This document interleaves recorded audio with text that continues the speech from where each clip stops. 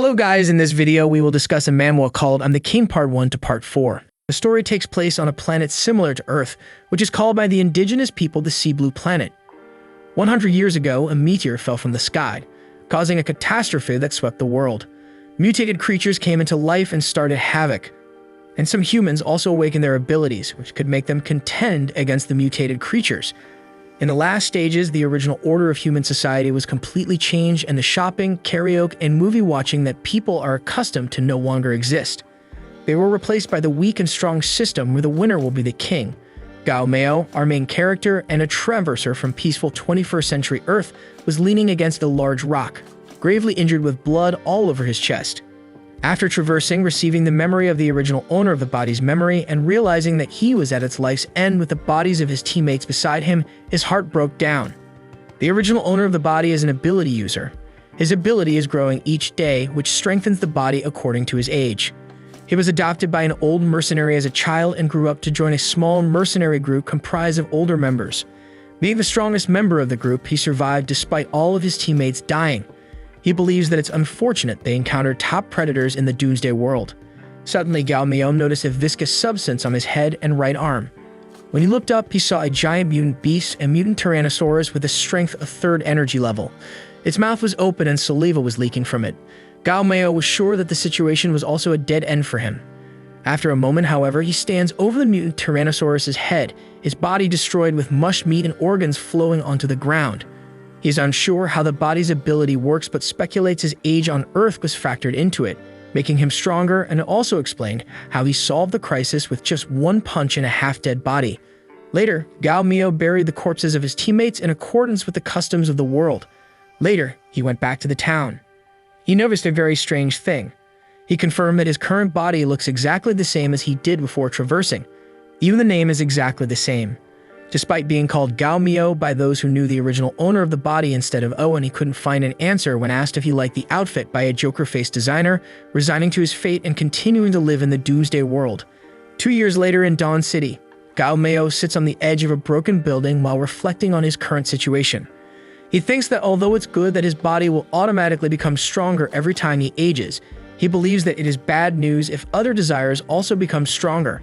Amidst his thoughts, he hears a woman's voice as she threatens someone named Long Xiao to burn her despite being a member of the Ranger Mercenary Corps and warned of consequences from their leader. At first, Gao Meo just vaguely heard a woman's panting and thought that it was Dawn City's adult film industry that had come back. He just wanted to observe the shooting scene, but he didn't expect to see the real deal. At this moment, a girl with pink long hair was struggling to break free from green tentacles that slithered all over her body.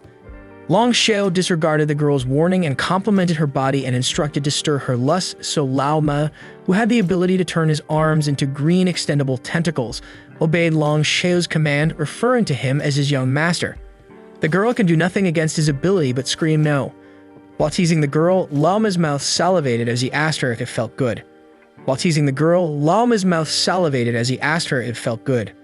The girl blushed while begging Lao Ma to let her go.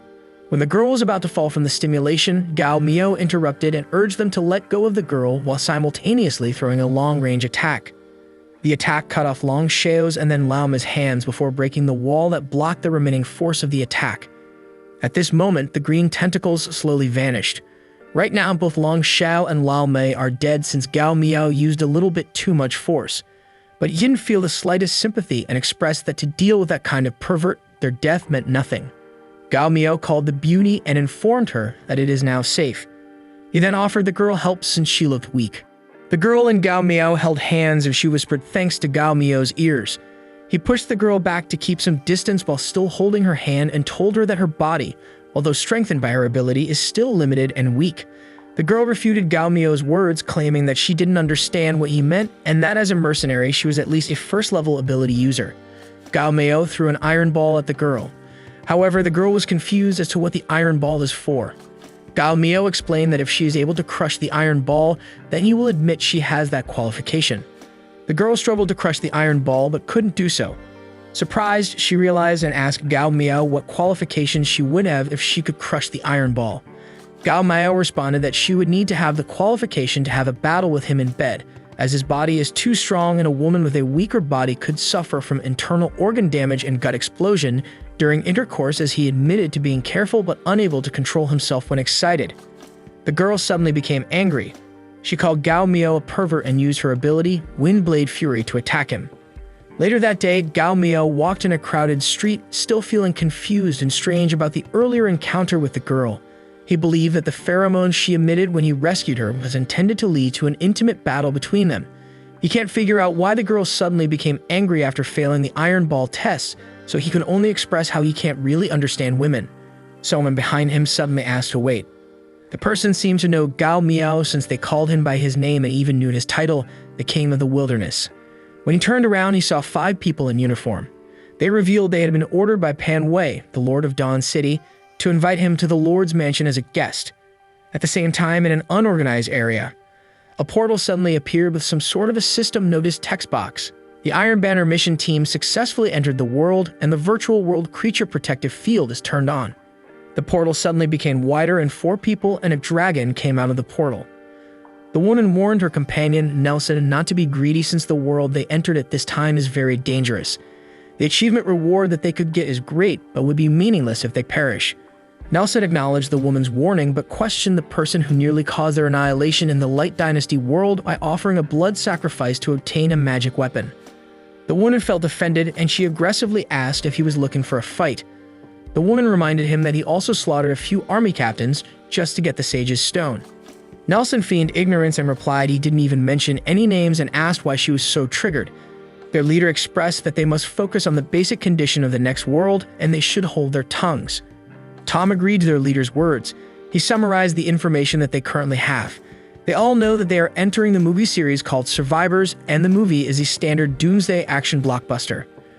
A summary of the first 3 parts of the movie includes the protagonist Zhang Chufan embarking on a quest to find a water purification chip amidst a wilderness filled with mutant beasts, meeting 4 companions, and ultimately confronting the supervillain Pan Wei.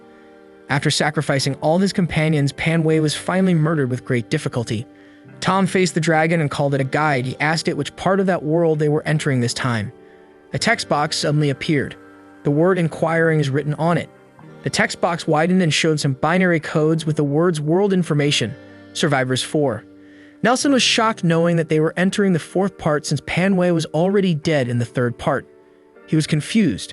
Tom explained that although it is the 4th part in terms of chronology, the 4th part is actually a prequel to the 3 first parts. It talks about the rise of the supervillain Pan Wei. The leader then asked the guide about their task. Warning, rewards, and information text boxes appeared. It is written in the warning text box that supervillain Pan Wei has the ability to swallow. He can absorb energy to increase his strength. Please proceed with caution. In the information text box, it is written that the team entering the world is one first task, kill Pan Wei. While in the rewards text box, it is written that after the task is completed, all members will be rewarded with 1,000 points. The one who kills Pan Wei in the end will be rewarded with A-level rewards. Tom is under the impression that their team's evaluation in the Temple of God is too high. Their leader looked worried. He shared with his team that the last time he had A-level rewards, all of his team members died, and he was the only one who managed to flee. At the same time, the woman was shocked to be on a big mission.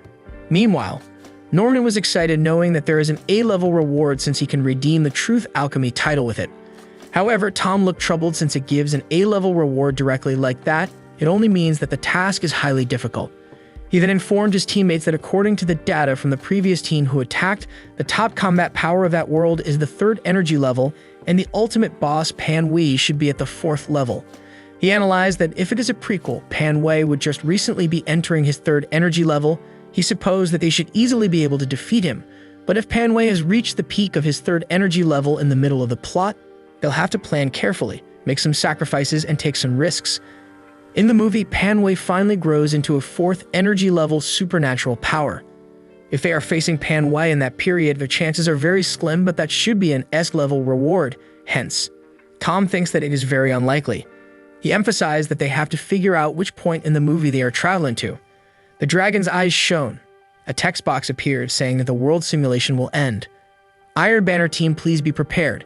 Soon, they appeared somewhere in the slums and the people around them were shocked and confused. Their leader suggested that they should find one of the natives and ask about the current situation. Meanwhile, in the Dawn City mansion, Gao Miao is at a small round table filled with canned goods and wine together with Pan Wei, who showed his respect by calling him Lord Gao Miao. He's heard about how Gao Miao crossed the central forbidden zone alone, and he wished to have his courage as he expressed that it is fortunate to be able to invite him to a banquet. Gao Miao started eating innocently and praised Pan Wei as too generous. And it's been a while since he has eaten himself so fully. He was talking while eating vigorously. Stacks of empty cans started to fill the table as he thought to himself that those canned foods full of preservatives which he didn't even think of eating before traversing, given before the world ends, are now a delicacy. Pan Wei urges him that he should drink some wine too. The person immediately poured wine into Gao Miao's wine glass.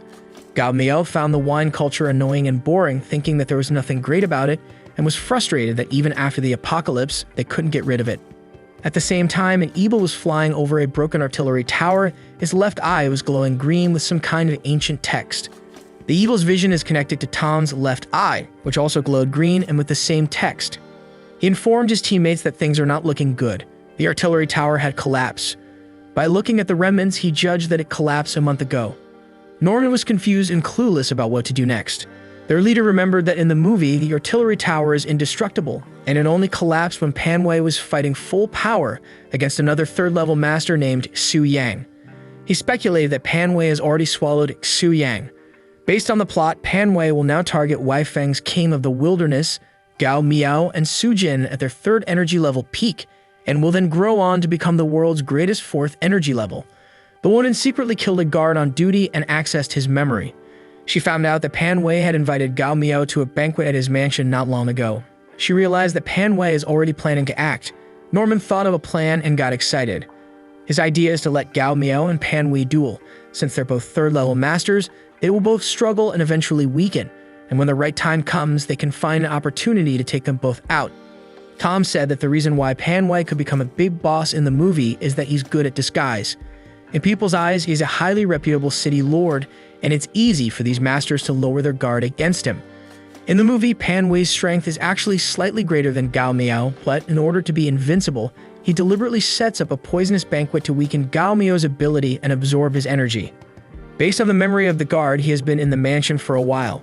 Tom thinks Gao Miao is already in Pan Wei's palms. Norman was irritated. He is under the impression that the gods won't let them pass any level easily. Their leader replied that the gods have always been like that. They're always left with one life in every task given, and they constantly have to survive for their chance of survival. Back at the mansion, Gao Miao is holding a glass of wine when he notices something about it. He told Pan Wei that such a kind of fine wine would be a waste to be given to someone who couldn't appreciate the taste like him, so he offered the glass of wine to him. Pan Wei said he is too modest and refused the glass of wine. He insisted that the Gao Miao should drink it since it was specially prepared for him. Gao Miao asked him if he wouldn't even take a sip. Pan Wei flatteringly explained that the value of a red wine lies in taking 60% of it in the first sip, and the first sip belongs to none other than the mighty hero Gao. Gao Miao smiled and stared at Pan Wei. At the same time, Pan Wei innocently asked if there was something on his face. Gao Miao replied that he indeed saw things on his face that he can describe in a few words. The words to describe what he saw are deceptive, cunning, greedy, and stupidity. Pan Wei was instantly shocked. Gao Miao simultaneously splashed the wine on Pan Wei. However, Pan Wei was quick to react, and immediately, a green shield appeared and blocked the wine. He didn't think that Gao Miao wouldn't drink the wine since he vigorously ate all the food. Cytotoxin SCP-7321 exhibits properties almost no different than that of red wine in terms of color or taste, hence making it perfect to be mixed together. Pan Wei expressed that even he would be tricked if he had to face the same thing, so he asked Gao Miao how he found out about the poison. Gao Miao, while throwing the wine glass, simply said that he was just too weak to fall into such traps. His daily increasing ability is not reserved only for his physical strength, but also for his spiritual strength. When his spiritual strength had reached a certain level, he acquired the premonition where he had the ability to forewarn himself of an upcoming crisis. He hasn't been having those premonitions for a long time, and with that being said, the wine must be really fatal. Pan Wei was offended by Gao Miao's words, and he couldn't accept that he's been told that he was too weak. He laughed and asked if he even knew who he was talking to. Before he could even finish his sentence, Gao Miao already attacked and punched the green shield while asking him what was there to laugh at. Pan Wei was confident with the shield and even had the luxury to express how rude Gao Miao is. Unfortunately, The shield suddenly cracked, and Gao Mio's right hand broke the shield, fiercely landing on Pan Wei's stomach. Pan Wei was shocked and was blown away. The wall behind caught him, forming a pit. Pan Wei stood up confidently in the midst of the rubble. He said it was very good and strong, and that it can even destroy his shield. He is under the impression that Gao Mio is unfortunate since he doesn't know what his ability is. He needlessly explained that his ability is to absorb any damage inflicted upon him and bragged that he won't be hurt, but he suddenly felt severe pain and blood burst from his stomach. Surprisingly, he noticed there was already a wound on his body where the punch landed and was confused as he couldn't understand how he got hurt. Then he realized that the punch's power is actually stronger than his absorption ability. He couldn't believe that Gao Mio could have such strong skills. Gao Mio cracked his neck while walking closer to Pan Wei. At this moment, Pan Wei was scared and sweating. He desperately explained that there is a misunderstanding and they should just talk it out. He cannot precisely estimate how powerful Gao Mio is. And before he could even finish his thoughts, Gao Mio dashed toward him and punched his face while saying that he should die since he's done talking. A pit formed where Pan Wei was standing, and before his death, he speculated that Gao Mio had a level 4 ability. At the same time, Gao Mio stepped on his corpse while saying weak ass. He was annoyed that a weakling dared to trouble him. Right then, Gao Mio saw the soldiers of the city lord's mansion around the pit, and he asked if they wanted to get revenge for Pan Wei, but before he could even finish his words, the soldiers of the city lord's mansion were already on their knees. A guard who seemed to be high-ranked was brave enough to talk to Gao Mio. He carefully and respectfully explained that Pan Wei overestimated his own ability and tried to battle Gao Mio, but was killed instead. He then declared that from that day on, Gao Mio is the city lord of Dawn City.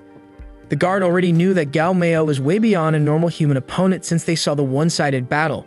Gao Mio made sense of their decision. If people want to rise in that world, they will have to know how to analyze situations. He thought for a moment and immediately decided that he'll be the city lord for just a few days, since being a city lord who bosses around others isn't that bad of an experience. The soldier promised and assured him that they will support him to their best abilities, and they'll make sure that everything he does will go smoothly. Gao Mio smiled upon hearing the soldier's words and didn't think twice to give his first order as the city lord. 3 days later, to avoid causing chaos in the city, the team decided to have someone pretend to be Pan Wei with his ability powered up to the highest level and pass down his duties to him, as announcing his death would be too shocking. An announcer was on the stage, hyping up the crowd to welcome player number 118 to show her extraordinary ability to the Lord. A girl with blue hair walked up to the stage. She greeted the city lord and introduced herself as Alice. Afterward, she showcased her ability to control liquids. Gao Mio praised her ability, but he was disappointed that her overall ability is only rank level 1. A screen is showing the girl's number, weight, ability, and overall ability rank. Once Gao Mio became the city lord, the first order he issued was to let the soldiers find an excuse to gather all the beauties in Dawn City to hold an all-female ability contest. Different girls with different abilities went up on stage to show their abilities. A problem, however, was that they ordered to only gather the beauties, but there were still a few people who were gathered to hit the expected number of girls. Of course, because of the world's environment, there are very few beautiful women. Those apocalyptic novels with beautiful women are always of the smut genre. Gao Mio sighed and was thinking to himself that the beauties are not strong enough and the strong ones are not pretty enough. He is starting to question if he could find a woman who is reliable and can accomplish his life goals with him. At this moment, a soldier approached and informed that his team was looking over the applications of the contestants, and they found one who perhaps fits all of Gao Mio's criteria. So the soldier asked if he wanted to take a look. He agreed and instructed the soldier to let the girl come up and perform. The announcer explained to the crowd that the judges had a last-minute change to the order of contestants that day. The announcer then hiked the crowd to welcome contestant number 999 to enter the stage. A woman with dark hair wearing a cloak and her face veiled appeared on the stage. Gao Mio yawned and asked the soldier why the beauty he spoke of is not showing her face, so the soldier pleaded with him not to be impatient. The girl on the stage introduced herself as Xiao Fu. When she was about to say what her ability is, she grabbed her cloak and took it off along with her veil. Pink smoke suddenly filled the stage, where images of beautiful girls could be seen. She then declared that her ability is mind illusion, and surprisingly, the girl is one of the 4 people who went out of the portal that appeared in the slums. At this moment, Gao Mio was slightly disappointed. He graded the girl's body and looks only 80. He guessed that her ability level isn't too high, which is level 2 at most. However, abilities relating to the mind aren't seen often, especially those illusion-making abilities, so Gao Mio suddenly got a bold idea. He asks Xiao Fu if her ability is strong enough to create a dreamlike illusion for someone. Xiao Fu replied there is no problem and added that she also knows how to do it well, and although she did not show it, she was inwardly confused as she didn't expect that Gao Miao is actually still alive. Right then, Gao Miao told the soldier that he was going to choose Xiao Fu and instructed him to take her to his room, and the soldier acknowledged the command. Afterward, the announcer approached Xiao Fu. He informed her that the acting city lord invited her to stay a bit to talk afterward and asked her to come with them, so Xiao Fu feigned ignorance and expressed how lucky she was. Later in the city lord's bedroom, Gao Miao waited. The soldier brought Xiao Fu just to the bedroom door, opened it for her, and immediately walked away. Xiao Fu was surprised that the soldiers are not cautious at all, but she just shrugged it off and thought that it was better for her since it makes it easier for her to move around. Gao Miao approached and wanted to introduce himself, but Xiao Fu suddenly rushed towards him and embraced him tightly. While giving him a lustful look, she claims she can satisfy anything he wants. Gao Miao innocently asked if she really wanted to skip the steps, and he wondered if his male pheromones were releasing too strongly. He explained that although he was attracted to her, it was not because of her weak body with only a level 2 ability, but rather her unique mind illusion ability, which he believed could help him with his ascension practice, leaving Xiao Fu confused about his intentions. Gao Miao asked Xiao Fu to help him have a good dream with unlimited beauty, even though he wasn't sure if her ability would work on him. Xiao Fu assures Gao Miao that she can create his customized dream world with his cooperation, while inwardly seeing it as a good opportunity to use his desire to her advantage. Similarly, Gao Miao excitedly agreed and urged her to tell him directly how she needs him to cooperate. Xiao Fu blindfolded Gao Miao and instructed him to clear his mind and explore her body. Moving to his back, she embraced him and slightly blew air into his ears as she asked Gao Miao to relax his body so she could lean even closer to him. At this moment, there was a looming sensation emerging across his body, so she asked if he could feel her.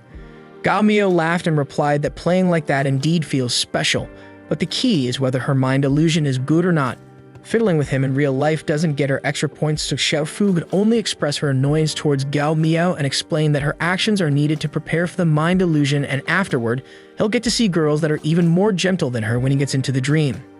Gao Miao conveyed his excitement and expectations, and at the same time, her nails suddenly grew longer and sharper. Simultaneously, she sprouted scythe-like blades from her back while announcing the start of the special service in the mind illusion. Gao Miao was bewildered, likening the slippery sensation he felt to that of video game characters having close encounters with beauties, leaving him in awe. Consequently, an image of a spider's head appeared above Xiao Fu, and her appearance warped with cruelness as her eyes glowed red.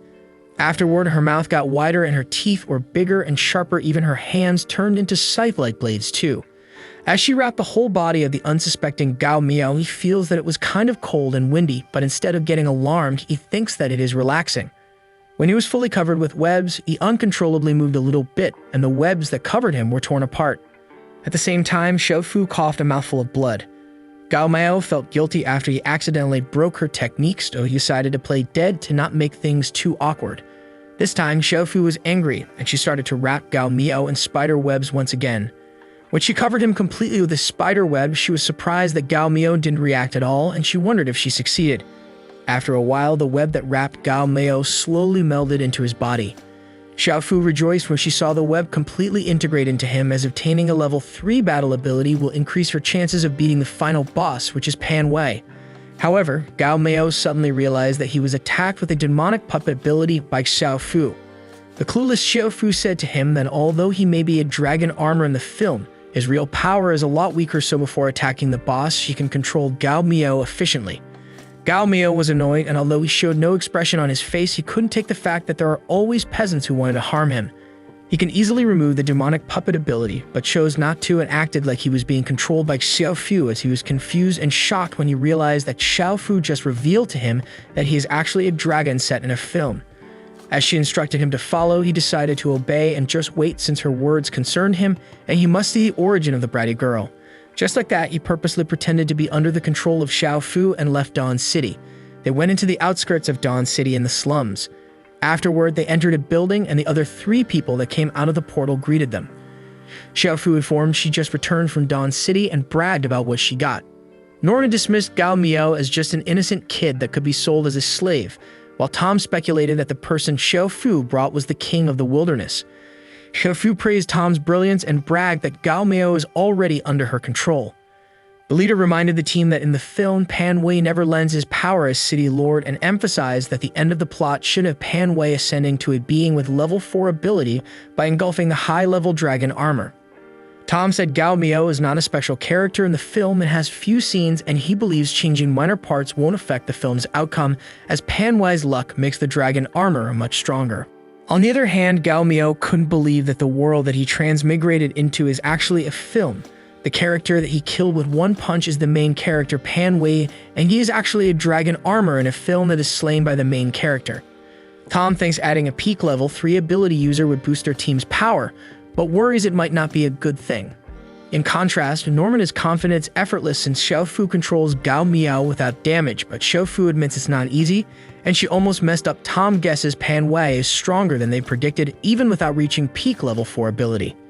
He emphasizes that they were not sent to the world for a vacation and everyone should understand the rewards of clearing an A-level difficult dilemma. Gao Miao saw the team's worried expressions and thought they were overreacting since Pan Wei was no match for them, so he wondered about the Temple of God, the organization that gave them their powers to travel through space. Tom clapped his hands and told his teammates not to worry since he has no plans on facing Pan Wei directly. He then winked and asked Xiaofu to lock up Gao Miao first and he'll get some information out of him later. She'd agreed and ordered Gao Miao to go to an empty house nearby and stay there silently. Meanwhile, Gao Miao feels that something is off since he's already being controlled, but they still want to lock him up in a black house. Nevertheless, he followed the command anyway and entered the house. Right then, he is startled by someone's sudden yell. When he heard their attacks, he knew he was exposed and immediately broke the demonic puppet technique. Afterward, he turned around and blocked a punch from a giant solid hand. The force sent him flying out of the house. However, he easily landed and regained his balance and even had the time to say that the punch was quite powerful but can't damage him. But when his foot touched the ground, a magic circle appeared. It immediately widened, causing his blood to boil, so he determined from his danger-alerting ability that the spell is dangerous.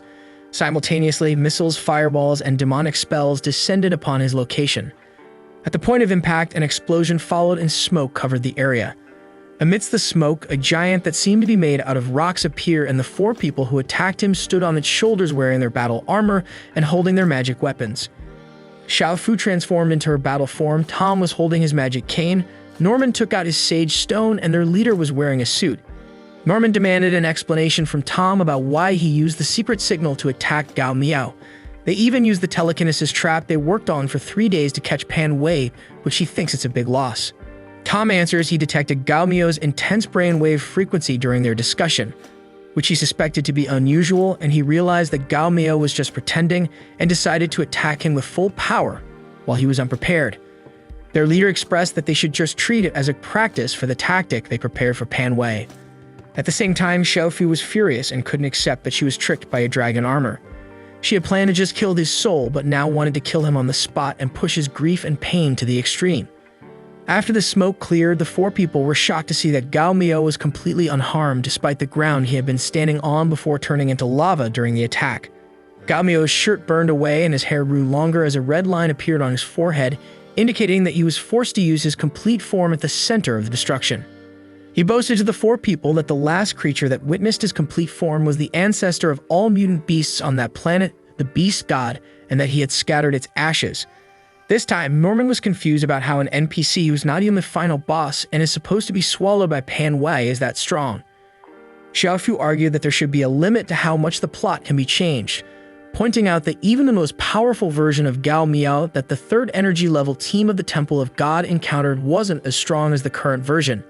Tom wondered about the existence of the Beast God, as he couldn't recall such a character in the movie, but believed that if it was included, it must be stronger than Pan Wei, and he couldn't believe that Gao Miao had killed it. However, their leader raised their morale. He instructed Tom not to waste time on something so insignificant. They had no choice but to do their best, and they must kill Gao Miao. Afterward, he activated MK30 overload mode. His armor now covers his eyes, with only his mouth left in the open. Simultaneously, Norman ate the Sage Stone. He immediately used Metal Refining, Elemental Giant. Norman's body had fused with the giant made of rocks, and the resultant form looked much stronger, more intimidating, and more solid. Gao Miao was pleased and was itching for a fight. He hoped that the 4 people could play with him for a while since he is already invincible on that planet. The leader maneuvered in the air and fired laser beams at Gao Miao while the giant moved forward. Gao Miao praised the speed and firepower of the leader while easily avoiding his attacks. He got excited at the thought that he could finally have the chance to use his full power. After jumping and punching the leader in the face, Gao Miao expressed disappointment when it appeared that his punch had rendered the leader unconscious, as he hasn't even used his power yet. Norman, who's in his giant form, got furious after seeing what happened to their leader. Norman cursed Gao Miao and charged toward him, using the skill Gravity Arm to launch a heavy and strong punch. Gao Miao looked excited after seeing the gravity skill. He instantly threw a punch to collide with Norman's fist and advised him to relax since he didn't use much force in his punch before the collision. However, his punch easily destroyed the giant's right arm, causing the rock giant to crumble as if there wasn't the slightest bit of resistance. Nearby, Tom recited 33,000 forbidden mantras while crying blood. He used the Great Forbidden Curse, the tentacle of the ancient god of the blood pool. A pool of blood appeared above Gao Miao. Tentacles started to emerge from the pool and attacked him. He remarked that the octopus looked okay. However, he then protested that the taste was simply not for humans and proceeded to burst out of it. At this moment, Xiaofu summoned the skeleton ghost flag. Summoning a giant demon-like being with a spiritual appearance, she declared that she will borrow the bones of the Ming dynasty's king with respect and commanded the demon to crush her enemy. The summoned demon hurled a humongous palm at Gao Miao. However, Gao Miao mocked the demon's appearance, suggesting he cosplay as Sun Wukong instead, then grabbed a nearby broken pillar. He then threw it toward the giant demon's palm. The pillar pierced through the palm and into the demon's forehead. At the same time, Xiaofu experienced a powerful backlash when the skeleton ghost flag disappeared, causing her to vomit blood. Nearby, the leader stood up from a pool of lava and realized that Gao Miao was too strong for them, speculating that he must be a 4th energy level ability user. The leader took out a dragon-headed green dagger and yelled to his teammates to combine the power of the 4 gods to defeat Gao Miao, warning them that they would all die otherwise. Norman, Xiaofu, and Tom each pulled out their respective colored daggers with animal heads as their handles and stabbed themselves in the chest, invoking the power of the 4 gods and declaring that all creatures shall be slain. The 4 people simultaneously summoned 4 giant gods: a turtle snake god, a tiger god, a phoenix god, and a dragon god, with each hovering above the person who held the dagger with their corresponding image. The 4 gods grouped up and started merging. After a moment, they lost their original form and turned into a purple-pink mass. But before they could finish merging, Gao Miao jumped and punched through the purple-pink mass. It violently exploded, causing the dagger that impaled the 4 people's chests to break, and they received severe backlash and blood was all over their bodies. Colors illuminated the sky after the explosion, while Gao Miao felt great after punching the purple-pink mass. Ever since he blasted the beast god, he hasn't had a wonderful fight like that, and if they take the initiative to surrender, he'll forgive them. He was about to say that he still had something to ask, but when he turned around, he saw that the 4 people were already dead from the backlash. Sure enough, after using his complete form, Gao Miao realized he couldn't control his powers and his fighting mood escalated beyond measure, making him regret his decision to fight in his complete form. He planned to hurry back to the city and look for some food because using the complete form exhausted his physical strength and made him hungry. Based on the conversation of the 4 people before they died, Gao Miao surmised that the Temple of God must be a powerful entity, as it was able to transport them to a different world, but he felt regret that he could not question them further. Suddenly, the clouds swirled and the Dragon Guide appeared along with the system text box. The Iron Banner mission team is exterminated. Guide number 10,086 mission is over and ready to return to the Temple of God. Starting the escape procedure, after noticing the anomaly, Gao Miao gasped in shock. In the system text box, a countdown from 10 started, but when the countdown reached 6, an error happened and the disengagement procedure was aborted. The dragon vanished and a little pink fat dragon appeared. It was crying, saying that she was done, she was dead. The dragon called herself Nana. She came closer to the 4 people's corpses and she was saddened that no one survived. Even if only one person survived, she could still rearrange the team. Nana panicked and didn't know what to do. If a team is completely destroyed, the guide will be retrieved by the gods, so the fact that Nana has self-awareness will definitely be exposed. She just forcibly escaped the recall, but the gods will soon reconnect again. Gao Miao approached Nana and said that he had a question for her, but she was irritated and told him to shut up because she was thinking. But Nana suddenly realized that Gao Miao, who's a native of the virtual world, can actually see her. Confused, Gao Miao asked Nana what nonsense she was talking about. Her build is so apparent that he can't even pretend he didn't see her. He tried to catch her, but she laughed and mocked him as the Temple of God's guides is all messengers, not entities. However, she was caught by Gao Miao. She was mocked by him instead. She couldn't believe she got caught, and she demanded an explanation from Gao Miao while kicking and squirming. Gao Miao didn't mind her struggle and asked his own questions instead. Nana stopped resisting and seemed to have realized something. But Gao Miao urged her to answer quickly and threatened he'll rip her off, so Nana figured he must be a traverser from the main world. He could see and touch her since he's not a native at all, so she rejoiced and says she can be saved, but Gao Miao was clueless as to what she's talking about. Nana reveals she will tell everything that he wants to know, but they were running out of time. The gods will retrieve her soon, so they must escape, and he must believe her, because if he waits for the gods to come, he won't be able to hide his secret anymore. She warned him about the gods exterminating world traversers and cautioned him not to underestimate them, as he's only a 4th-level ability user who can dominate his world, whereas the Temple of God, a force across the entire virtual world, consists of 8th or 9th level beings who even surpass 10th level monsters and gods, thus making it impossible for him to defeat them. Gao Miao replies that everyone can talk big, he only heard of the 4th energy level, and there she is talking about the 10th level of energy, so he thought everything she said was just a lie. He was about to say that she will not be able to fool him, but he suddenly sensed an ominous feeling coming from the sky, and his instinct is telling him that there will soon be an unprecedented crisis with nowhere to escape. Eventually, Gao Miao agreed to help her escape that world as long as she tells him what she knows. But he realized that he doesn't have the ability to leave that world. He asked Nana if she made a mistake and thought that he had the ability to leave that world. Nana, with a proud look on her face, reveals that on his own he surely can't leave that world, but with her it was not a problem. So he asked her what he needed to do.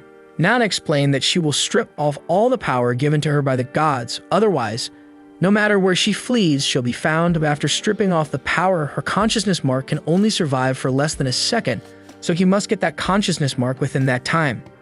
Gao Miao asked her how to receive her consciousness mark. With a sad look on her face, she answers that she will automatically cling to him and enter his soul, and her auto-integration is completely harmless, like installing a plug into his soul, which will not cause any effect on him.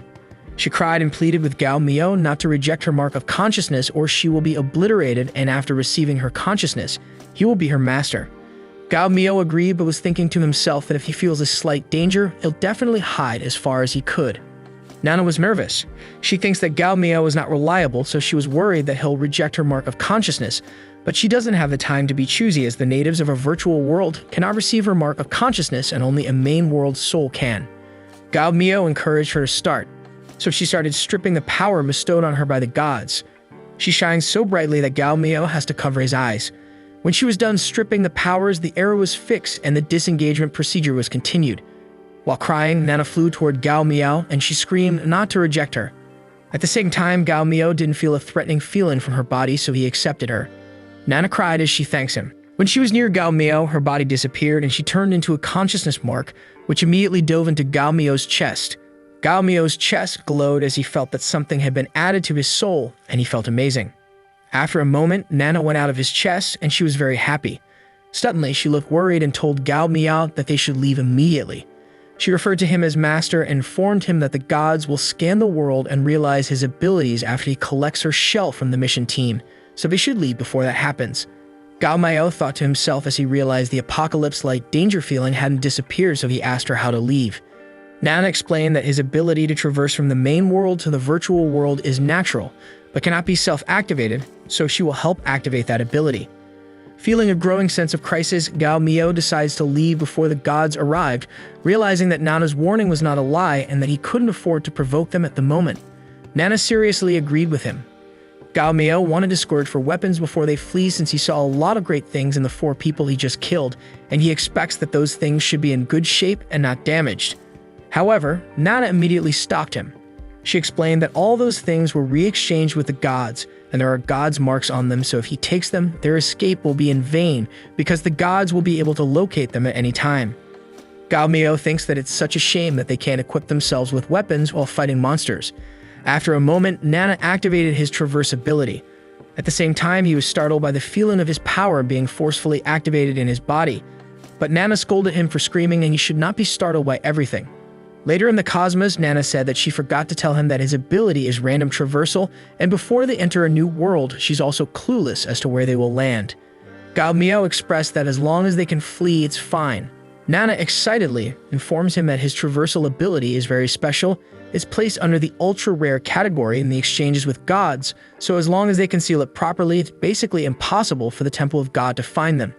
Gao Miao got curious as to what is the exchanges with the gods meant, hence he asked Nana. But they were approaching a new world, so Nana said that she would explain in detail later, after they entered the world. Gao Miao arrived in a room with pink lights, the floor is tiled, and the walls are screens showing some data. His appearance changed, his hair turned black, and his outfit looked modern, so he wondered where they were. He pinched Nana's cheek and demanded an explanation for why they were there instead of traversing into a different world. Nana answered they had arrived, but they were currently at the border house. A system text box suddenly appeared. Written in it is the world name, which is the demon of Qian, and the summary of the story. Gao Miao asked Nana if it was the movie's plot introduction, so Nana replied that it is the general introduction to the world that they were about to enter.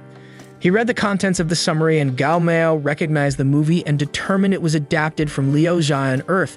Even though he's forgotten some of the movie's plots, he did watch it before. He asked why they traversed into another movie world and learned they did not traverse into a movie, but into an imaginary world. The main world is called the real world, and the opposite world is called the virtual world. Many literary and artistic works in the main world, including the movies mentioned by him, were all born from the influence of the imaginary world, which became people's inspiration. All in all, the Earth belongs to the main world. Gao Miao asked if she could send him back to Earth. Nana explained that his ability is to traverse randomly, and before traversing, she doesn't know which world they'll traverse to. If they're lucky, the next world they'll traverse to is Earth, but if they're unlucky, it's possible that they won't traverse to Earth for the next 1,000 times of traversing. Gao Miao was shocked and worried.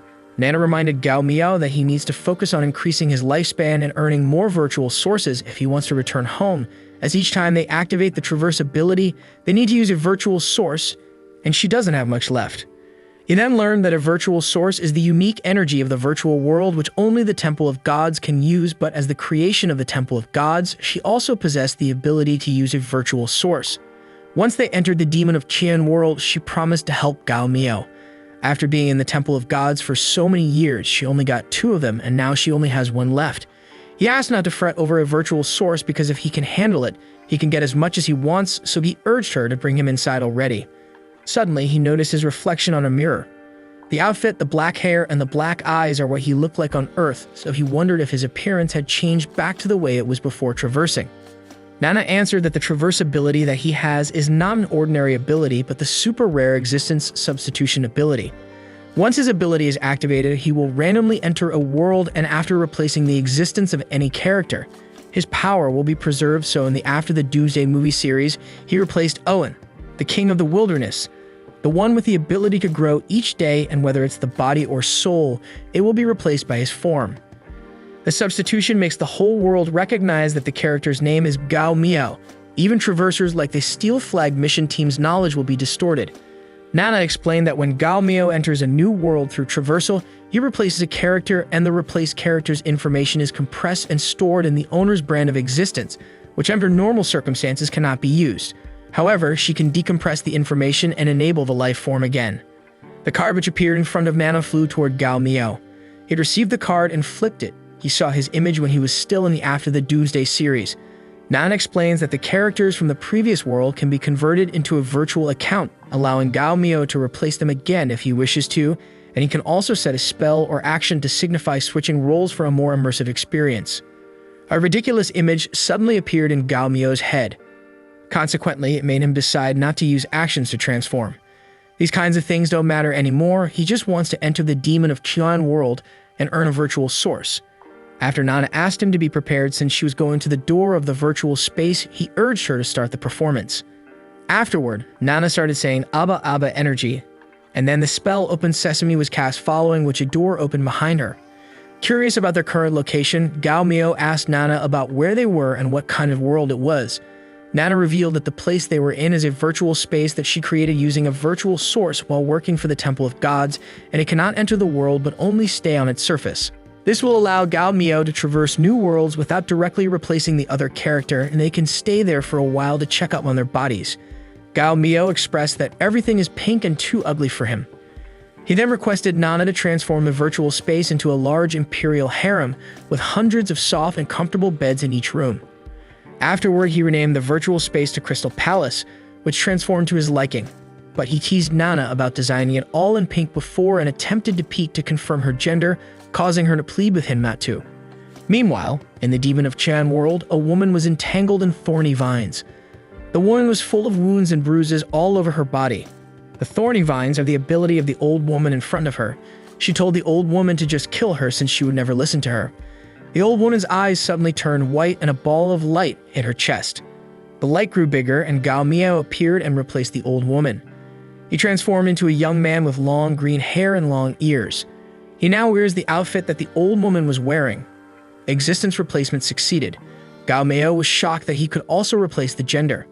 The woman who was entangled by the thorny vines was released. She looked at him with dread and called him an old monster. At the tree governor's palace, Gao Miao is thankful that he became the dryad wizard and not the witch. But his body feels so much weaker. He doesn't have the unlimited energy that he felt in the previous world. Nana informed him that his mark of existence can only be logged into one role account at a time. Nana held a mirror for Gao Miao to use. Gao Miao was looking at his reflection while Nana told him that the reason why he was feeling like that is because Dryad's energy is only at the early stages of the third energy level, far less than Owen's. Gao Miao thinks that his current appearance is quite handsome, but he felt insecure that the old Dryad has been practicing for 600 years and was still at the third energy level. He planned to switch to Owen's form. But Nana said that he should not use the power of another world or else their cover will be revealed, and he would at least be expelled from the world. The worst will be a catastrophe caused by the gods and won't stop until he dies. Gao Miao was under the impression that heaven is the immune system, and they are the invading cancer cell pathogen. Nana said that he can think of it like that, and they must do as the natives did. Gao Miao remembered that the Iron Banner team easily swaggered into the deep blue stars and nothing happened to them. Nana explained that the Temple of Gods can blind the heaven, and she can do the same for a period of time if she spends a virtual source. But they're only left with one virtual source after traversing. Nana suggested that they should think of a way to increase the Dryad's ability instead. In the card, the name changed into a Dryad wizard with 600 demon powers. The skill was renamed to the Master of all Trees, which rules all ordinary trees within 100 miles. Can borrow up to 30% of an extraordinary tree's power, instantly increasing the demon power of the monster. Gao Miao patted Nana's head. She asked him to stop because she was afraid that she will not grow taller. Gao Miao was thinking to himself that the protagonist is not a problem, and as long as he doesn't mess with the big boss Black Mountain Demon King, there shouldn't be any major problems. Since Nana cannot be seen by the natives in the girl's point of view, Gao Miao is just talking to himself. She guessed that Gao Miao was thinking about a vicious punishment against them. Gao Miao finally noticed the girl, which he called Ni Xiaoqian. He praised Ni Xiaoqian's beauty and quickly moved closer to her. He intended to help Ni Xiaoqian. But Ni Xiaoqian was so scared when she saw Gao Miao approach her. She called him an old monster and told him to stop pretending to be nice and just say what kind of vicious punishment he had in mind. Gao Miao was embarrassed. He remembered that he became the Dryad wizard, which Ni Xiaoqian hates. Ni Xiaoqian was cautious of Gao Miao. In Gao Miao's mind, he was appreciating the real Ni Xiaoqian's beauty. He felt great when he noticed that his reaction after seeing those beautiful poor ladies is not as great as Owen's. He thinks that after that, when he faces beautiful girls in battle, his combat effectiveness will not be easily weakened anymore. Gao Miao scanned through the injured women. In a place covered by a pink curtain, a girl named Xiao Yu was saying that it is comfortable, it was hot, and she feels like melting soon. A lot of beautiful girls are taking a bath in a hot spring with Gao Miao. Gao Miao poured a small bottle of Thousand Trees spiritual fluid into the water.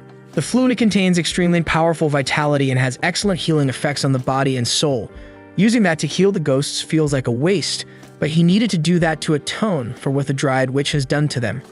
He was forced to do it in order to be in a friendly relationship with those female ghosts and to ease his task as a Dryad. Nana was swimming in the hot spring. Nana said that she heard that men are creatures of lust. She asked Gao Miao if he was not tempted at all, with those beautiful female ghosts naked around him. Gao Miao said that of course he is tempted, but you must be a gentleman and should not force anything. Nana was thinking to herself that Gao Miao must be a eunuch. Gao Miao asked Nana how she was able to swim despite being a messenger. Nana explained that although she can't enjoy virtual world things, she still likes to swim. Gao Miao grabbed her. He asked her why they were still not doing something to find virtual resources. Mana said that she was clueless too.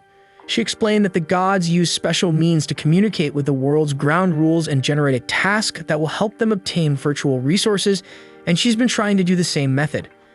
She speculated that to generate a task, they need to trigger a condition or timing. She asked Gao Miao to be patient. Two of the female ghosts offered to serve Gao Miao. He was happy that the kindness he showed was still somewhat effective. He decided to stay in that world a little longer. He looked at Nai Xiaoxin and thought to himself how nice it would be if Nai Xiaoxin would be as grateful as the two female ghosts that approached him. He felt awkward when Nai Xiaoxin turned her head and caught him staring at her. Night came and the full moon shone brightly in the night sky. In an abandoned broken temple, where a snake clung to a tree and souls flew in every direction. The lucky man, Ning Keichin, introduced his wife, who's a traitor of the governess's palace, a female ghost, Liu Xiaoqing, to his righteous brother Yan Chixia. Liu Xiaoqing greeted Yan Chixia. Yan Chixia said that since everything she did was ordered by the Dryad and everyone she killed is an adulterer, he promised not to exorcise her.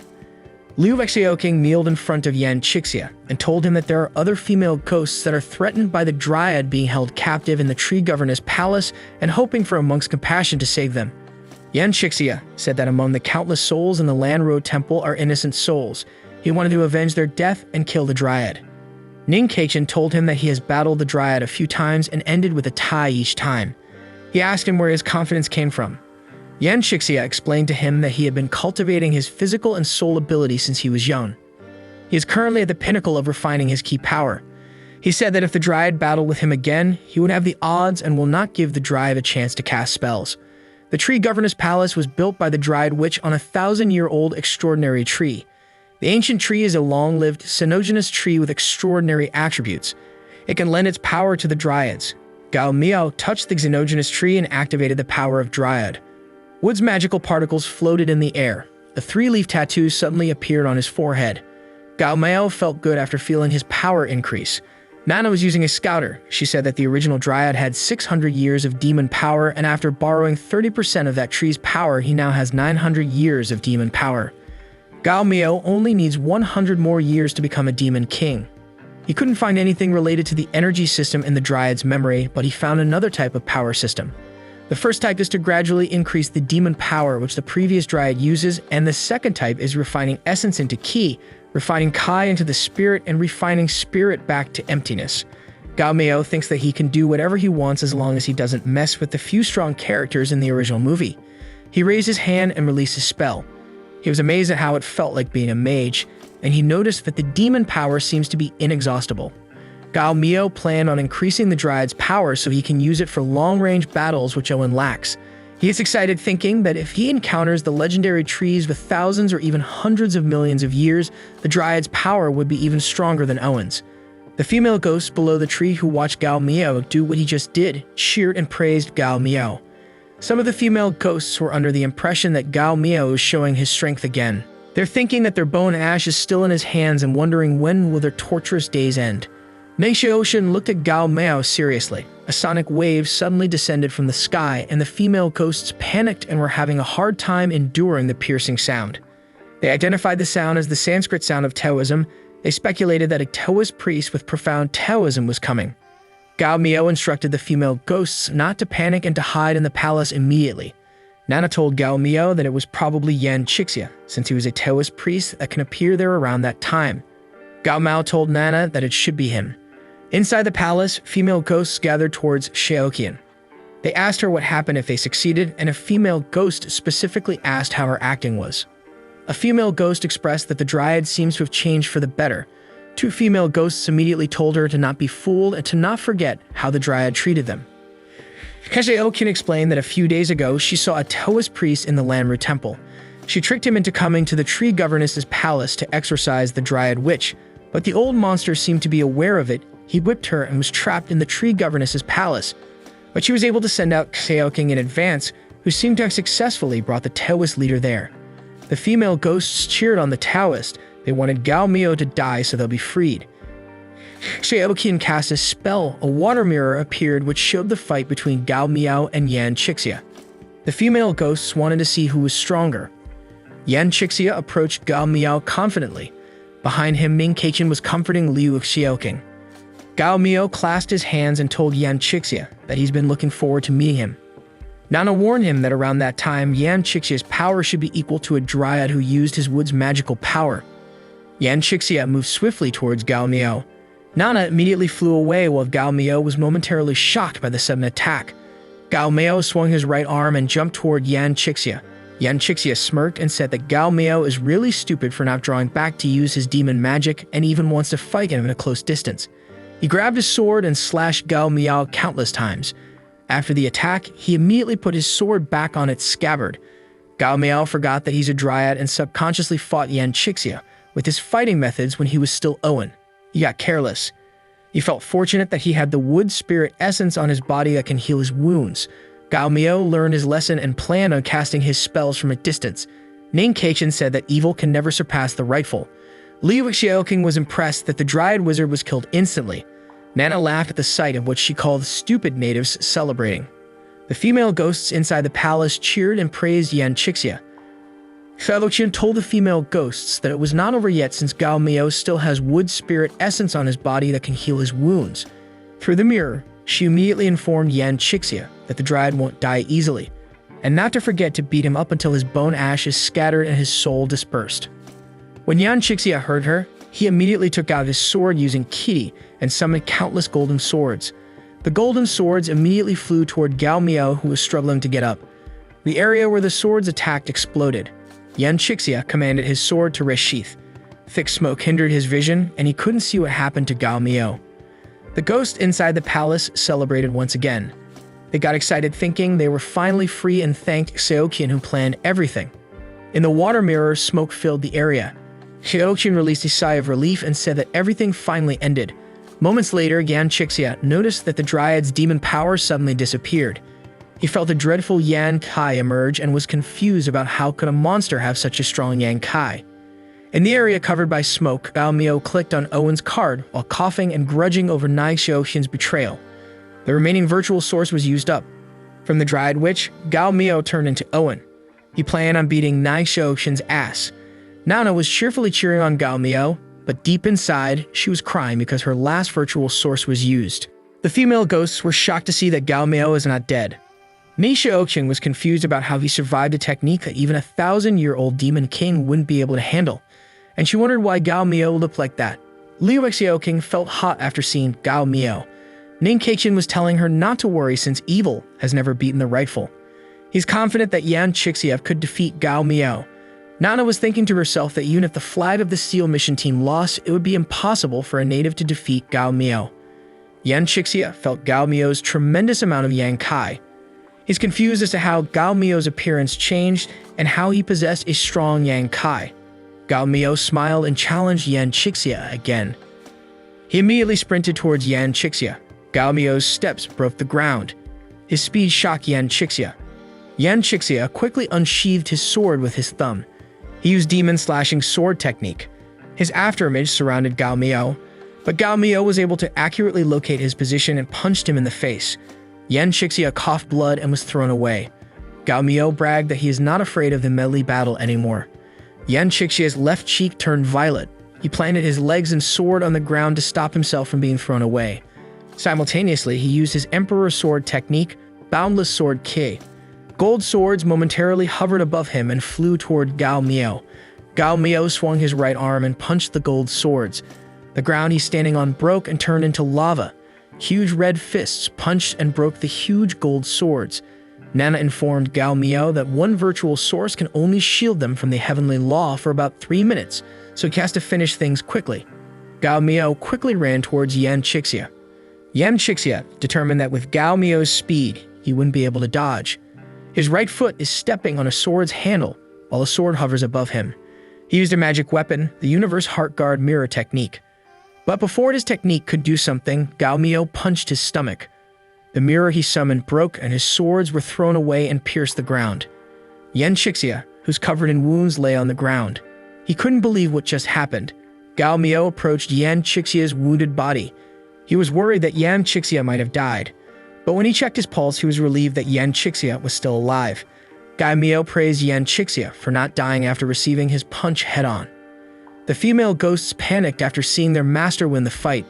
Mi Xiaoqing was confused about how Gao Miao immediately became so strong. Liu Xiaoqing was on her knees, despairing at Yan Qixia's loss. She's afraid that Gao Miao won't forgive them after their betrayal. Nana cheerfully congratulated Gao Miao for his victory. Ning Keqian mindlessly charged toward Gao Miao while calling him a bastard. Liu Xiaoqing tried to stop her irrational husband. Ning Keqian stumbled on a small rock and fell forward. Gao Miao thinks that Ning Keqian studied so much that it made him stupid.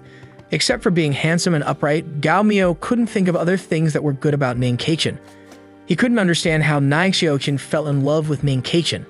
Later that day in the tree governess's palace, Gao Miao sat on his throne while Liu Xiaoqing and Mi Xiaoqing were on their knees. Liu Xiaoqing told Gao Miao that it is all her doings, and she begged Gao Miao to spare Ning Keqian in consideration of everything that she's done for him. Gao Miao was confused as far as he can remember. Xiaoqing is just a side character, and he couldn't understand why she was acting like she was Ning Keqian's fiancé. He guessed that he might have triggered some kind of hidden plot, or his arrival changed the plot and caused Ning Xiaoqing to be cheated on. Ning Xiaoqing curiously looked over at Ning Keqian. Ning Keqian noticed Ning Xiaoqing and wondered if he had met her before. Mi Xiaoqing was confused when she looked at Ning Keqian. She felt familiar. But she thinks it's impossible since Ning Keqian became an idiot after reading too many books. Liu Xiaoqing promised Gao Miao that she would do whatever he wanted as long as he let Ning Keqian go. Ning Keqian was touched by Liu Xiaoqing's actions and words. He got guilty because he was flirting with another girl while his wife is pleading for his life. The demon of Qian world seems to be developing in a strange way because of Gao Miao. Nana suddenly became joyful. She informed Gao Miao that the virtual source mission was finally triggered. A pink screen appeared in front of Gao Miao. Written on the screen is his mission to steal Ning Xiaoqing's heart without using force. Mi Xiaoqing and Ning Keqian will still be attracted to each other even if they already have their private life set. A number of virtual resources will be rewarded according to the completion rate. Gao Miao felt awkward after reading the mission. He doesn't really understand women, but he's confident that he's more macho and masculine than Ning Keqian. He thinks that it's not hard to snatch Ni Xiaoqing from him. Ni Xiaoqing from him thinks that Gao Miao is talking to himself again. She's afraid that he's thinking of a sinister punishment. Liu Xiaoqing called Gao Miao godfather and kept on begging him to spare Ning Keqian. She was afraid that her pleas were useless upon Gao Miao's viciousness. Ning Keqian suddenly talked. While shaking, he told Gao Miao not to harm the women and children. He claimed that he planned everything, and if he should kill him instead of Xiaoqing. Ning Keqian wanted to protect his dear wife, but he was afraid that Dryad doesn't understand such a right. Gao Miao clapped and praised Ning Keqian's words. Everyone was stunned. They couldn't believe what they just heard and saw. Gao Miao said that he would never have expected to see such unswerving love in that cold-hearted society.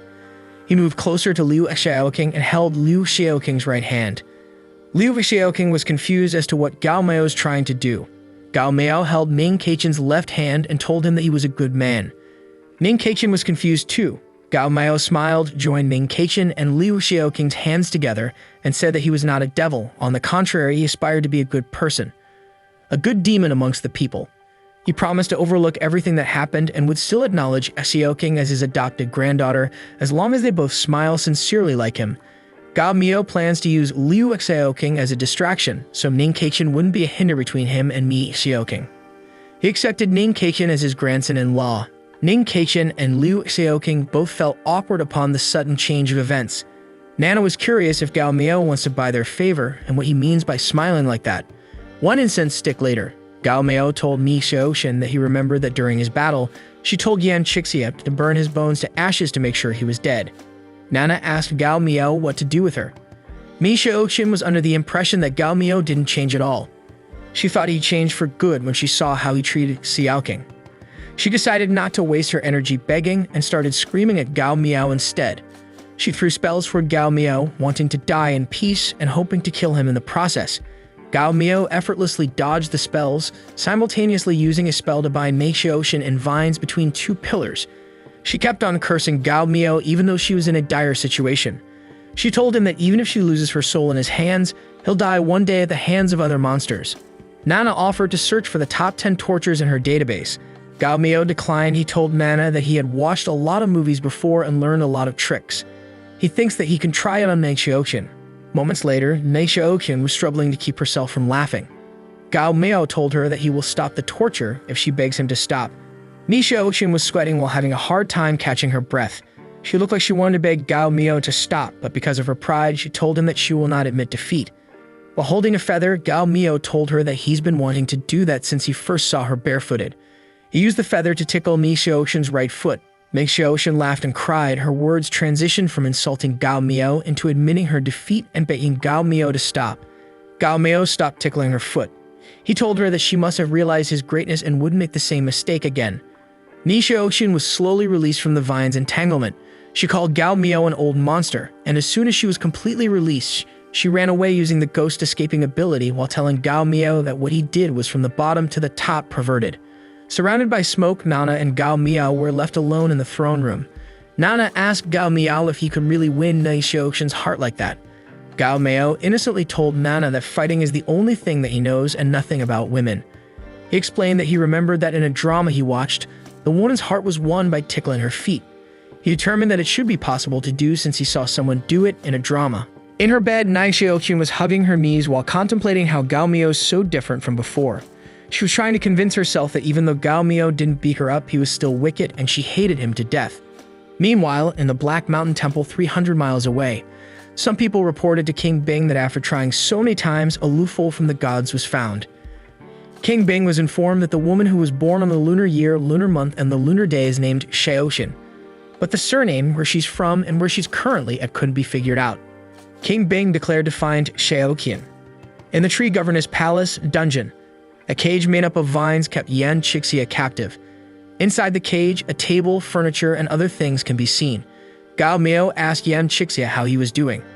At the same time, Yan Chixia called out to Gao Miao. Afterward, Gao Miao joined Yan Chixia at a table with food. They both looked calm and collected. Gao Miao was eating rice when Yan Chixia seriously asked Gao Miao who he really is and why there was soaring yang qi on his body that day. Monsters can absorb yang qi and transform it into demon power. It is absolutely impossible for them to possess yang qi, especially exuberant yang qi like Owen's. Gao Miao swallowed the food he was munching on. Rice grains were on the side of his mouth. He let Yan Chixia guess who he is. What happened is supposed to be a bug, but the good thing is he could use it to fool Yan Chixia. Gao Miao thinks it's bad if he talks too much, so instead of making lies, he thinks it's better to let Yan Chixia make up the lies himself. Yan Chixia could clearly say that Gao Miao is a dryad, but he couldn't find an answer as to how he transformed when they fought, how he got that kind of yang energy that could drive away evil and charms, which only martial generals who had killed many could possibly possess. He told Gao Miao that a big man has nothing to hide and asked once again who he is. Gao Miao wiped the rice grains on the side of his mouth and said that it doesn't matter who he is. He told Yan Chixia that he only needs to know 3 things. One is that all of that is the plan of that person. Second is that he is his friend, not a foe. And the third is that he will control his own destiny. He won't let heaven decide for him. Whether he's a man or a demon, what he sees doesn't matter. He then said that he will leave the cell's door open and told Yan Chixia that he should come out by himself when he figures things out. Yan Chixia tried to find the meaning behind Gao Miao's words. He couldn't figure out if Gao Miao was a demon or a human. He could sense demon power from him, but his personality is that of a human. He remembered an ancient Taoist book that tells a story about a Taoist who possessed the body of a demon, sneaked into the enemy camp, and beheaded the demon king. He speculated that maybe Gao Miao is the same as the said Taoist. Gao Miao entered the tree governor's palace. Nana asked him why he was so polite with Yan Chixia. Gao Miao explained to her that even if Yan Chixia is injured, he can still fight against his dried form. And they don't have any virtual sources left. Gao Miao guessed that he needs to spend a lot of time in that world, so he thinks that it is better to have more friends with similar strength than have enemies that can threaten him. Nana adorably praised Gao Miao, but was thinking to herself that even a 3-year-old child could understand it. Gao Miao said that although he has no idea what story Yan Chixia's brain has made up, as long as he doesn't become his enemy, then everything is fine. 3 days later, Gao Miao and 3 other demons gathered on a round table full of food. A winged demon asked Gao Miao to drink with him until they were drunk. Gao Miao said that he remembered that there were still a few years left before the Sky Demon party, and the location is not in his tree governor's palace. But he really can't remember such an event happening. He speculated that he caused a butterfly effect that changed the plot. Nana browsed through her database. She found records about the 3 monsters but found nothing about the event. The red-winged, 900 years great demon is called Chai Ling. Ling talked about the beautiful coasts, and that if there's a beautiful woman, there's also him. The horned 900 years great demon said that he will go wherever Ling goes. The Medusa-like 900 years great demon told Gao Miao that he had not visited her for 100 years, so she called her senior brothers to come to visit him in person. Gao Miao drank from his cup while thinking that the dryad only relied on the gifted power to match the other three monsters. And when plants become monsters, they are inherently weaker, it's difficult to move at will, and one can only stay in the Black Forest where the tree governess palace is located. Since the dryad is weaker, the bird, cow, and snake demon often bullied the previous dryad. They took beautiful female ghosts and some treasures with them whenever they had the chance. Gao Miao guessed that the three demons must have had ill intent with their sudden visit. He thinks that the reason shouldn't be because he used Owen's form since no outsiders saw it. The female ghosts were inside the tree governess's palace, which could block yang energy. Hence, it was impossible for them to notice the boundless yang energy on his body at that time. In the other room, Yan Qixia was eating while Liu Xiaoqing was feeding Ming Kaichen. Gao Miao doesn't suspect Liu Xiaoqing since she's been with Ming Kaichen ever since that day. The bird demon told Gao Miao that he should know that his eldest brother had always loved beauty. The female ghost that poured wine for the bird demon got scared upon hearing the bird demon's words. The bird demon suddenly used a spell to attack the female ghost. The female ghost was thrown away, and simultaneously the bird demon expressed his dissatisfaction with how Gao Miao arranged things. He accused Gao Miao of looking down on him for keeping the most beautiful one as his own. Plates covered with a spell flew toward Mei Xiaoxian. Mei Xiaoxian tried to evade, but her body couldn't move. Vines broke the plates, and Gao Miao said how dare he beat up his ghost and try to hurt Mei Xiaoqian, the most beautiful girl in his house. Gao Miao wondered how much the bird demon despised the dryad. Everything happened so quickly that he didn't even have to act so they would attack him. He instructed the ghosts to hide further away and not get attacked. Plates flew everywhere, chasing female ghosts. The bird demon opened his eyes and asked Gao Miao if he was trying to be his enemy. The snake demon said that she seemed to have smelled some disgusting Taoist priest inside the tree governess palace, specifically next door. The bull demon said that he hates the priest Taoist the most and immediately held his axe. At the same time, Liu Xiaoqing wondered why the hall suddenly became noisy. Yan Qixia felt that something was odd. The wall in front of them was suddenly destroyed. A huge hole formed which the bull demon wanted to use as an entrance. He laughed and said that he found a Taoist priest and a handsome mortal scholar. Yan Qixia wondered how the bull demon found them even though he painted an aura-hiding charm on himself, his brother, and his brother's wife. He was worried since he hasn't recovered his power yet. He thinks he can't win against the bull demon. The bull demon was trying to enter the room next door through the hole when a vine suddenly wrapped his neck. Gao Miao pulled the bull demon away from the hole and told him that since he is a guest, he should obey the rules. The bird demon asked Gao Miao why he was hiding a Taoist priest and a mortal in the tree governess palace. The snake demon added that Gao Miao even fought them for those people. The bird demon demanded Gao Miao an explanation as to what exactly is happening. Gao Miao said that there was nothing to explain, he just caught two mortals to play with. He suspects that the demons are looking for something inside the tree governess palace since they just arrived, but they're already discriminately destroying things. The bull demon touched the back of his head while telling Gao Miao that he must be courting death for hitting him. He added that he doesn't know how many of his brothers died at Yan Qixia's hands and said that Yan Qixia must die. The snake demon asked Gao Miao to give her Ming Kaichen. The bird demons said that the Black Demon King issued an order to kill enemies. Since the Taoists and scholars are both enemies of demons, he said that they should never let them off. But he said that if Gao Miao hands over Nine Xiaoqian, he can ask the Demon King to forgive him. He threatened Gao Miao that no one can protect him if the Demon King becomes furious. Mei Xiaoxian got scared upon hearing the title Black Mountain Demon King. Yan Qixia instructed Liu Xiaoqing and Ming Kaichen to take care of themselves later if he gets the chance to help Gao Miao. Yan Qixia thinks that with his current condition, he can't confront the enemy directly. He's under the impression that it might not be appropriate to rashly become the enemy of those great demons. Gao Miao patted Mei Xiaoxian's head and told her not to worry because he won't let the other demons have her. He promised her that he will spoil her and won't let anyone take her away. Mei Xiaoxian was bashful towards Gao Miao's pampering. Gao Miao declared that whether it was his little female ghost or the Taoist priest and scholar, he was sure that even if the Black Mountain Demon King came, he won't give either of them. Vines grew around him and the three-leaf tattoo appeared on his forehead.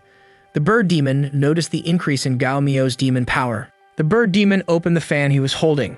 He calmly told Gao Miao that even though he can use his gifted power to reach 900 years of demon power, he shouldn't be that arrogant, and he should take the Black Mountain Demon King seriously.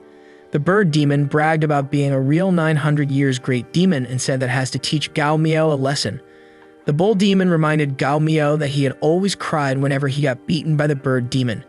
He said that Gao Miao might as well give him a good time rather than get beaten up for nothing. The snake demon warned Gao Miao that his power is only borrowed and he can't stay in the tree governess's palace for the rest of his life.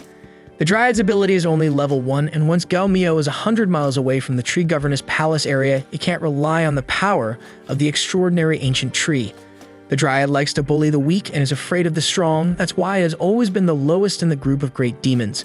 But the great demons don't know that the Dryad that they're bullying is Gao Miao. Nana pointlessly tried to tell Yan Chixia that they should stay away while they still had the chance. Gao Miao told the great demons that they bullied the wrong demon. Simultaneously, thick vines appeared behind Gao Miao and attacked the great demons. The bird demon stepped back to dodge the attack. He couldn't believe that the Dryad tried to attack him. The bull demon blocked the vines with his axe and asked Gao Miao if he was trying to go against the three of them. The snake demon dodged the attack and told Gao Miao that he was a dead man. Mei Xiaoqun was confused as to how the Dryad, who usually liked to bully the weak and scared of the strong, is currently unyielding against three great demons. She felt like he changed into another demon. Gao Miao used a vine thorn fist and leaped toward the bird demon. The bird demon exclaimed, he cast his spell and an image of a phoenix appeared behind him. Gao Miao expects that the three great demons have their own agenda in mind and will not actually help each other during the fight. Gao Miao's thorn fist collided with the bird demon's phoenix. The phoenix dispersed. Gao Miao is confident that he can easily defeat the three great demons. The bird great demon was pushed back. He was shocked that Gao Miao didn't hold back at all. He's afraid that if he could defeat Gao Miao, he'd be seriously injured and might just die. And he noticed that Yan Chixia might be weak and injured, but his eyes are full of spirit. The bird demon determined that he is a true man of advanced Taoism. Yan Chixia noticed the bird demon's glance. He prepared a talisman and instructed the people around him to stand behind him. The bird demon realized that his two good siblings remained still and doing nothing. The snake and bull demon both think that they can kill Gao Miao if the three of them unite, but at least one of them will die in the process. The bird demon opened his fan and smiled. He told Gao Miao that in a quarrel between siblings, there's no need to use force. The snake demon added that they should just sit down and talk, and the bull demon agreed. Gao Miao used a spell called Vitex Vine Thorn. The vines formed a spiky fist. He told the great demons that it was already too late to be afraid of him. Simultaneously, the spiky fist moved to attack the bull demon. The bull demon was angry. He gritted his teeth and seemed to want to counterattack. But before the spiky fist could hit him, he ran away and said that he remembered that he still had some documents to do. The snake demon slithered away, saying that she suddenly missed the boys in her palace. The bird demon awkwardly moved out of the palace while telling Gao Miao that he'll go and help the bull demon. Moments later, outside Gao Miao's territory, the three great demons landed. The bird demon expressed that he was right when he said that there was a treasure in the tree governess's palace. The bull demon said that he didn't expect Gao Miao to shelter the scholar and Taoist priest, while thinking to himself that he came there because the bird demon told him about the treasure. He thinks that the Taoist priest and scholar shouldn't be that big of a deal for the bird demon. The snake demon suggested that they should capture them so the Black Mountain Demon King would greatly reward them. She thinks that the bird demon is hiding something from them. The bird demon laughed. The bird demon was reminded by his aunt that the Black Mountain Demon King is looking for a woman named Xiaoqun who was born on a lunar day. He noticed that Nai Xiaoqun was full of pure yin and didn't run away. The bull demon, if Gao Miao ate a dragon's heart or a rock bird's guts, that his temperament changed drastically and rebelled against him. The bird demon closed his fan and told the other two great demons that he knows that they were unwilling to join him and killed Gao Miao first.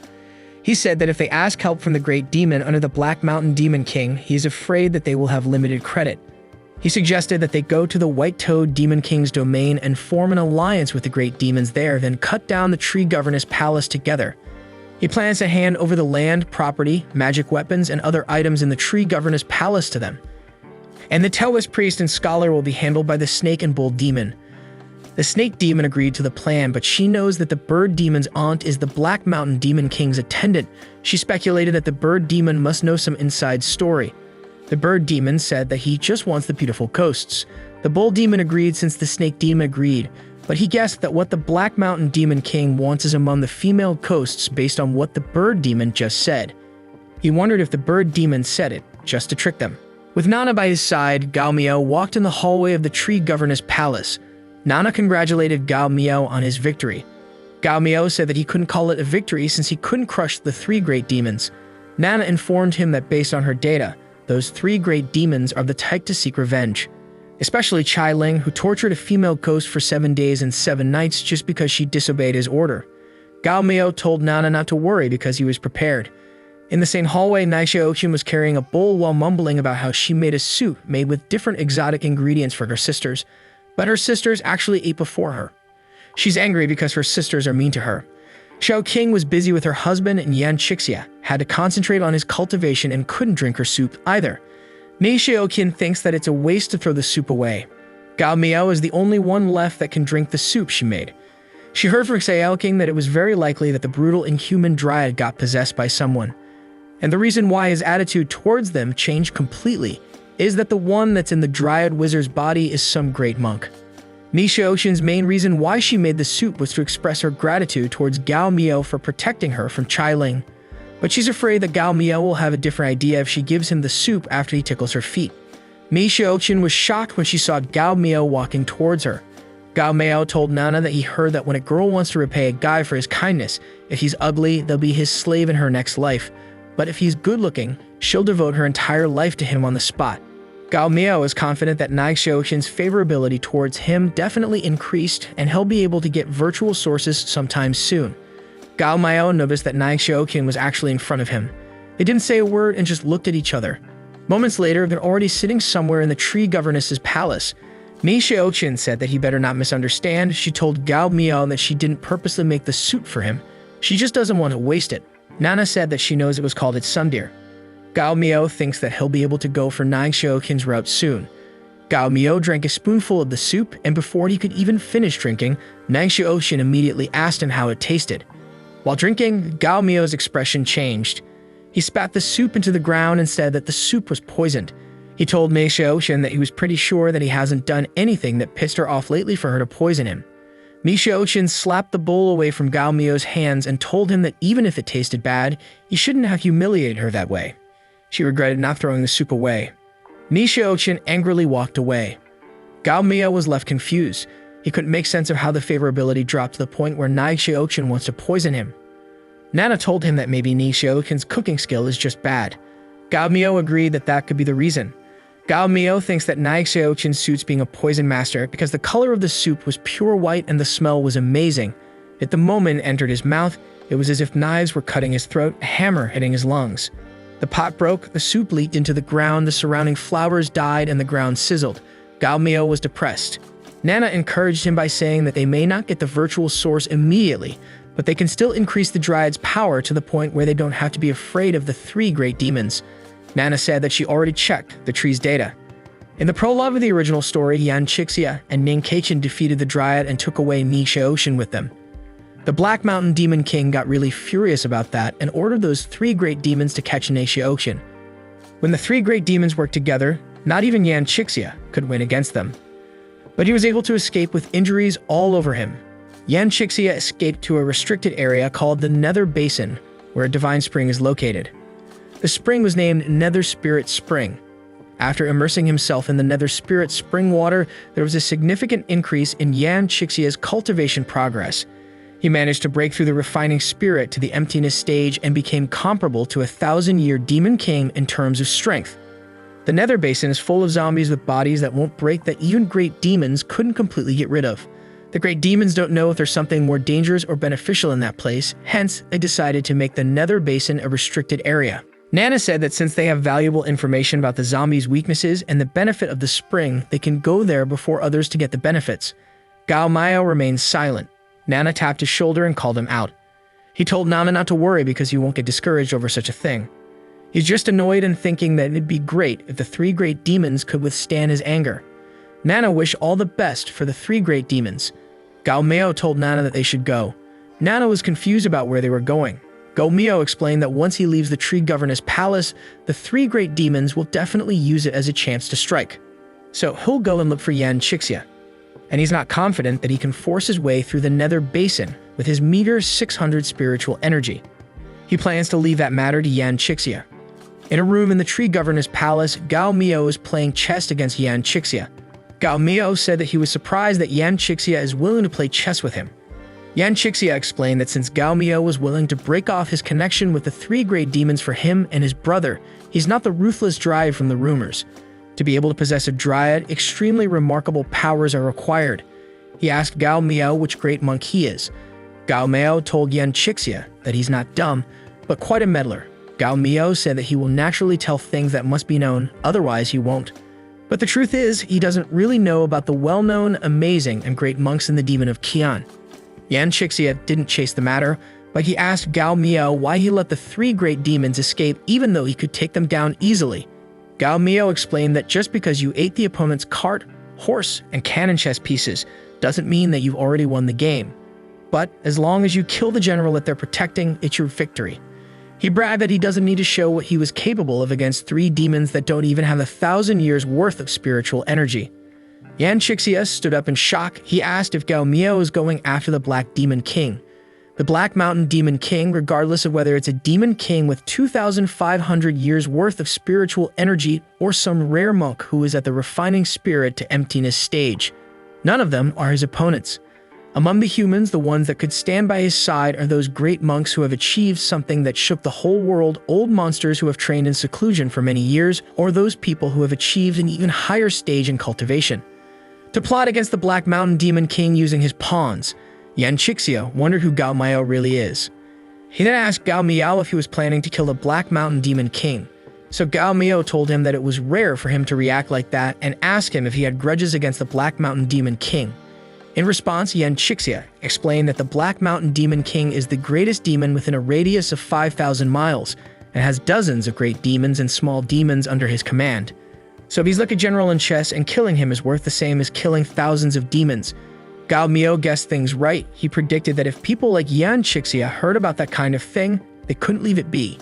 He then asked Yan Chixia if he would like to kill a Black Mountain Demon King with him. Right now, he plans to control Yan Chixia, once his heart is troubled and shows some flaws.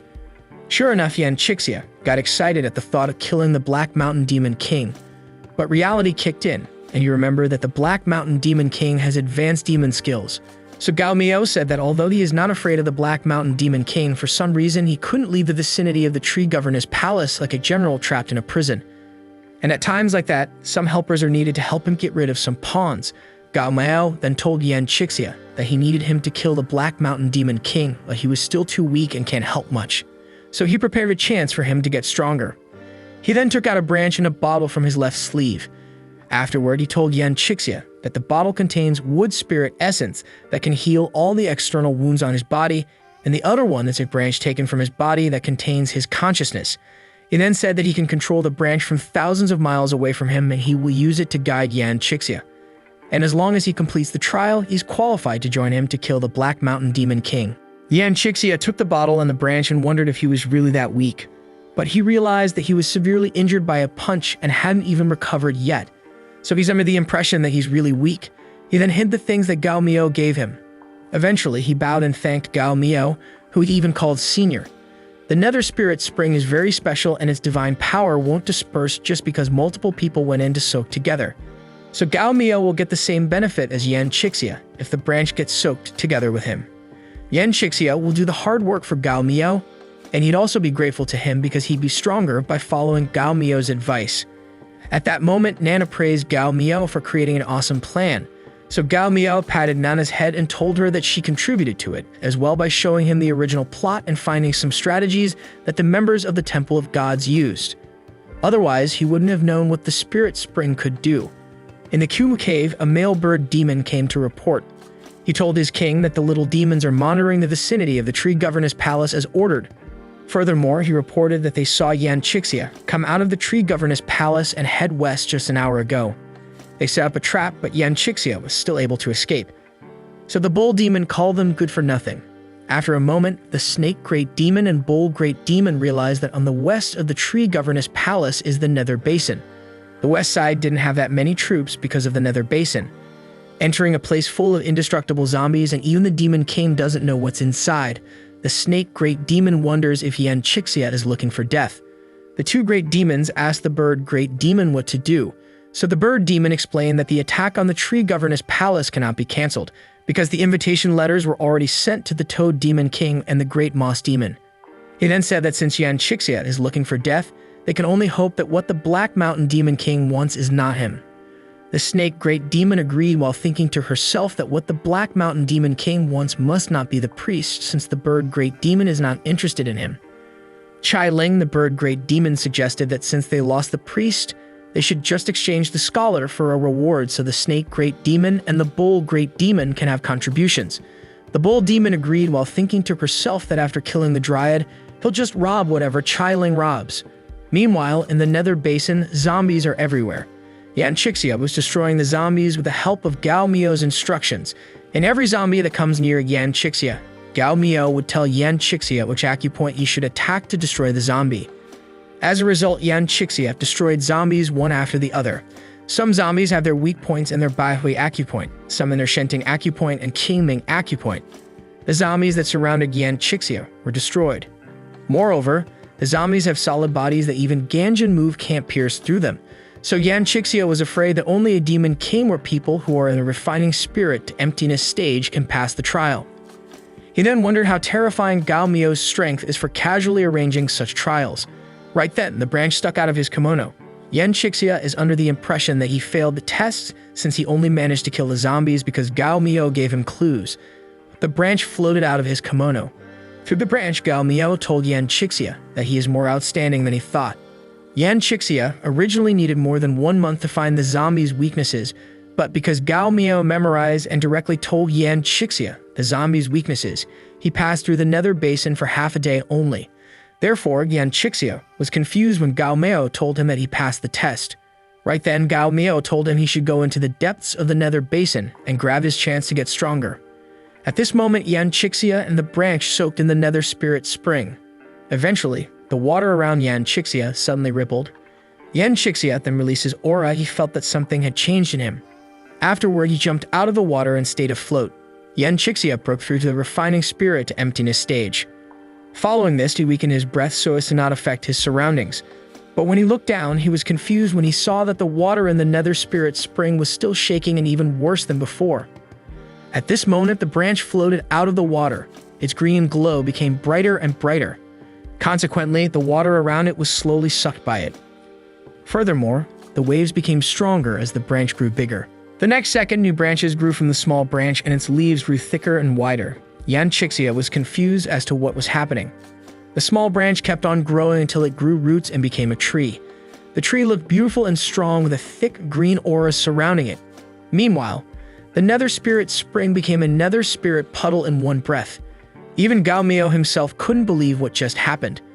He guessed that the Nether Spirit Spring is more beneficial to demons than human priests, so Gao Mio got excited thinking about how much his strength would increase once his branch returned to his body. Later, Yan Chixia carried Gao Mio's branch with him on his way to the tree governess's palace. Gao Mio then instructed Yan Chixia to put his branch anywhere within 100 miles of the tree governess palace, and it will automatically return to the main body. So Yan Chixia followed the instruction and put down Gao Mio's branch. Afterward, Yan Chixia said that the 3 great demons can be left for him to handle. However, Gao Mio replied that there was no need for him to take action. So Yan Chixia was confused because he thought that the reason why Gao Mio didn't kill the 3 great demons is because he was leaving them to him.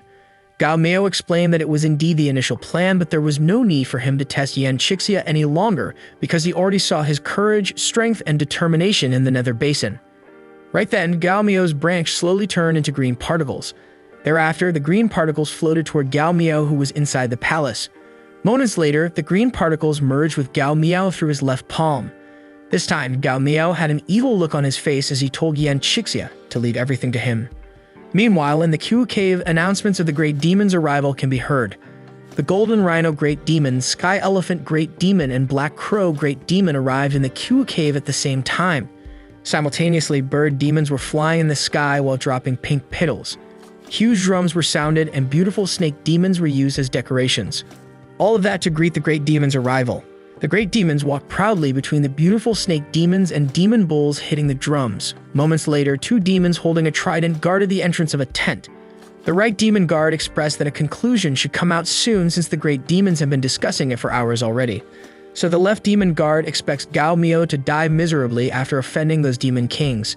As a result, the right demon guard blushed, telling the left demon guard about being unsure of disposing the beautiful coasts. But his words were cut off when he noticed that the expression of the left demon guard suddenly changed. Meanwhile, inside the tent, a great demon suggested a toast and early celebration since everything has been settled. As they toast, they scream their malicious intentions against the tree governess palace, the dryad, and the beautiful coasts. At that moment, the bird great demon and the bull great demon suddenly stood up and trembled. They were confused. Consequently, the bird great demon noticed that it became noisy outside the tent. Outside the tent, the demon guards were trembling. The left demon guard even dropped his trident uncontrollably. A giant green open hand appeared above the tent, so the guards quickly ran for their lives. The next second, the green hand squashed the tent. Dust gathered around the affected area. Simultaneously, the great demons moved out. They were angry because someone dared to sneak an attack on them. But they couldn't detect any strong enemy in the vicinity, so Great Demon called for guards. In the tree governess palace, Gao Miao laughed in contentment. The great demons made their camps 1,000 miles outside the tree governess palace so Gao Miao's influence wouldn't be able to reach them. But they didn't know that the era had changed. Gao Miao became stronger. Gao Miao's skill became level 2. He can now borrow 60% of the extraordinary tree's powers, and the range of his influence increased to a 500-mile radius. His demon power increased to 900 years, and he can borrow 600 years of demon power. This means Gao Miao's demon power can increase up to 1,500 demon power. Eventually, Gao Miao and Nana exaggeratedly bragged about the increase in his power. Since the Dryad's spell range is equivalent to the demon power, his spell attack can reach 1,500 miles. Right then, Gao Miao cast a spell, and a huge hand extended toward the great demons. Seeing the massive hand, the bird great demon couldn't believe that a second attack had come again. The demons were crushed by Gao Miao's second attack, leaving a crater mark and blood splatters on the ground.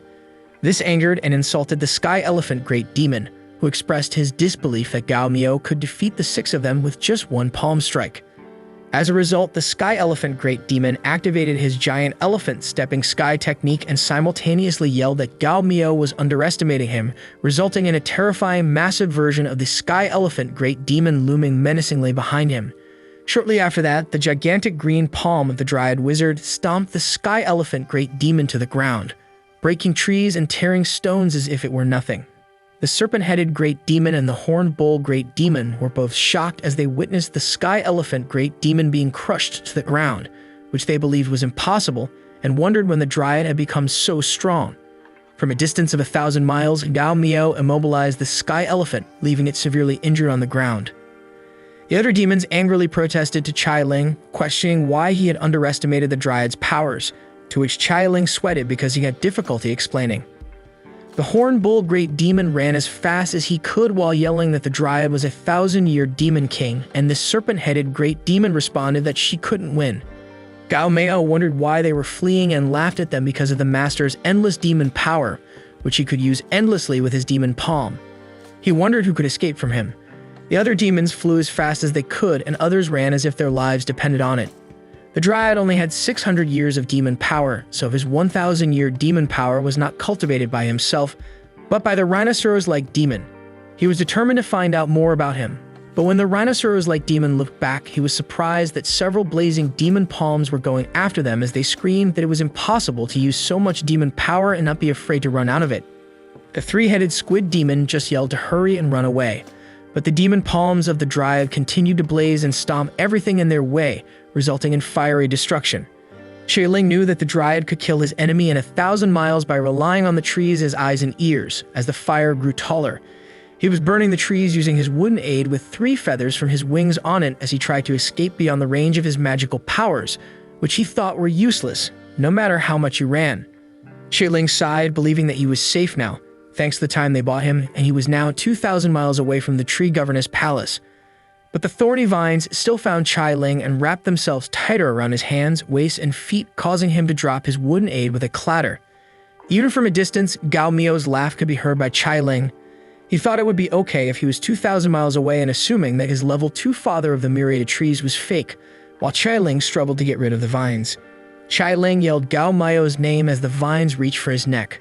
Gao Miao smirked and told him that he just learned how to walk a dog and let him run for a while so they could take a few more laps, while his massive giant foot raised and creaked. Gao Miao viciously smiled with his fist closed as he watched Chai Ling struggle on a floating screen and told him that other than the gifted power, the Dryad mastered a lot of small spells. Although they aren't powerful, they are very practical and wood control was one of them. The tree mimicked Gao Miao's closed fist as he continued that the wood control technique allowed him to control the trees whose demon power was lower than his. After he reached 1,500 demon power, he could move the 1,000 years old tree where the tree governor's palace was located, and that way he wouldn't be limited by the original range and could use ancient trees wherever and whenever he wanted. Chai Ling pleaded for his life and told Gao Miao that his aunt was a close attendant of the Black Mountain Demon King. He continued to bargain that he would tell him that he had something the Black Mountain Demon King wanted. But before he could finish his sentence, Chai Ling screamed as the massive demon fist of Gao Miao hit him and his feathers blew up. Back at the tree governor's palace, they feasted over the great demons that had 900 years of demon power, whose flesh contained pure demon power and was very nourishing. On the other hand, Nang Xiaoqian thought to herself that her old master had really done it.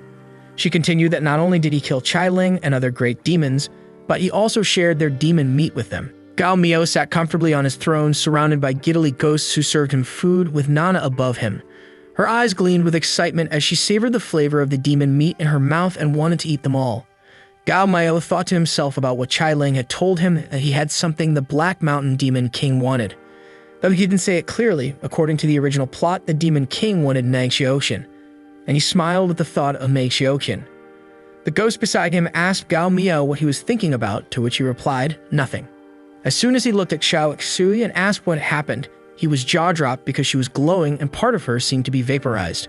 He gazed at the others as they were also glowing and vaporizing. One of the ghosts explained that the female ghost needed to constantly absorb yang energy from mortals and reconcile the yin and yang to maintain their ghost body. But since Gao Miao, their master, forbade them from absorbing yang energy, they became gradually unable to maintain a ghost body. The other ghosts cheerfully said to him that he doesn't have to worry, even if their bodies are incomplete, they could still serve him. Gao Miao responded that it wouldn't work, and if they accidentally touched the sunlight in this condition, they would immediately go to the afterlife. He continued to think to himself that he couldn't also let them absorb the yang energy from the mortals. He called for Nana and referred to her as Fatsi, asking if she had any ideas. Nana, whose eyes glowed as she viewed the original plot, replied that the Dryad Witch ordered other female ghosts to absorb the yang energy of the mortals to maintain their ghost body. Later, after Yan Chixia killed the Dryad Witch, Nang Xiaoqian relied on Ning Kaichen to replenish her yang energy, while the other female ghost was exorcised by Yan Chixia's Taoist Salvation Sutra. Gao Miao continued talking with Nana as they were in trouble.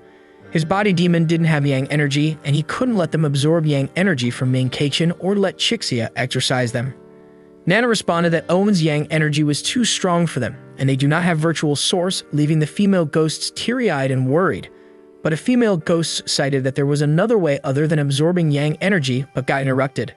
Little Tingxing slipped and covered her mouth as she was told not to speak nonsense. Gao Miao wondered and asked her what the other way was. Gao Miao asked them if there was any other way that they needed him to help. The female ghost responded that if a 1,000-year demon king could give them spiritual energy to bathe their ghost bodies and allow their bodies to turn into yin ghost bodies, only then could they escape danger. The other female ghost replied anxiously that he didn't need to listen to her. She continued that to let a normal ghost body become a yin ghost body would require an enormous amount of spiritual energy, and even a 1,000-year demon king would have to rest for months to recover. She added that as slaves they were of low status and not worth enough for a master to do that for them. Gao Miao smirked, thinking it was something more serious. He confidently replied that their master had a great amount of magical power, and that his spiritual energy reproduced continuously and endlessly, so he would never run out of it. While Nana agreed, feeling annoyed, the female ghosts wanted to suck everything from Gao Miao, and these female ghosts were 1,000 years early. Little Tianxing jumped happily with her hands up high and told her sister Xiao Xui that their master would be able to do it, while she sighed and covered her face. After some time, little Tianxing sat closely in front of Gao Miao, and his eyes closed and chest glowed brightly as he released his spiritual energy in a smoky green aura around them. Little Tianxiang inhaled his spiritual energy and closed her eyes, telling Gao Miao that it was too full and she couldn't take it anymore. All the other female ghosts were happy to witness that it worked, while Mi Xiaoqin beside them crossed her arms and annoyed that they really needed to stick so close to each other. Gao Miao stood up because Little Tianxiang's body couldn't take in that much spiritual energy at once, and he suggested that they would have to split it into a few more sessions. However, Gao Miao was interrupted and surprised as Little Tianxiang kissed him on his cheek and thanked him. Little Tianxiang smiled and their master was still wide-eyed. As a result, the other female ghosts ran to him because they wanted to kiss and absorb his spiritual energy too. Mi Xiaoqin continued to be annoyed and thought that the other female ghosts weren't embarrassed. And did they really need to be licentious? Nana, who was beside Meng Xiaoqin, asked her if she was going to go over there as well, as if Nana could be heard by her. Meng Xiaoqian stomped her foot while she waited and wondered if the old monster's body could handle that many ghosts. She continued to leave first and would come later for him after he was done resting. Also, Nana wondered when the little female ghost started to care about the master. The night sky was illuminated by a celestial glow, the crescent moon and stars casting a gentle radiance through the thin veil of clouds above. Gao Miao was covered in kiss marks all over his face and chest as he was confident and able to successfully go for Xiaoqin's route. Nana thought that it was strange for an elite girl like Mei Xiaoqin. Wouldn't it usually be a lot harder for someone like Gao Miao?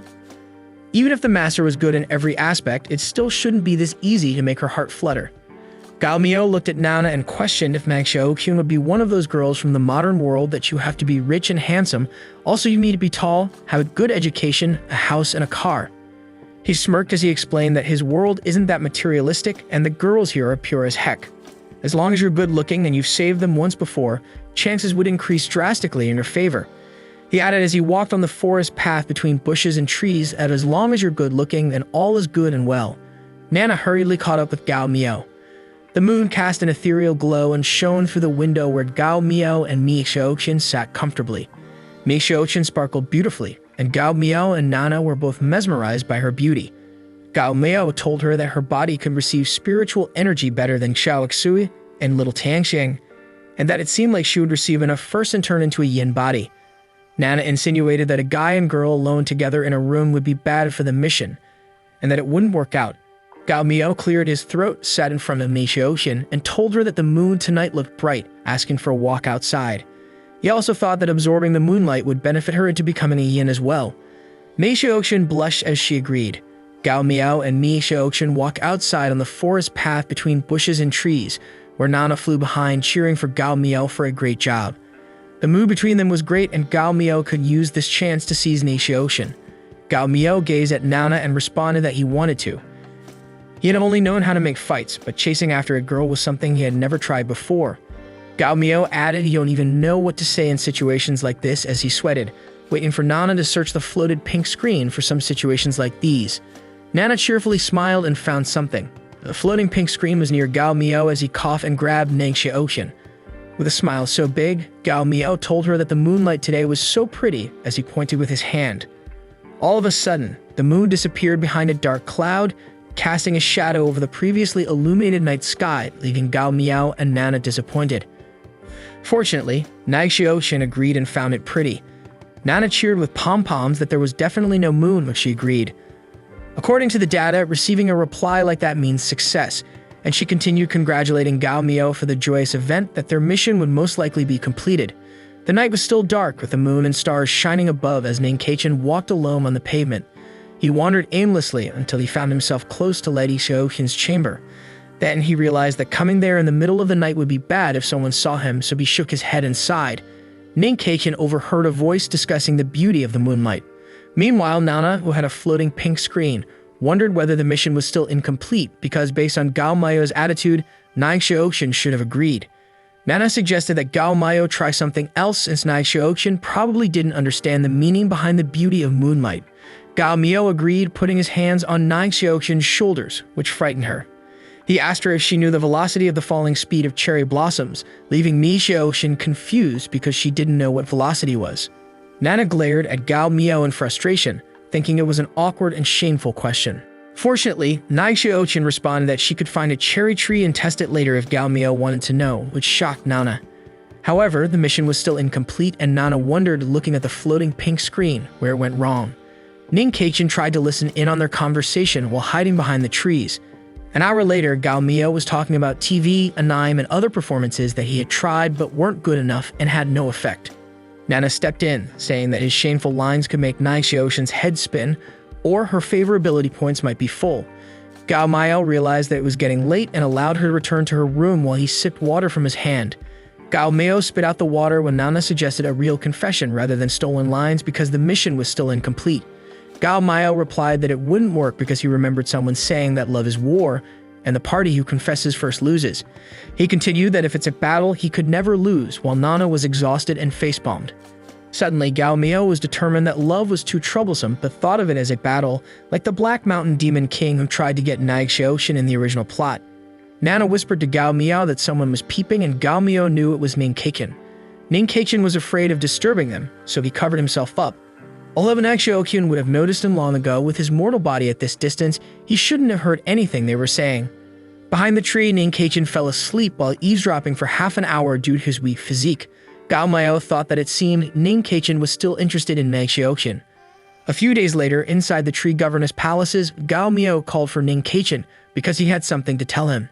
He presented him with a map on his table. Since ancient times, the love between humans and ghosts has been unacceptable to the world because of their different physiques, and there might be trouble when they try to give birth to their heirs. Ning Keichin asked Gao Miao if he had a way to save Xianqing, pleading to save her as she was his god-granddaughter. Gao Miao told him not to worry because he called him here for a solution. He remembered that there was a Karma temple around 1,000 miles to the west, and that there was a sweeper monk who had profound power who might be able to help solve the problem. The target of the Black Mountain Demon King was Nai Xiaoxin, and they would have a battle here. According to the original plot, to win the battle, Gao Miao needed to acquire a treasure that belonged to Ning Keichin and was located at the Karma Temple. This was why Gao Miao told Ning Keichin he must accompany Xiaoqing to the Karma Temple. Ning Keichin agreed, believing that Gao Miao, except for being a little pervert, was indeed non-evil, and it seemed like what he and his big brother Chixia had said was true. There was a certain great monk who possessed the body of the Dryad. He also believed going to the temple with Xiaoqing would be relaxing because his past memories had been constantly reappearing these days. Half a month later, Ning Keichin returned to Gao Miao, shocking him. He told Gao Miao that Xiaoqing and he didn't receive the blessing of the sweeper monk. This wasn't right, and Gao Miao was perplexed as he placed his hand on his chin, believing that sweeper monks were kind and compassionate, and there should be no reason for him to refuse them. In the original plot, Ning Keichin didn't dare to let Nai Xiaoxin give birth, and they came to that temple by chance. It was in this Karma temple that they were given a pair of body bracelets that were as well blended as water and milk, which recreated Nai Xiaoxin's body with Ning Keichin's blood and bones. Those bracelets were each inlaid with a body seed that could restrain demons. It was because of these bracelets that Ning Keichin and Nai Xiaoxin could join the final battle with the Black Mountain Demon King. Gao Miao was in a crowded place with Nana, and it bothered him that the item was originally prepared for Ning Keichin, but the sweeper monk couldn't give it to him. The body bracelet broke, and he continued to think if it was possible that Nai Xiaoqin had to go with Ning Keichin to get it. Nana suggested just letting them go there together. Gao Miao gave a deathly stare while Nana's body quivered in fear. No matter which two people got the body bracelet, they would be in harmony with each other and exchange their blood and bones. Gao Miao added that he wouldn't act carelessly again. Since Ning Keichin couldn't get it, then Gao Miao would get it personally. He smirked confidently, thinking that they were just mere NPCs who give treasure and hoped that he wouldn't fail to recognize a favor. They'd arrived at the Karma Temple, where there was a closed gate with 2 giant tripods with smoky incense. The building was warmed by the sun's rays as they shone on it. The Buddha's halo above the pavilion was shooting up into the sky, and Gao Miao believed that the bracelet he was looking for was here. He heard someone cough, but this made Gao Miao distraught. Then he saw a monk sweeping and coughing as well. The monk smiled and referred to him as the donor, telling him that the things in the pavilion were treasures for a pair of people who truly loved each other, and if they had nothing to do with the donor, they should just go back. Nana was worried as Gao Miao couldn't move his body due to a strong sense of oppression. These sweeper monks were all hidden masters, and their power was really terrifying. Gao Miao respectfully complied with the sweeper monk and said that he would be leaving now. Suddenly, he could move his body again. While Nana was confused because she thought they would be stealing the bracelet and why they would be leaving abruptly. Gao Miao was walking back to the crowded place from the Karma Temple when Nana asked him if the old monk knew what was right and wrong and what they should do. He then pondered about the monk being an NPC, but with just coughing once could make him immobile, that even the Black Mountain Demon King couldn't do that. While Nana flew to catch up with Gao Miao, he continued thinking that it had to be a couple who truly loved each other, but wondered if it must really be Ning Keichin and Mi Xiaoqin. Gao Miao was determined to get the body bracelet, and he would find a random true love couple and let them try it again for him, while Nana noticed Ning Keichin from the crowd. Ning Keichin was walking through the crowd while carrying a large scroll, but not as heavy as his emotions. He arrived at a shopkeeper and inquired if he accepts paintings, to which he asked to see what painting it would be. The painting was a portrait of Mei Xiaoqian, and the shopkeeper was astonished as it was a good painting, good poetry, and a beautiful woman, but since it wasn't made by a famous artist, he offered 5 silver. Ning Keichin received it in his hands while the shopkeeper waved him goodbye and asked him to come again next time. Nana whispered to Gao Miao that the girl in the painting was Mi Xiaoqian, to which Gao Miao replied that he saw it too. Although he was already with Xiaoqing, he still had Xiaoqian in his heart. Gao Miao continued to ponder if the reason why the old monk didn't give him the bracelet was because of his half-hearted relationship. A few days later, the banners flapped in the wind as they hung beside the table. Nana asked Gao Miao, who was sitting next to the table, if he could really fool Ning Keichin while wearing a black robe and hat with a mustache. Gao Miao retorted irritably that he had brought a true love couple to see the old monk these past 2 days, but the old monk refused to give them bracelets because he felt they weren't fated to be together. It was clearly stated in the original plot that this thing was specially prepared for Ning Keichin, the son of the plane of existence, and Gao Miao, while holding his black feather fan, realized the only way was to fool Ning Keichin. He was determined to break his fantasies about Xiaoqian, and that he should only love his god-granddaughter. He continued that he had arranged the trap, and they would just have to wait for Ning Keichin to take the bait. Amidst the crowd, Ning Keichin walked with his head down, and people were talking about the miraculous Master Chanson who helped them calculate their love life. They followed his guide and found their true love the next month, and others wanted to try. People inquired where they could find Master Chanson, while Ning Keichin thought one shouldn't believe these rumors about some shady magician. However, these days, Ning Keichin had experienced a lot of incredible dreamlike moments and met a lot of magical existences like Brother Yan, Xiaoqing, Dryad Grandpa, and Ning Keichin turned around. He would like to see what kind of cheap trick this magician had up his sleeve so as to avoid the girls being tricked. Ning Keichin reached for Master Chanson's hands. He then knelt down and pleaded with him to teach him how to teach himself to be free.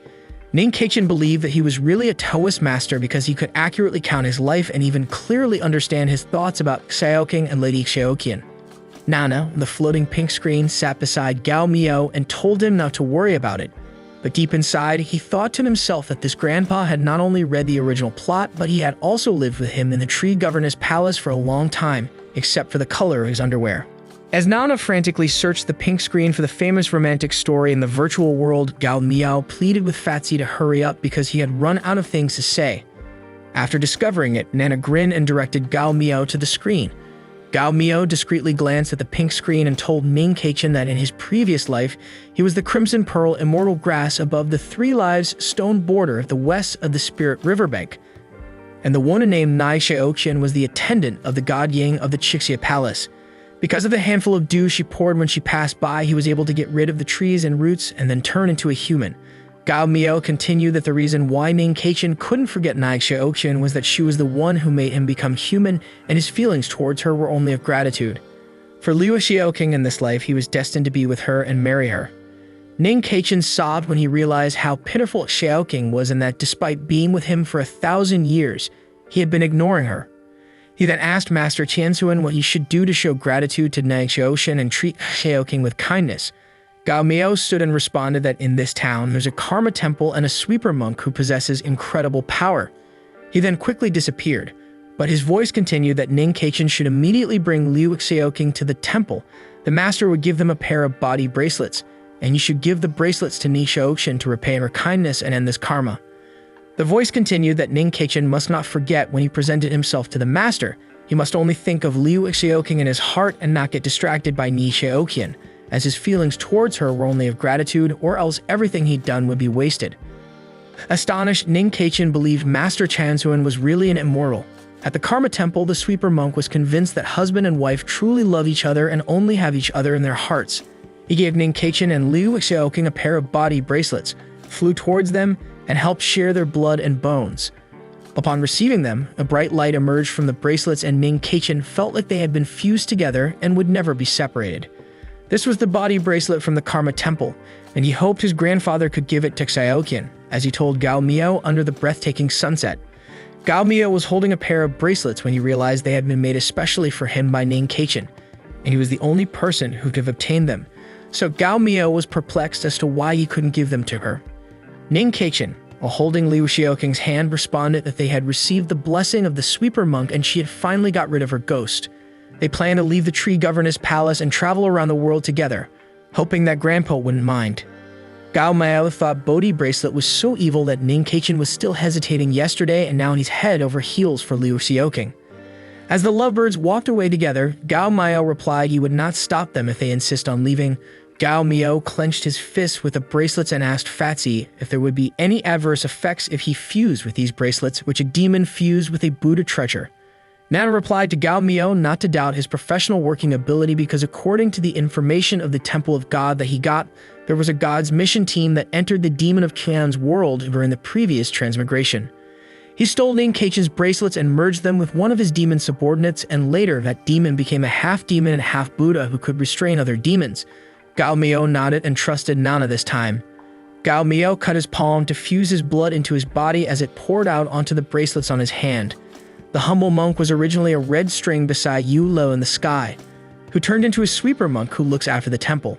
Since the gods ceased to exist and Yu Lo died, the only task of this humble monk was to give a pair of body bracelets to the son of good luck, Ning Keichin, to protect him. Now that the karma was over, this humble monk could pass away in peace. But as the humble monk faded away inside the temple, he was shocked as it felt that the marriage bracelet that was given the humble monk was contaminated with demon power. The humble monk vanished entirely into the sky, but he was not at ease. As Gao Miao continued to clench the pair of body bracelets, his body and blood fused and he screamed while Nana's eyes sparkled, gazing at the floating pink screen, which informed Gao Miao that the Dryad character card had evolved once more. The green Mongolian tree seed was at the third energy level, the father of the myriad tree, where the tree body turned into a primitive seed, could possess any extraordinary tree that doesn't have consciousness and gain its full power. Nana was perplexed as to why the green Mongolian tree seed had lost its demon power. Gao Miao evolved into a jade-like seed, which worried Nana. It could sense Gao Miao's breath, but was baffled as to why he had evolved into a tree seed. Nana screamed and frantically caught up with Gao Miao as the jade-like seed flew up into the sky. The jade-like seed went inside the tree of the governess tree palace. Gao Miao arrived while Nana asked him what had exactly happened. Just like the description on the card, it said that after fusing with the body bracelet, his demon power was purified and he transformed into a tree seed with the nature of Buddha.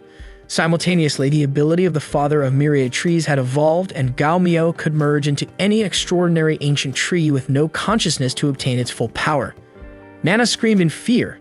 Even though it sounded good, Gao Miao's ability was still deteriorating. How would they ever defeat the Black Mountain Demon King at this rate? In this world, there still existed an extraordinary body Buddha tree that was made from a body Buddha tree from a body seed that fell from the sky, and that it should be around 2,000 years old. If they could find it, they would definitely be able to defeat the Black Mountain Demon King. Gao Miao and Nana followed the memory within the body bracelet to find the body Buddha tree, and they left Qingyan town, crossing the hills, jumping over the valley, and heading to the far west. Then they crossed the Luo River going by Beimo River. Lastly, they flew over the large swamp where monsters ran amok. Finally, Gao Miao and Nana arrived at a magnificent and ethereal 2,000-year-old body Buddha tree. The jade-like seed from Gao Miao entered the 2,000-year-old body Buddha tree and fused with it. As they became one, Gao Miao expressed regret at having to give up the extraordinary ancient tree in the tree governess palace.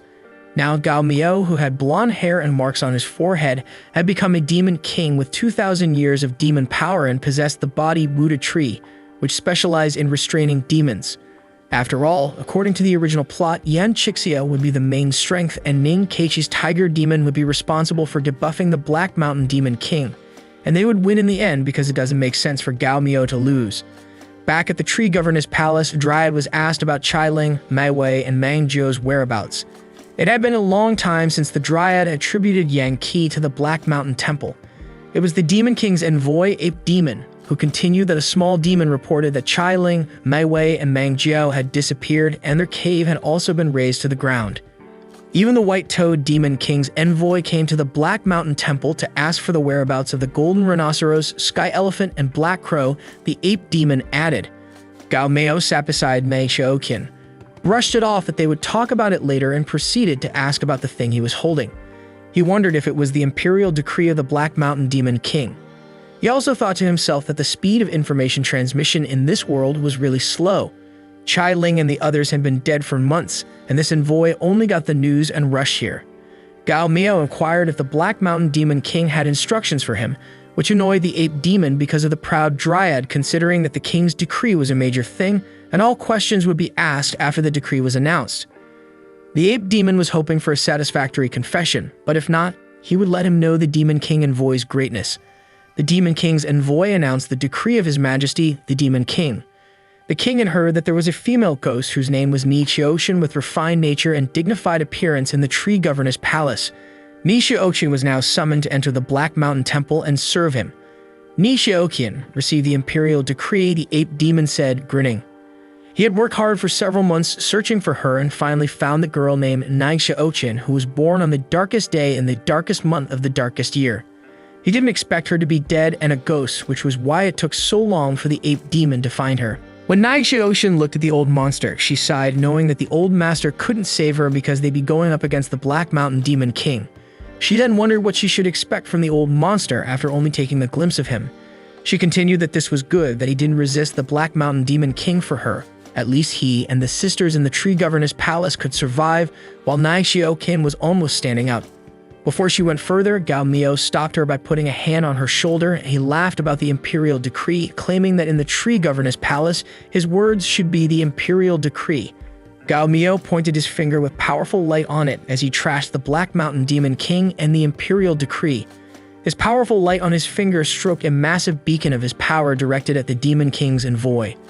The ape demon struggled to block the attack and was surprised by Dryad's actions and courage to defy the Demon King's order. Gao Miao sarcastically asked him if he knew what he was doing. Gao Miao's beacon of light power pierced through the chest of the Demon King's envoy, and then blood rushed out of the ape demon, who continued to ask him who gave him the courage to be arrogant in front of him and the Black Mountain Demon King. Gao Miao's massive beacon of light was so powerful that it went through the wall after piercing through the Demon King's envoy. Or is it Liang Jingru? He added. Despite having a severed hand and a massive hole in his chest, the Demon King's envoy stood up and wondered how the Dryad could do this. He then crumbled to the ground as the Demon King's envoy pleaded that he couldn't kill him or else the king wouldn't forgive him. Gao Miao thought as his pointed finger sparkled with light as Ni Xiaoqian attempted to restrain the old monster and warned him not to act impulsively because if he killed the Demon King's envoy, he would have to battle the Demon King until one of them died. Gao Miao responded that if he wanted to use the Black Mountain Demon King to pressure, he apologized because they had found the wrong person. He then vehemently threatened not only the King Demon's envoy, but he would also kill the Black Mountain Demon King, that even his mother can't save him. Still at the tree governor's palace, the ghost servants were seated in front of the feast table. On every plate, the meat was thick and quite juicy. Gao Miao's face turned red as he devoured the large, juicy meat and held a glass of wine in the other hand. He also encouraged the others to eat and asked why they weren't using their chopsticks. The ghost servants were anxious as their master was too hasty this time. The Black Demon King's messenger was not someone they could kill. Ni Xiaoqian was eerily quiet and anxious as well.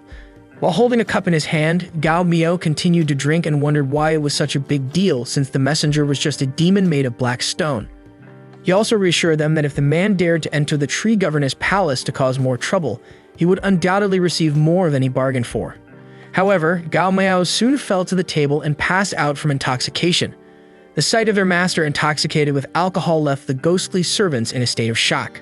They questioned whether he dozed off while snoring like a baby. The serene night sky with its thin clouds was illuminated by the crescent moon and countless stars. Someone descended quickly and discreetly from the tree governor's palace. Her feet landed softly on the ground, but then Ni Xiaoqian was stopped when they called for her. The other sister's servant Ghost descended as well, trying to confront her, asking whether she was trying to escape. They told her that their master had killed the ape demon for her, and now she was secretly living on her own.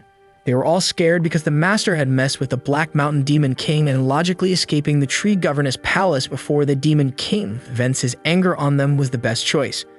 One of their sisters added that if they left now, even as a ghost, their hearts would never be at peace. However, others defended their master, saying that during his whole time they were treated extremely well, and they must remember his kindness in their hearts.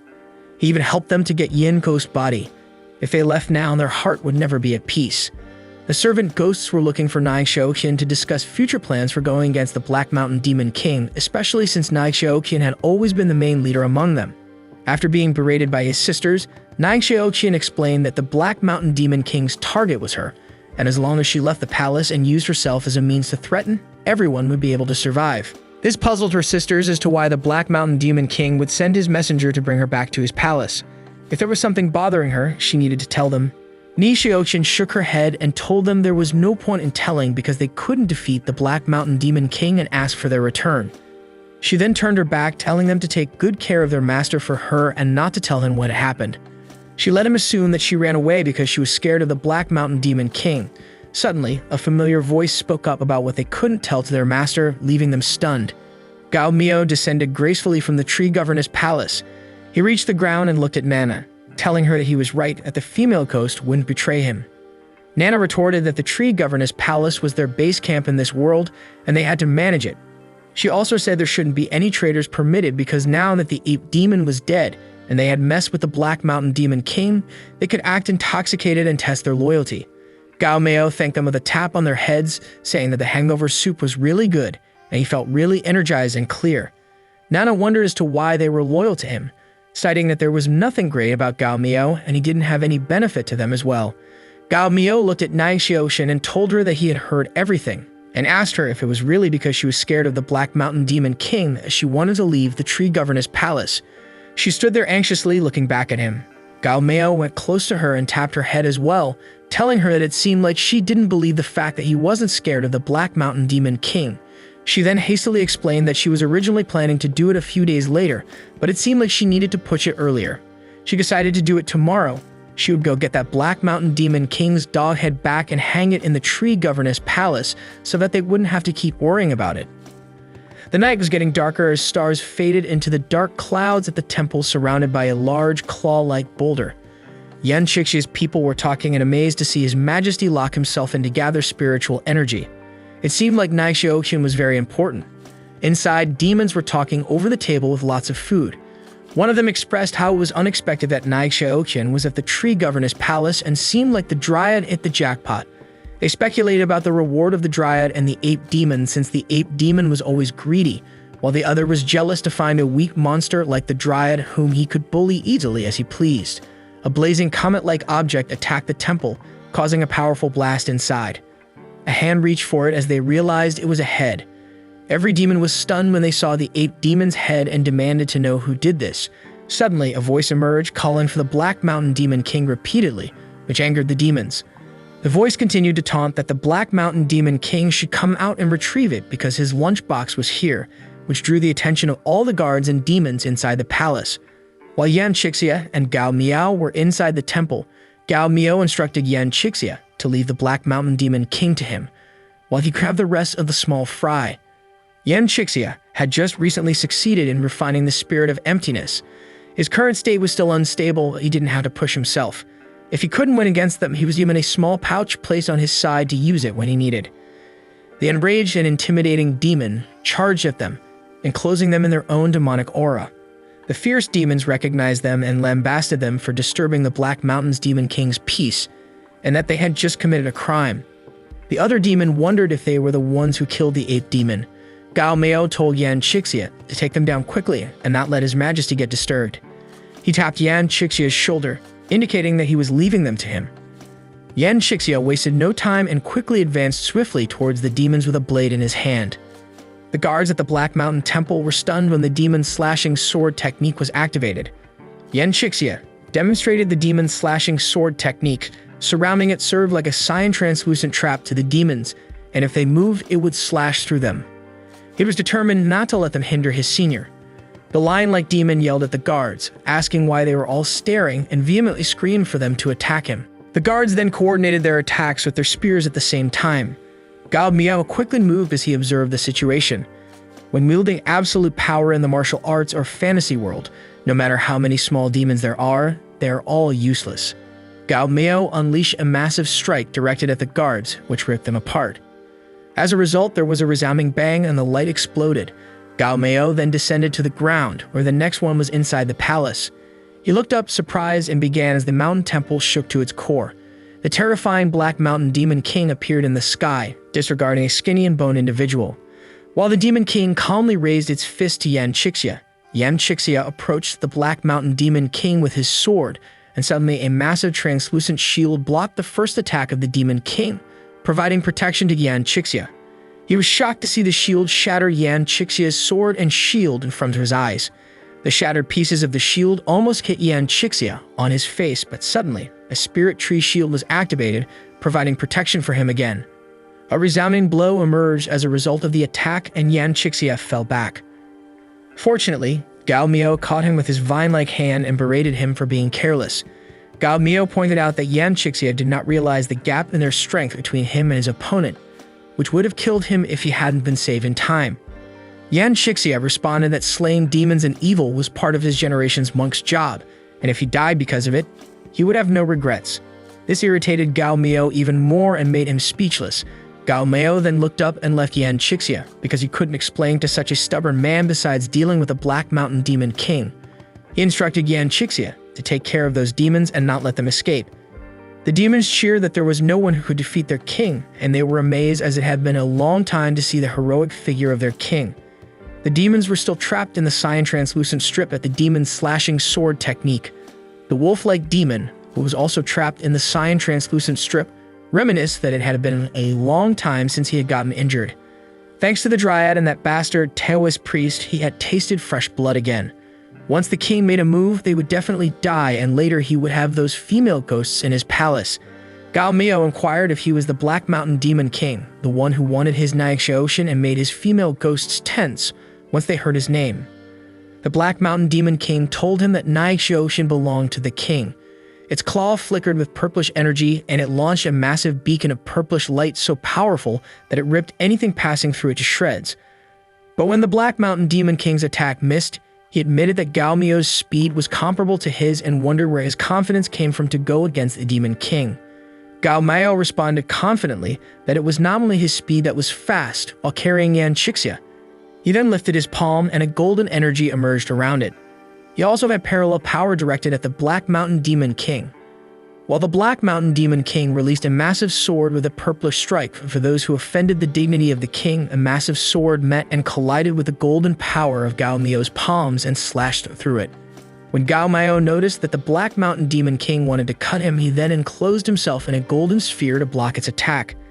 Then he chanted an ancient Buddhist mantra, Om Manu Padme Hum, which blew him up, blasting that bastard to death. This baffled the demons that were in the cyan translucent strip by Yan Chixia, as they wondered how could a demon's ability gain the blessing of a Buddha's light, and not only his dryad, but body tree was transformed into a human. While Gao Meo was surrounded by its golden glow, he then responded that Gao Meo was just an honorable Buddha tree, and that purifying him would make him weaker by 3 points, but now after he fused with the body Buddha tree, he was stronger than ever before. The ancient Buddhist mantra hit the Black Mountain Demon King, but he remained calm. Its claw started to have a golden glow as he referred to it as a Buddha light. Gao Meo grinned as he responded that it was the body Buddha light that could purify demon power. Now that the Black Mountain Demon King had been purified by it and its demon body had been shut off, he mockingly told him to stand still and not move because Grandpa Gao Meo was merciful. He would purify him into a spiritual stone with Buddha nature, and his demon power would be gone. The Black Demon King was shocked. He screamed that he hadn't felt this disgusting power in a long time, and the boulders around him lifted. When the Black Mountain Demon King flew with boulders surrounded by his purplish energy, he launched them towards Gao Meo.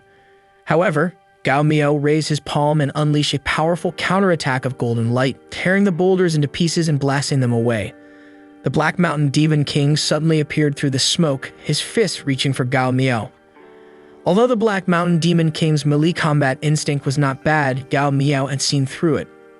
Although the Black Mountain Demon King had 500 years more demon power than him, since his Buddha's light could restrain demon power but he couldn't get close to him, he formed a golden honeycomb shield to block the Black Mountain Demon King.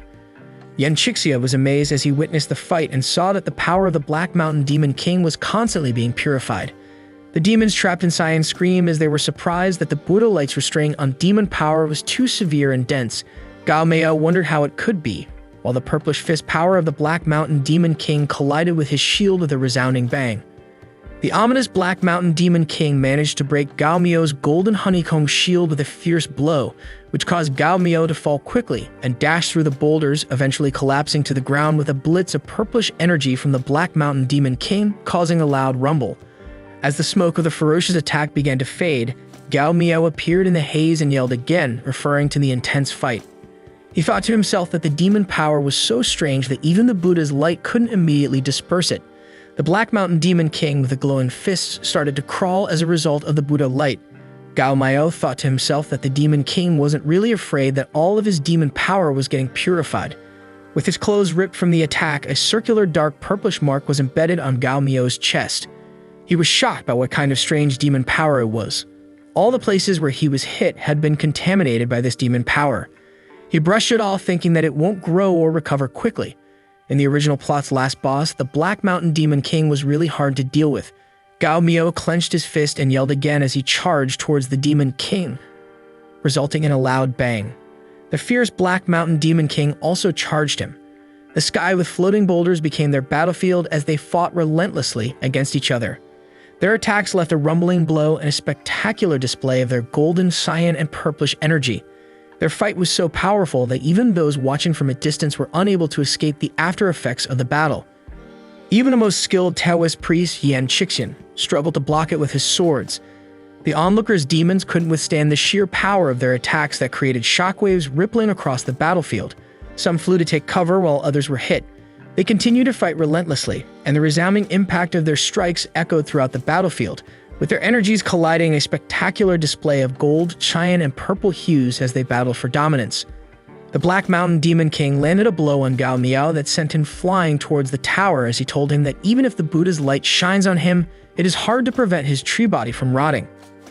Even though Gao Miao's body was covered in bruises and dark demon marks, he fiercely responded to him, telling him to take a look at his own body. Half of his demon power had been purified and the other half had become a golden Buddha statue.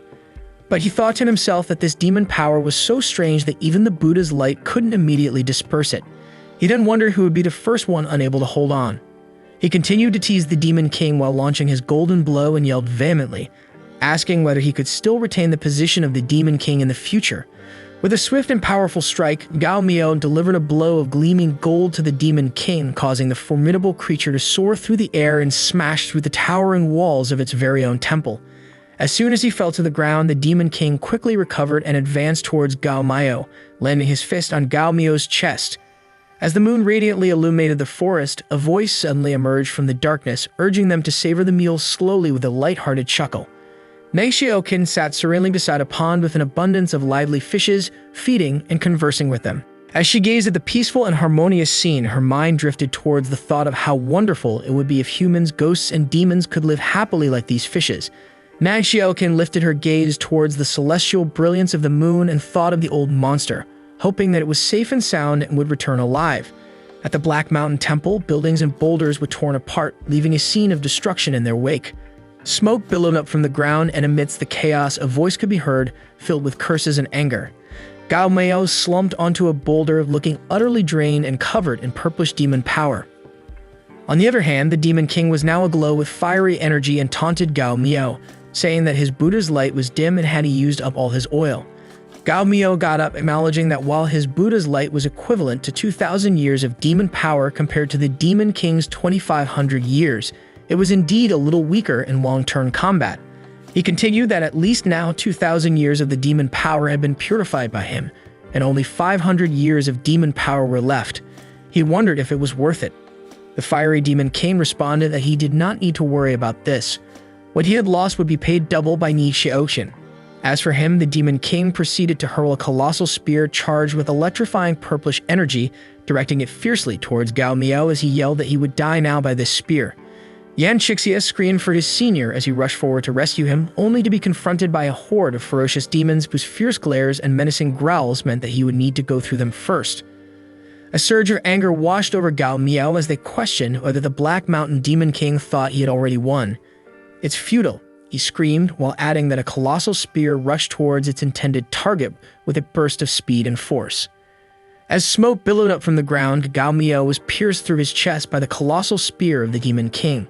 However, he acknowledged that Gao Miao was a tenacious life force as he had still not been beaten back to his original form. The Taoist priest Yan Chixia rushed forward, screaming in disbelief for his senior, but was held back by a huge lion-like demon. The colossal spear was pulled out from Gao Miao's chest. The Demon King said that since he could not die with one blow, he would strike again. Suddenly, a long-stemmed woody vine emerged from the ground, making a rumbling sound as rock fragments blew all over. The Demon King was surprised to see the human-like tree wood standing high, confused, and wondering where this came from. While Yan Chixia was being held by the lion-like demon and surrounded by other demons, his universal pouch glowed brightly. The universal pouch glowed towards the 1,000-year-old tree, which had clenched its fist. Fortunately, Gao Miao needed to protect the old Yan and asked him to bring the 1,000-year-old tree from the tree governess palace in the universal pouch. Otherwise, Gao Miao might have run into some difficulties this time. The Gao Miao inside the 1,000-year-old tree asked the Black Mountain what the relationship was between him and Mi Xiaoxian and why he wanted her so badly. The universal pouch, which can store large objects and a smaller one, was really useful, but only a Taoist could use it with Taoism. Otherwise, he would have gotten one as well. The Gao Miao arrogantly asked the Demon King to tell him, and then he could let him die in peace. The Demon King screamed in disbelief as that was impossible and asked Gao Miao what power was that. The Demon King was well aware of the Dryad's family-gifted power and wondered how could the Dryad have two extraordinary trees as their original form. The Demon King left puzzled, still ignoring Gao Miao's question about Nai Xiaoqian, which made him upset. Gao Miao responded that if the Demon King refused to say it, then he would ask Mei Xiaoxian once he returned. Suddenly, Gao Miao launched an attack where a jade-colored strike hit the Demon King, and he yelled to give up, since most of his demon power had been purified, and now there were only about 500 years of demon power left. He was confident he could beat the Demon King.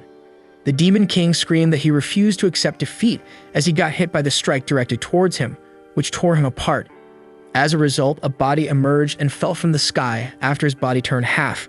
Gao Miao got curious as something fell out of the body's reach with its woody vine. When the body finally came down, he uttered that the person inside the Black Mountain Demon King's body was Ni Xiaoqian, which shocked him to his core. While the other demons were shell-shocked to witness their Demon King's loss, once the king died, the Black Mountain curse inside their bodies would go completely out of control. They screamed in panic as black worms spiraled out of their bodies and enlargement of nodules could be observed all over. Shortly after, their demon bodies burst as they screamed in pain. The Taoist priest Yan Chixia protected himself with a golden barrier from the explosion of the demons' bodies and wondered what kind of forbidden curse the Black Mountain Demon King planted in their bodies that automatically triggered once he died. The moon was covered by thin clouds but still managed to radiate. Mi Xiaoxian was amazed that her old monster did manage to kill her, as she saw herself lying on the ground. Gao Miao was worried as he tapped Mi Xiaoxian and asked what kind of thing was a trivial matter, but why does she look exactly like her? And what was their relationship? He wondered if she was alright after he killed her. Mi Xiaoxian looked back and smiled while Gao Miao continued to explain that his attack almost beat her to dust, but after he saw her appearance, Gao Miao forcibly detained her soul in the body again and wondered if that would have any effect on her. Mi Xiaoxian calmly explained that she thought that he could never beat her, so she had been reluctant to tell Gao Miao some things so as to not worry him anymore, but she didn't expect him to be so strong. So what exactly was your relationship with her? Gao Miao adamantly asked her. After some time, Gao Miao was surprised to learn that both of them were actually the same person but not the same demon. To his surprise, he called up Fatsi to wake up and come out. Still rubbing its partially open eyes, Nana awoke and responded to Gao Miao. Mi Xiaoqian told him she didn't know the exact details. When she died and turned into a ghost, she suddenly awakened a memory. She continued saying that her memories showed that she was just a strand of the Black Mountain Demon King's soul that was thrown into a human mother's womb, went through 10 months of pregnancy, and was born a human. Nana chimed in that this was such an unexpected thing to happen because many TOG mission teams have come to this world, but none of them have heard this news from Nai Xiaoqian. Nana wondered if there are any special conditions needed to trigger this message, such as a favorability degree or plot change. Mei Xiaoxian went on to say that she knew one day the Black Mountain Demon King would come to find her to come to terms with his state of mind, and that's why she never dared to face her feelings. Nana's eyes sparkled and its wings fluttered while Gao Miao blushed. The mission to seal Nai Xiaoxian's heart was now complete, as stated in the pink pop-out screen, where its reward was awarded with 2 virtual sources. Nana continued that this is why, even though Ni Xiaoqun looked like she'd fallen in love, the mission was still incomplete, while Gao Miao continued to blush because this was the first time he was confessed to by a girl, and it was in the Black Mountain Demon King's mourning hall, which felt really weird. Nana thought that it must be because of the Black Mountain Demon King's existence that she was unable to open the door to her heart. And now that the Black Mountain Demon King is dead, Nai Xiaoqian has completely opened her heart to Gao Miao. A few days later, in a candlelit room, Nai Xiaoqian stepped in with her clothes on the floor, and even though the Black Mountain Demon King and she were one, they each had different circumstances and attained different lives. She then walked towards her body and went on to say that she was transformed by a threat of her remnant soul and was born into a rich and prosperous family on the darkest day of the darkest month in the darkest year, then became a ghost after death. As she moved close to the body with a glowing stone in her hand, she continued that she absorbed the spirit of heaven and earth, the essence of the sun and the moon, and cultivated them for thousands of years to form her spirit. Mei Xiaoqian's soul entered the body as she wanted to devour her and make her soul complete, but she got killed by the old monster instead. Now her soul lost its consciousness, and if she devoured her, she would be able to increase her strength. However, when her soul finally entered, the candle lost its light when she learned that the consciousness of the Black Mountain Demon King had not been completely obliterated and that there were still some traces of it left. She was shocked to know how that was possible and called for the old monster for help. Gao Miao stood in front of the incense and wondered about Nai Xiaoqian's statement that it would take only half an incense stick's time to fuse with the Black Mountain Demon King's unconscious soul. However, it had already been an entire incense stick's time. Suddenly, the door creaked open and Gao Miao let out a gasp of surprise as a massive, giant black fist clenched in his direction. Gao Miao, who had a golden mark on his forehead, quickly activated his spirit tree shield to block the attack. Despite this, he was still sent flying backward by the powerful blow that managed to break through his shield. He crumpled to the ground and looked into the distance, where he saw Nai Xiaoqian's shadow. He was caught off guard and upset that his spirit tree shield, which was coated with Buddha lights, was broken by a single punch. He wondered how much cultivation energy was behind the attack. Was it 3,000 or 4,000 years? Nai Xiaoqian emerged from the door with dark energy oozing around her, leaving Gao Miao baffled to know that she was the Black Mountain Demon King. With a sinister smile, Nai Xiaoqian mockingly reminded him that he didn't expect this, did he? Not only had the Black Mountain Demon King returned, but he was also stronger than ever. The Black Mountain Demon King had been planning this for many years. He created the Pearl of Eternal Soul, which could store multiple souls and keep them immortal. It was originally created to go against him, but he never expected to have to use it for this purpose. Worried, Gao Miao asked about Nai Xiaoqian. A voice inquired about the sudden gathering of immense evil energy in the tree governess palace, which surprised Gao Miao as he looked up. The Taoist priest Yan Chixia landed swiftly on the ground. He recognized the Black Mountain Demon King in Mei Xiaoqian and was baffled by how she could still be alive, as well as concerned about her tremendous energy. Mei Xiaoqian laughed sinisterly as she unleashed massive amounts of black energy with purple hues all over it, which Yan Chixia and Gao Miao blocked with their hands. Yan Chixia noted that she was much stronger than before. Gao Miao grabbed the Taoist priest's clothes and told him to stop talking nonsense, then demanded to know what was going on with Nai Xiaoqian right now. He quickly put his hands on his forehead to investigate as golden rays emerged, and he responded that Miss Ni Xiaoqian's ghost spirit and a part of the Black Mountain Demon King's soul were currently in the same body. He wondered what was going on. Suddenly, a golden third eye fully emerged on the Taoist priest's forehead, and he continued to wonder why there was still a small part of her soul that had not yet been destroyed, and why it was currently pressing against Miss Xiaoqian's ghost spirit.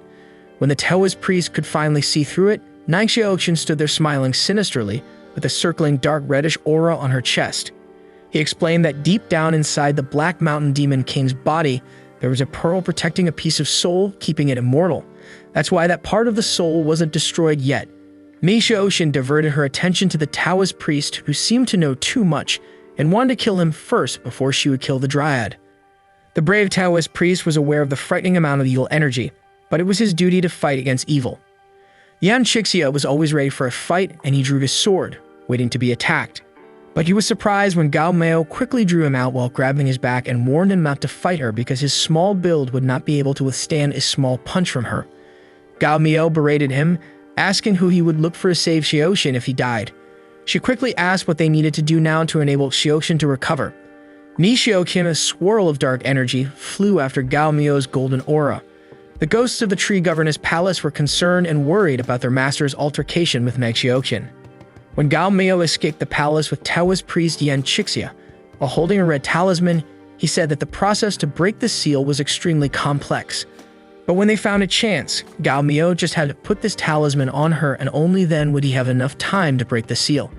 He subsequently gave the talisman to Gao Miao. Suddenly, Gao Miao and the Taoist priest came to a halt in mid-air when Meng Xiaoqian caught up with them and yelled that there was nowhere for them to run. The full moon cast its light upon the red talisman that Gao Miao was holding, which Meng Xiaoqian noticed. She confidently replied that there was no way she would give him a chance to put a talisman on her. Gao Miao instructed Yan Chixia that he should return first while facing Meng Xiaoqian.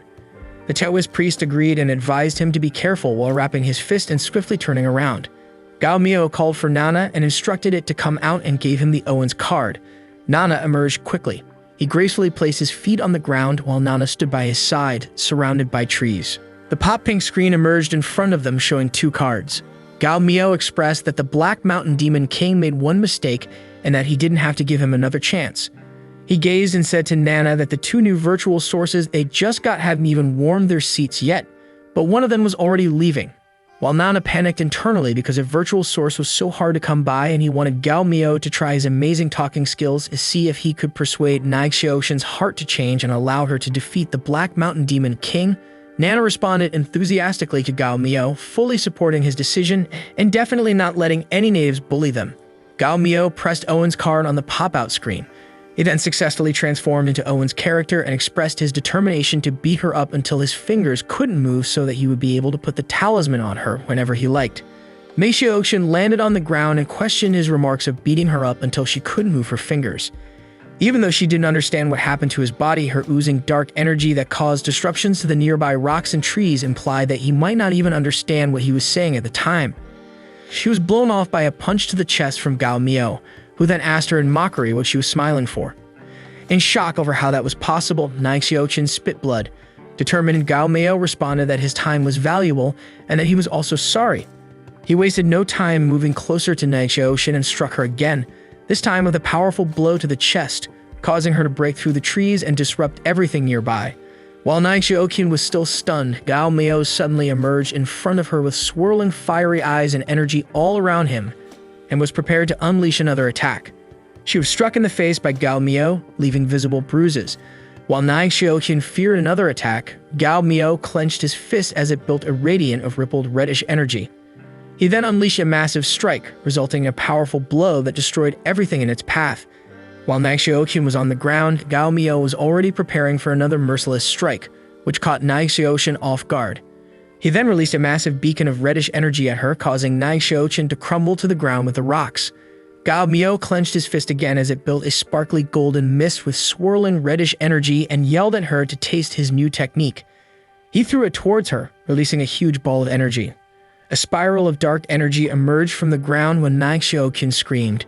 She called for the Dryad while she activated the power of the Demon King and the Mountain of God's anger, as she floated behind a gigantic dark entity of the Demon King with gleaming eyes. Despite the visible bruises on her face, Meng Xiaoqian fought back strongly. A massive ball of reddish golden energy was moving close to the Black Mountain as it rose to the sky, preparing to conquer everything. The 2 extremely potent energies met and collided, causing a luminous blast with flying debris all around and a loud rumble. Smoke covered the ground. When it slowly dissipated, Meng Xiaoqian was revealed lying on the bedrock. She was lying there with her dress torn and her body was covered in immediately apparent bruises. Gao Miao's shadow appeared close to her and reminded her that he had previously threatened to beat her until she was unable to move her fingers. Meng Xiaoqian gradually opened her eyes. Gao Miao went on to say that he never goes back on his words. A firework displayed radiantly in the sky. In a lively town with a string of festive lights, a voice emerged stating that since he succeeded the throne, he had been working hard day and night to eliminate the demons. He announced that Yan Chixia would be teaching Taoism as a state teacher. He also appointed people according to their abilities to make the country prosperous. Now that humans and demons live and work in peace and contentment, he felt very relieved. As a matter of fact, even the unity of scholars could bring on the flourishing age for the country. Meng Xiaoqian raised his hand with his wife Xiaoqing beside him. Xiaoqing noticed someone from the crowd. Both Meng Xiaoqian and Xiaoqing were surprised to see their emperor. The natives bowed down and chanted, "Long live our emperor," while Gao Mayo and Ni Xiaoqian stood silently among the crowds. Gao Mayo and Ni Xiaoqian smiled and waved back at them. Ning Kaichen was pleased to see them. The fireworks continued to display radiantly in the sky, while Gao Mayo and Ni Xiaoqian enjoyed wandering the lively town. Nana appeared beside Gao Miao and cheerfully said that after Ning Kaichen's 20th anniversary of his ascension to the throne, they had finally completed the last virtual source mission. On the pink pop screen, it indicated that the mission for times of peace and prosperity was completed, and they were rewarded with 3 virtual sources. Gao Miao smiled as he reminisced that it had been 23 years since they had defeated the Black Mountain Demon King and rescued Xiaoqian. In these 20 years, Nana and he had been looking for the remaining opportunities in the original plot. While exploring this world, Gao Miao tried to trigger and complete the tasks related to the virtual source. He had also killed the 2,000-year-old sea snake who was stirring up trouble. He conquered some good monsters who hadn't done evil deeds and purified them, then named them the Supreme Demon. He established the Xuanmen Orthodox school with Yan Chixia, slew demons, and made the world into a peaceful and quiet place. They fostered a powerful supreme ruler, which was Ning Kaichen and Xiaoqing, creating a prosperous world where everyone could live and work in peace and contentment, all within 20 years. The relationship between him and Ni Xiaoqian was also becoming more intimate. He had gone on many adventures in this world, and it had been a long time since he had triggered a virtual source mission. He decided that it was time for him to leave. Nana giddily activated Gao Miao's traverse ability, which had caught Gao Miao off guard. This caused him to pause and asked her to wait. Ni Xiaoqian also stopped and wondered, then looked at him. Gao Miao pointed his finger to the building in front of them and asked Ni Xiaoqian if she could wait there for him, to which she nodded. He smiled and waved to her as she walked away from him. While Nana was navigating through the pink pop-out screen, Gao Miao asked if he could bring Ni Xiaoqian with him. He currently had 10 virtual sources, and it didn't matter even if he spent all of them. Nana's eyes filled with worries, and she questioned Gao Miao if he wanted to bring Ni Xiaoqian. On the other hand, Ni Xiaoqian stood from afar, covertly gazing back at Gao Miao. Nana explained to Gao Miao that even though it was a little troublesome to bring a native, it was not impossible. Nana went on to say that Gao Miao needed to spend a virtual source to trigger the character's destined mission. As long as he could complete it, then he could bring her along. Gao Miao was puzzled when he heard about the destined mission. Then Nana continued, saying that all beings in the virtual world have their own destiny. Their life's final destination has long been set by the invisible hands of the heavenly law. Even if the destiny of Ni Xiaoqian in this reincarnation was changed by the Master, it was not enough to get her out of the control of the heavenly law. Only when the Master completes her destined mission could she be completely cut off from the shackles of the heavenly law's invisible hands and be taken away from this world. The destined mission is a mission to change one's fate against the heavens. Not everyone could trigger it, but generally speaking, only important native characters' missions could be triggered. Among the female ghosts in the Tree Governor's Palace, only Ni Xiaoqian's mission was eligible to trigger. Destined missions are usually very dangerous and difficult to do. Nana asked Gao Miao again if he was sure and still wanted to take Ni Xiaoqian with him. On the pink pop-out screen, a picture of Ni Xiaoqian appeared with a question below. Do you want to trigger Ni Xiaoqian's destined mission? It was answerable only by yes or no. Gao Miao thought hard, and it was such a shame he couldn't bring all the female ghosts. He then smiled and questioned the danger and difficulty. He confidently expressed that even the strongest demon king in this world, the Black Mountain Demon, was killed by him. He proceeded to inquire if there was any other existence stronger than him in this world. He continued, asking if Nana was looking down on his power, and instructed Nana to unlock Ni Xiaoqian's destined mission. Nana sweated profusely as he agreed by tapping yes on the pink pop-out screen. Afterwards, the mission details appeared on the screen. The mission summary was that Ni Xiaoqian and the Black Mountain Demon King were respectively transformed from a human soul and earth soul of the Nether Imperial Stone's 3 souls after it fell from the sky. Gao Miao needed to take back the heaven soul of the Nether Imperial Stone from the former enemy, Emperor Fengdu, and merge the 3 souls as a reward. Ni Xiaoqian could then be taken away from the Demon of Chanan world and completely get out of this world's reincarnation cycle. Nana glanced at Gao Miao while he was reading the mission details attentively.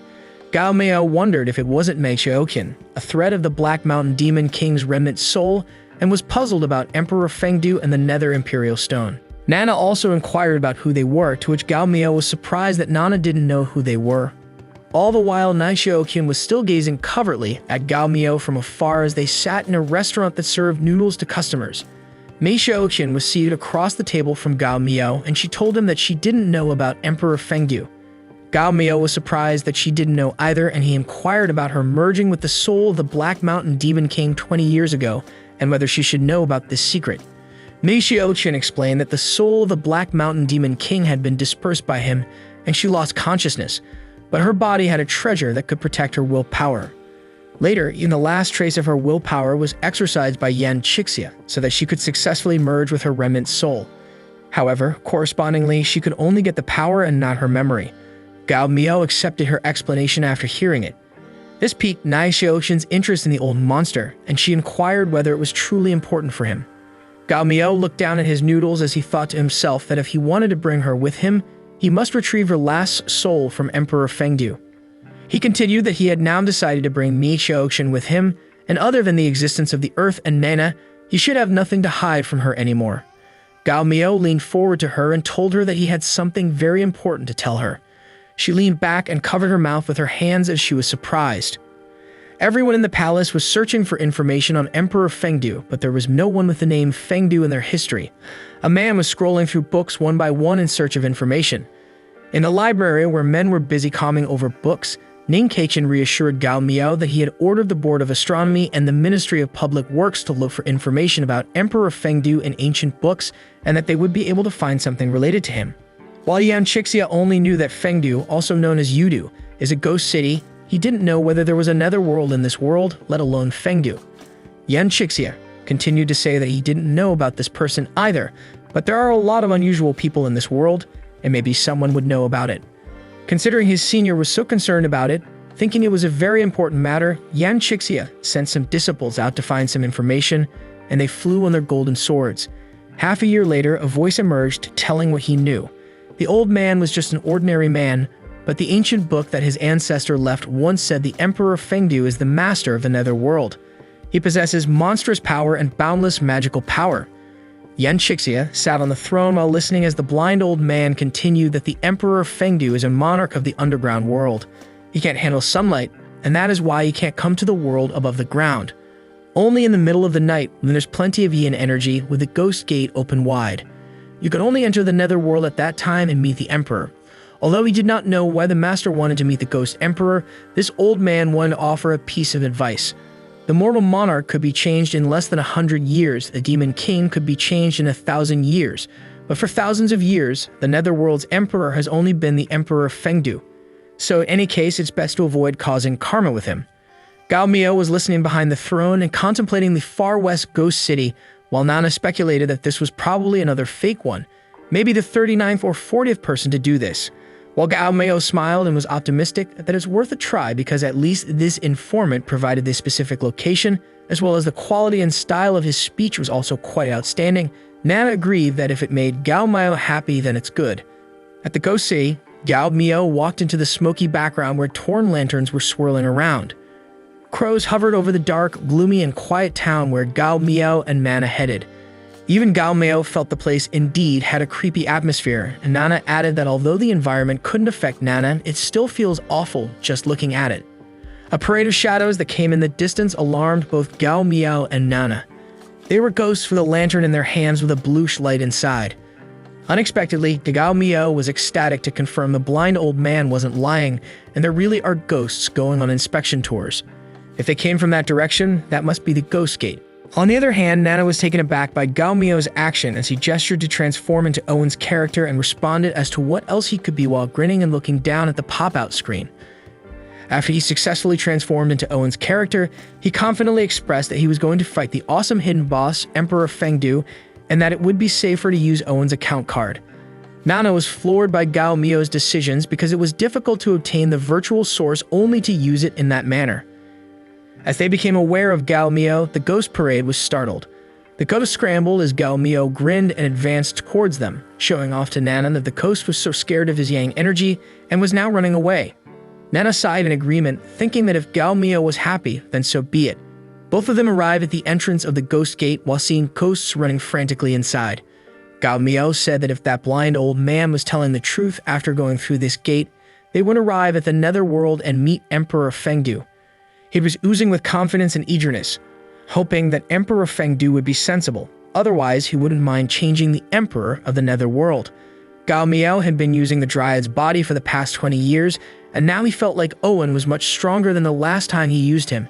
It seemed like the power had increased by 20 years. It looked like no matter which world and which account card he used, Owen's power would increase over time.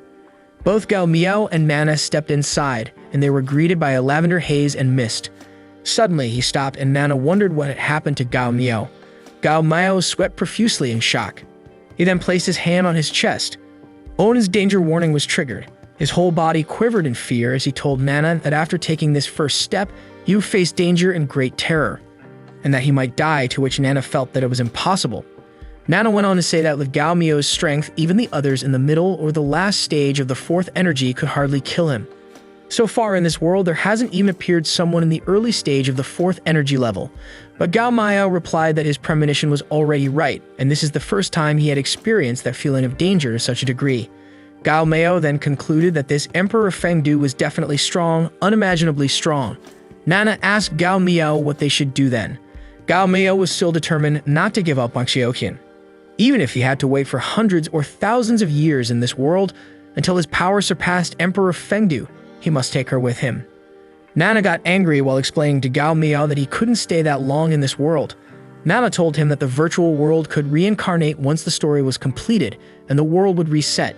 Everything would restart, and when the time came, he would be swallowed by the chaos of this world's destruction and turned into fertilizer to nourish this world. Also, it was impossible to change the time node of the reincarnation cycle, and there were only 2 years left before the next reset. This revelation shocked Gao Miao.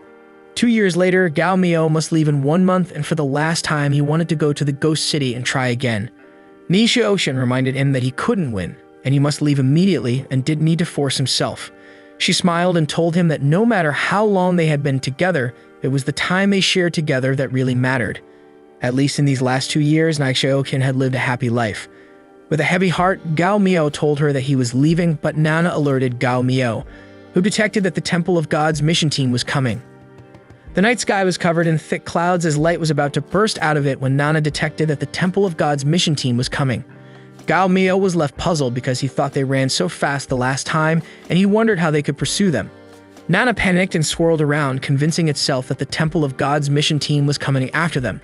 Generally speaking, if the plot of a certain virtual world was changed too much, it would attract the attention of the Temple of Gods, and they would send a mission team to investigate it. There are too many worlds in the virtual world, and they were too unlucky. Nana and Gao Miao are on the dark side, while the Temple of Gods is on the bright side. If they spend some virtual sources, they won't have to be afraid of the Temple of the Gods detecting them. In short, they were too unlucky this time, and Nana didn't want to spend so many virtual sources for Nai Xiaoqian's destined mission. Nana pulled strongly against Gao Miao, who wouldn't budge. That's how Nana kept saying it again.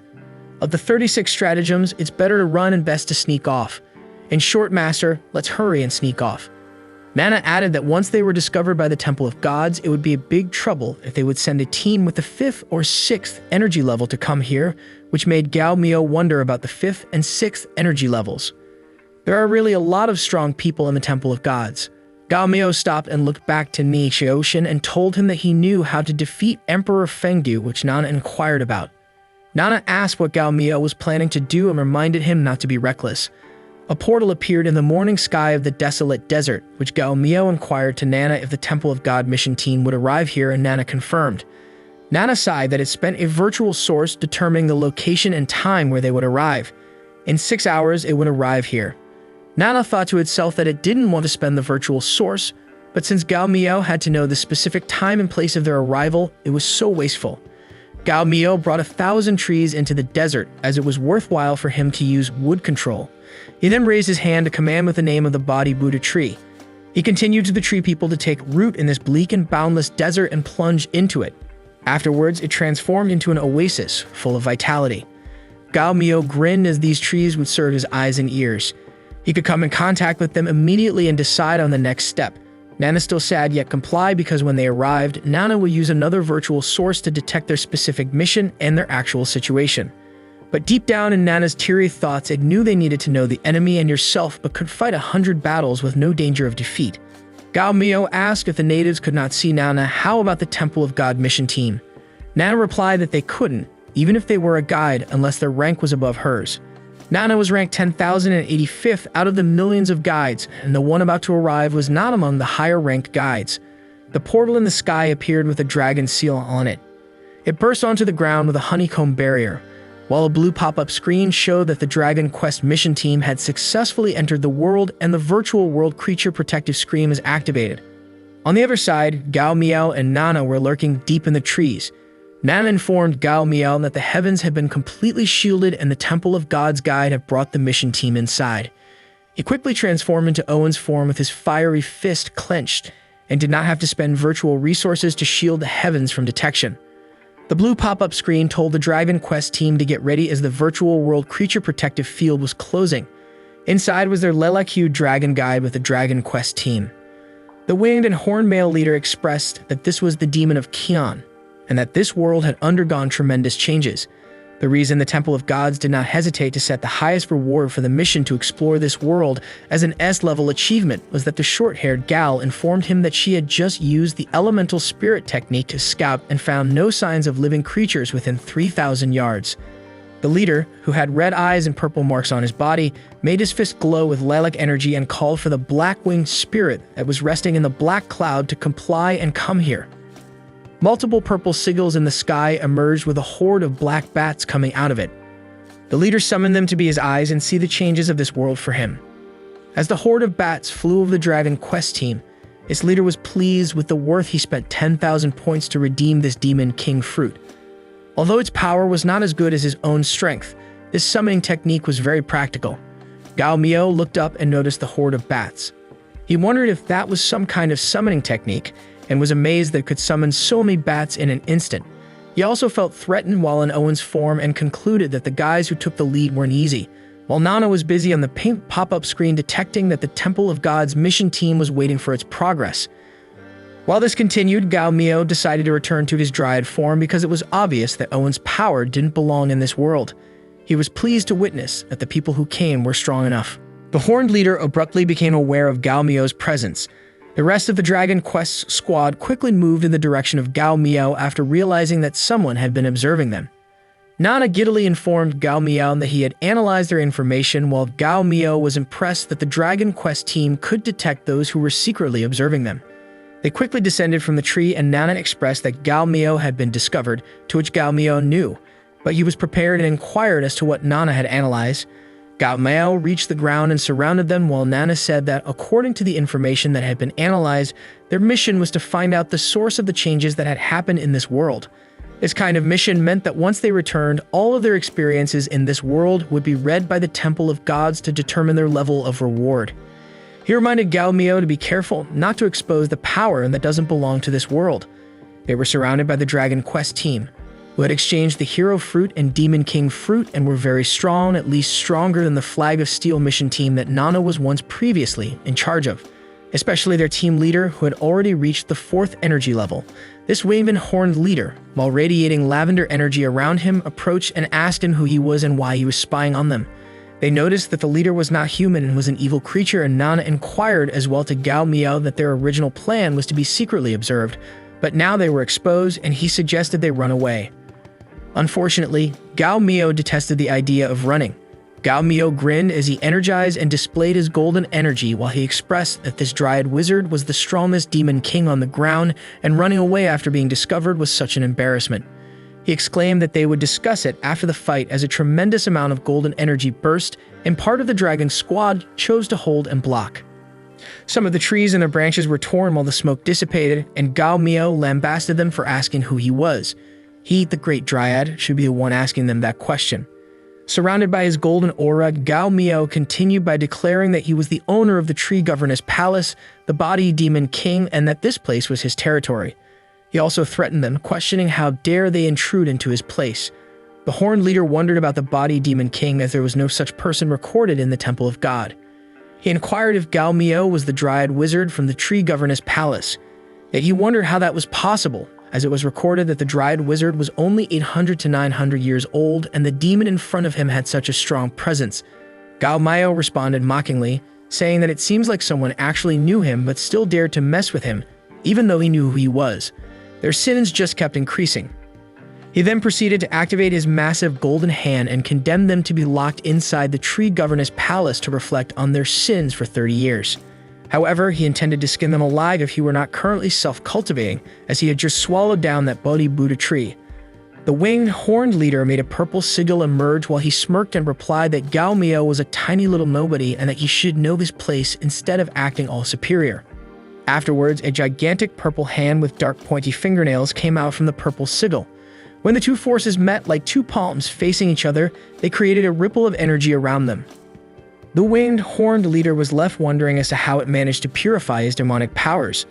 The rest of the Dragon Quest team offered help as they were ready for battle, and suggested casting the 4 forbidden elemental spells. Yet their leader brushed it off, stating that there was no reason for him to lose to such a person to the extent that he would need to use the 4 forbidden elemental spell combination. He instructed the 3 of them to stay at the side and support him with buffs to reduce his resistance towards his skills, to which they complied. The short-haired gal cast an advanced magic arts holy kapal with her tall crystal scepter and chanted, "May everything return to its original place. O glorious light, please turn into a protective cape."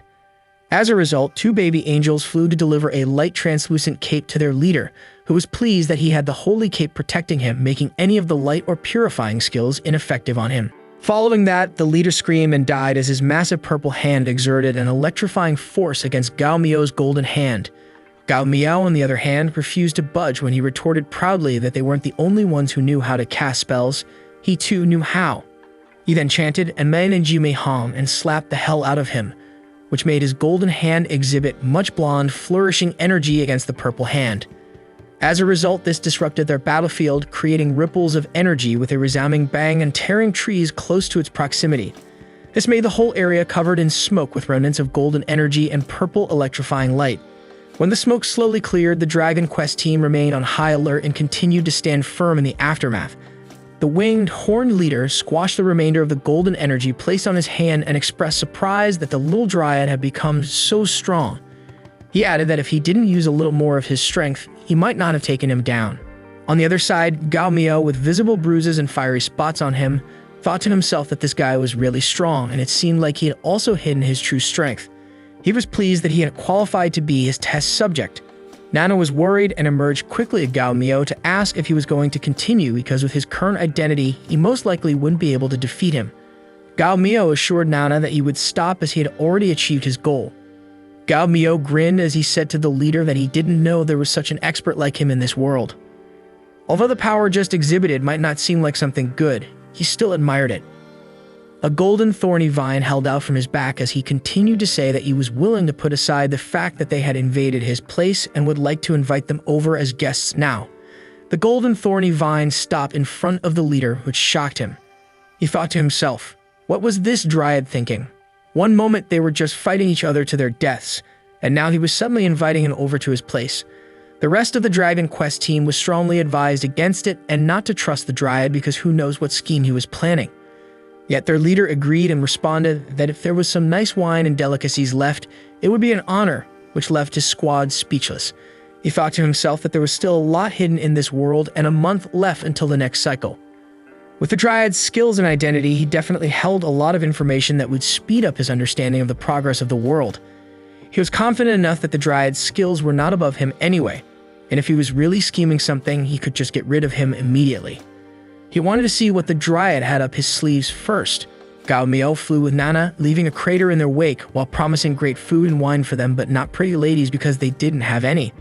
The Dragon Quest team member in the blue cape tried to reason with the leader, but he didn't listen when he was told not to worry because he knew what he was doing. Soon after, the winged, horned leader took off, leaving the rest of the team behind. While midair, Gao Miao made small talk with the leader and asked him which demon troop he was from because judging by his appearance, he looked a little special as Gao Miao had never seen such a being before. The leader explained that he might not know, but his world was actually in the form of a ball, excluding the east continent they were currently in, and that he came from the western continent, a part of the Lainsman family. They arrived at the tree governor's palace and Gao Miao was welcomed. He was instantly surrounded by ladies who informed him that the white-toed demon king had brought him gifts, the human king Ming Keichin had asked for his permission, the green sparrow and demon king would pay him a visit, and so on. The Dragon Quest team also arrived at the tree governor's palace, and they were all amazed. However, the leader wondered that the originally recorded Dryad was just a demon king who couldn't even be considered a demon. Yet, the Dryad now had such a strong presence that the human king and others were below him, which kind of made him feel like a supreme demon now. Mi Xiaoqun welcomed Gao Miao in a beautiful golden majestic dress, which made the Dragon Quest team in awe of her beauty. The leader continued to wonder about this pretty woman, and that he did not know there would be such a pretty lady in the palace. Gao Miao moved closer to Ni Xiaoqun, held her and gazed into each other's eyes, and asked if anything had happened while he wasn't around. The Dragon Quest team leader was now perplexed as to whether or not Ni Xiaoqun could be this person. When did she start dating the Dryad, and what had happened in Inkaken? Ni Xiaoqun looked at the guests as she inquired politely who the four of them were, to which Gao Miao scratched his head since their names were too long, and he forgot once again. The winged, horned leader respectfully introduced himself as Suro Fernan Norse, Edward Furkineskiba Diego Hosier San Diego. Gao Miao sighed and interrupted him because his name was too long for him to remember no matter how many times he said it. He decided that because he had two horns on the top of his head, they would call him Anyu in the future. He then took Anyu's and Mi Xiaoqun's hands and introduced them to each other. Anyu was his new sworn brother and Mi Xiaoqun was his sister-in-law. Anyu was perplexed as he asked when they became sworn brothers, as he did not recall such a thing, to which Gao Miao laughed and replied that all men are brothers and friendship grows stronger after a few exchanges of blows. He said that Anyu could just see him as his older brother and Gao Miao would protect Anyu from now on. Mi Xiaoqun giggled as she said that Gao Miao seldom treated people well, so he had to be exceptional in some way. Although in the end, Anyu didn't accept Gao Miao's suggestion, he still resides in the Tree Governess Palace for the moment. It's only half a month left until the next reincarnation cycle begins, and most of the 3,000 devil bats have come back. A bat landed on Anyu's arm, and they acted as his eyes and ears. From what he saw and heard, he knew enough to piece together lots of information. As expected, this world became odd because of the Dryad. Ni Xiaoqun, Yan Chixia, and Ning Shiqin's destinies had changed ever since they interacted and started following the Dryad. The Blue Cape member of the Dragon Quest team strongly suggested killing Dryad now. The bat squeaked as Anyu petted him, who replied to wait for now because he recognized that this Dryad was much stronger than the Dryad in the original plot. Even his personality was strange because the Dryad he knew was malicious and had a ruthless temper, but he didn't make things difficult for them. Rather, he treated them well. The short-haired lady inquired if it was because he was afraid of Anyu's strength. Anyu pointed out that if he was truly scared of his strength, he would have long since been bowing to him like a slave, yet he was treated nicely. He continued that one who is unaccountably solicitous is hiding evil intentions, and that the Dryad must be scheming something. Anai looked at the window where the blue butterfly came in and went on to say that a hurricane can be triggered by the flap of a butterfly's wings, so every reincarnation cycle could be different because of some small changes. But in this case, Ning Keichin and Mi Xiaoqun killed the Dryad and the Black Mountain Demon King with the help of Yan Chixia. The final result is that they join hands, and that is the general trend, and it shouldn't be changed. While the bat aggressively ate the butterfly, Anyu went on to say that, as for the result, it's been changed up to this point. This is definitely not the result of the world evolving on its own. Rather, it is because of an external force's interference. He needed to be at least at the 5th energy level to be aware that he was a virtual world being, and the Dryad, who was not even at the 4th energy level, was far from qualified.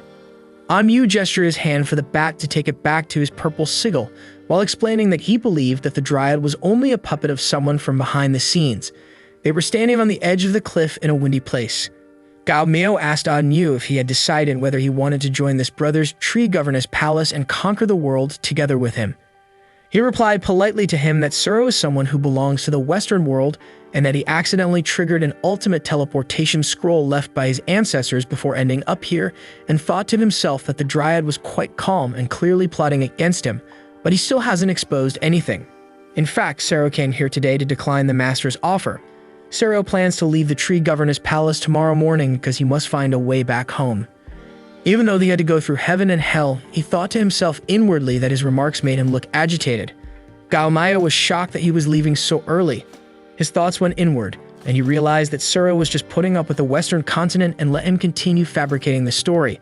Gao Miao responded to him, telling him not to worry about going home, and asked if he knew about that place. He then pointed his finger in that direction, and Anyu asked where. Gao Miao said that the Ghost World is located in the far west of the eastern continent, where there is a pitch-black hollow entrance underneath the cliff. An Yu was pleased to gain knowledge about the ghost world in the far west that wasn't included in the strategy. Gao Miao explained that at the present time, the gods, humans, ghosts, and demons, the four ranks of living beings, have changed into Taoism, humans, ghosts, and demons. Now that he is the uncrowned emperor of the demon race and secretly controlling the human emperor and the Taoist master, he only needed to kill the Emperor Fengdu of the ghost world. Then he could conquer the world. The strength of the ghost Emperor Fengdu is not weaker than his. In this world, he's on the same level as both of them. Gao Miao urged An Yu to stay and help him. He claimed that if they killed Emperor Fengdu, he would bestow upon them the ghost world and they would rule it together. He went on to say that he had no idea that the Western continent existed and that the far west was so far away before An Yu came. It could be seen that the two places are separated by millions upon millions of miles. Gao Miao was still trying to persuade An Yu that it was better for him to stay in the eastern continent and become the master of the ghost world. Gao Miao persisted in convincing him that if he became the master of the ghost world, it would be easier for him to find his way to the western continent with the help of Gao Miao and the rest of the world. An Yu thought to himself that Emperor Fengdu is also a character that was not mentioned in the strategy. He wondered if he could be the butterfly who had changed the world's general trend, but he was unable to decide at the moment. He then responded to him and gave him time to consider. Shortly after, Suro bid his goodbye first and took off while Nana came out and called Gao Miao. As visible steam could be seen coming from Nana, he was furious at Gao Miao and questioned how he could have spoken in such a direct manner about his plans to kill Emperor Fengdu. Nana continued by saying that if he wanted to learn the origin of the changes in this world, he should at the very least pit them against one another to allay their concerns about him. Then he should pit them again to pin the blame on Emperor Fengdu's head and let them fight it out. Gao Miao responded to Nana, frequently referred to as Fatsi, to refrain from thinking excessively because doing so would cause her to become narrow-minded and misguided. If Nana thought about the scheming and intrigues all day long, the correct path was to focus on improving strength properly. Suddenly, Gao Miao realized that he was subtly berated by Nana by teaching him how to do things, to which Nana quivered in fear. Nana appeared to be sweet and composed as she said that she thought the master had not taken any action this time, so she knew that the master must have previously planned something. That's why Nana had made a rational estimate as to what the master would do. Nana kept up his cute act and winked as she continued, saying that although Gao Miao is a man of great wisdom, he frequently comes across as slow-witted and could adapt to any changes by staying the same. As was to be expected, Nana's little head was unable to figure out what the master was thinking. Gao Miao patted Nana's head after agreeing despite Nana's vehement protests that he shouldn't because otherwise, Nana wouldn't be able to grow taller. They walked afterwards, where Nana asked if the master had really decided not to do anything since Gao Miao had done so many things in this world.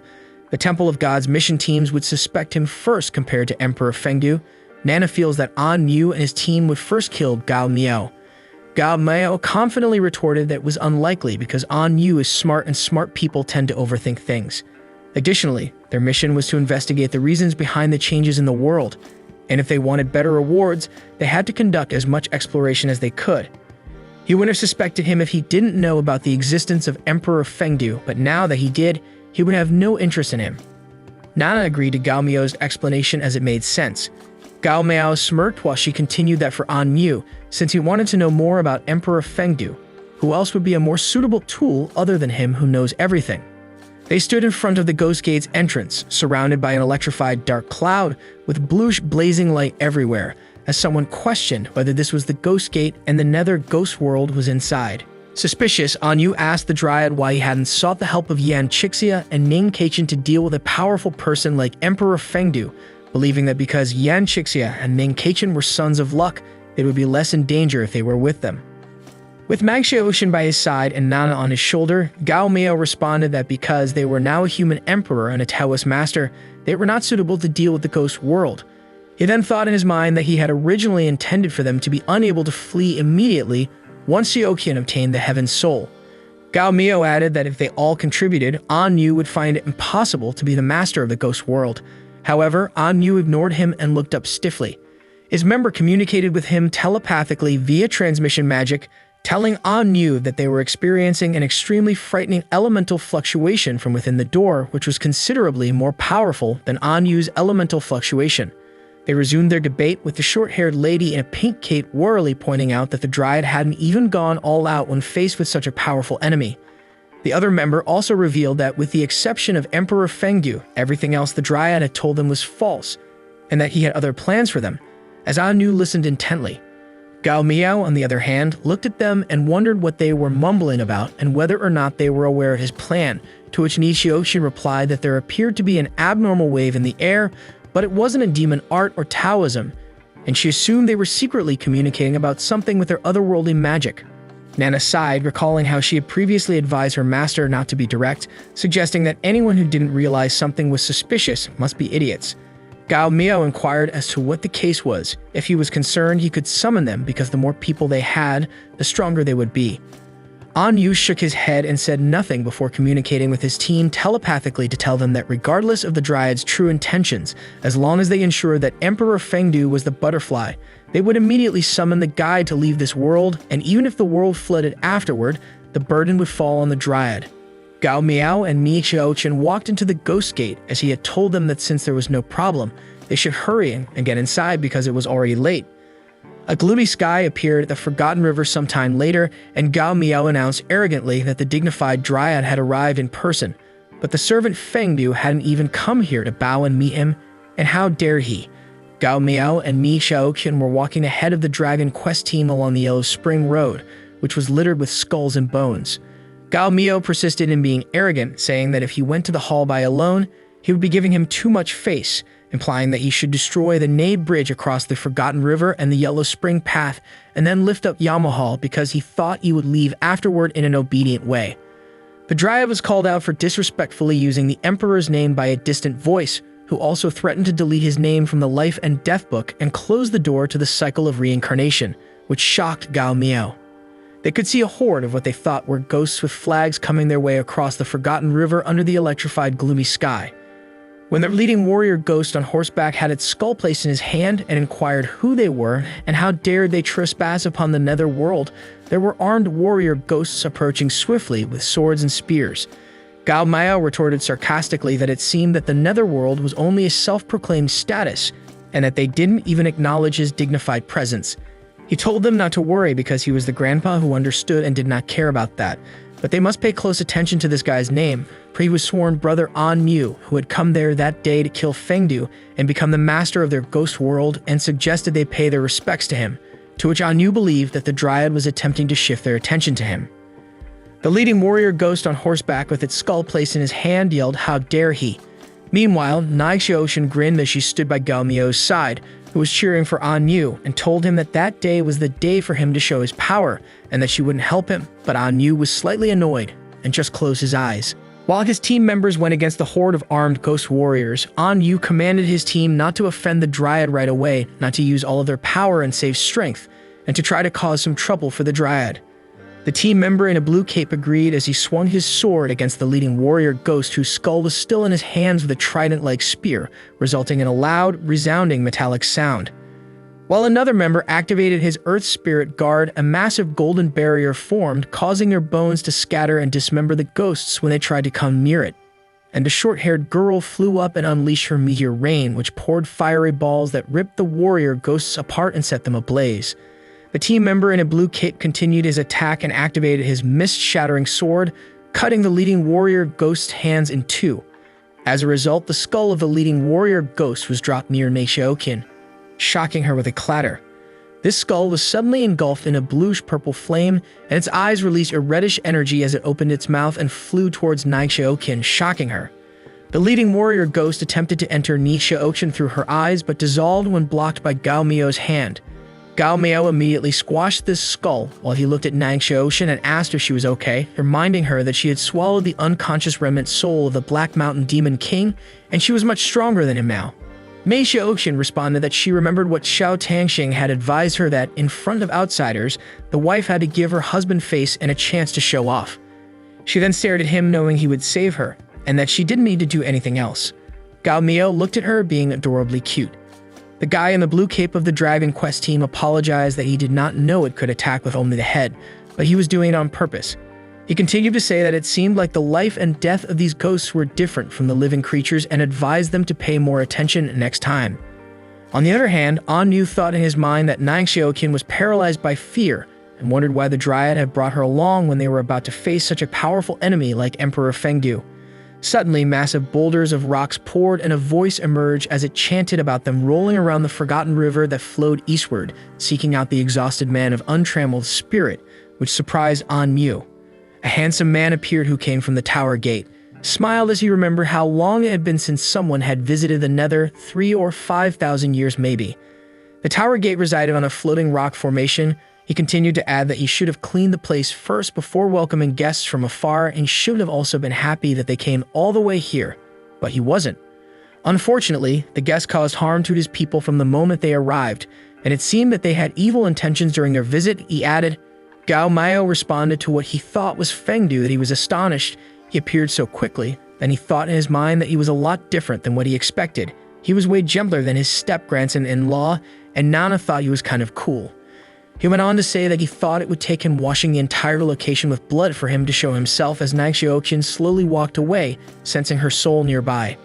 Nana cheered her master on that he was capable of doing so, while Gao Miao corroborated the allegations that he was correct and that they did not come with good intentions.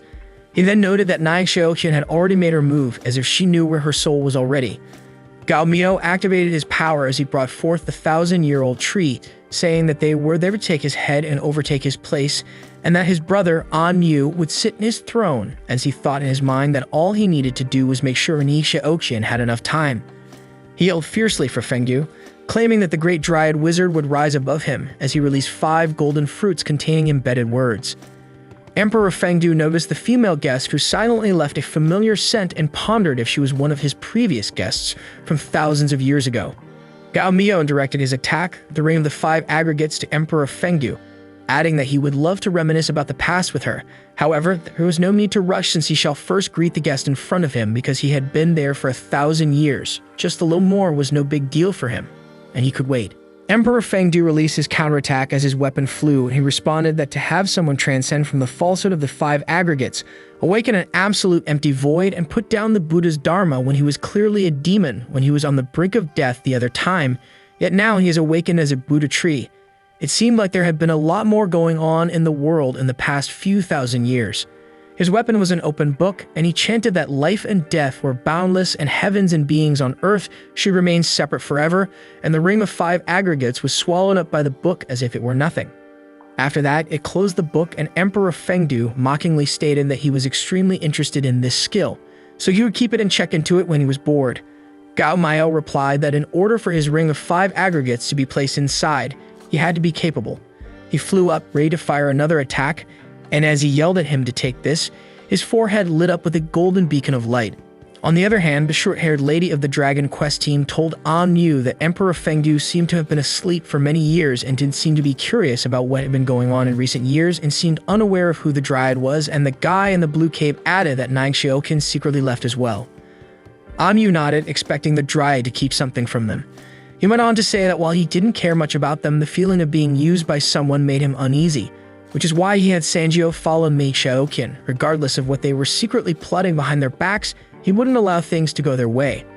An Yu watched them fighting in the distance. He told them that while the Temple of Gods would go through their memories to retrieve the butterfly, they should just stay there silently, watching the battle between the Dryad and Emperor Fengdu to gather as much information as possible, while the Dryad's attack was being blocked again by Emperor Fengdu's book. When Emperor Fengdu raised his finger, an intense purple beacon of light was released.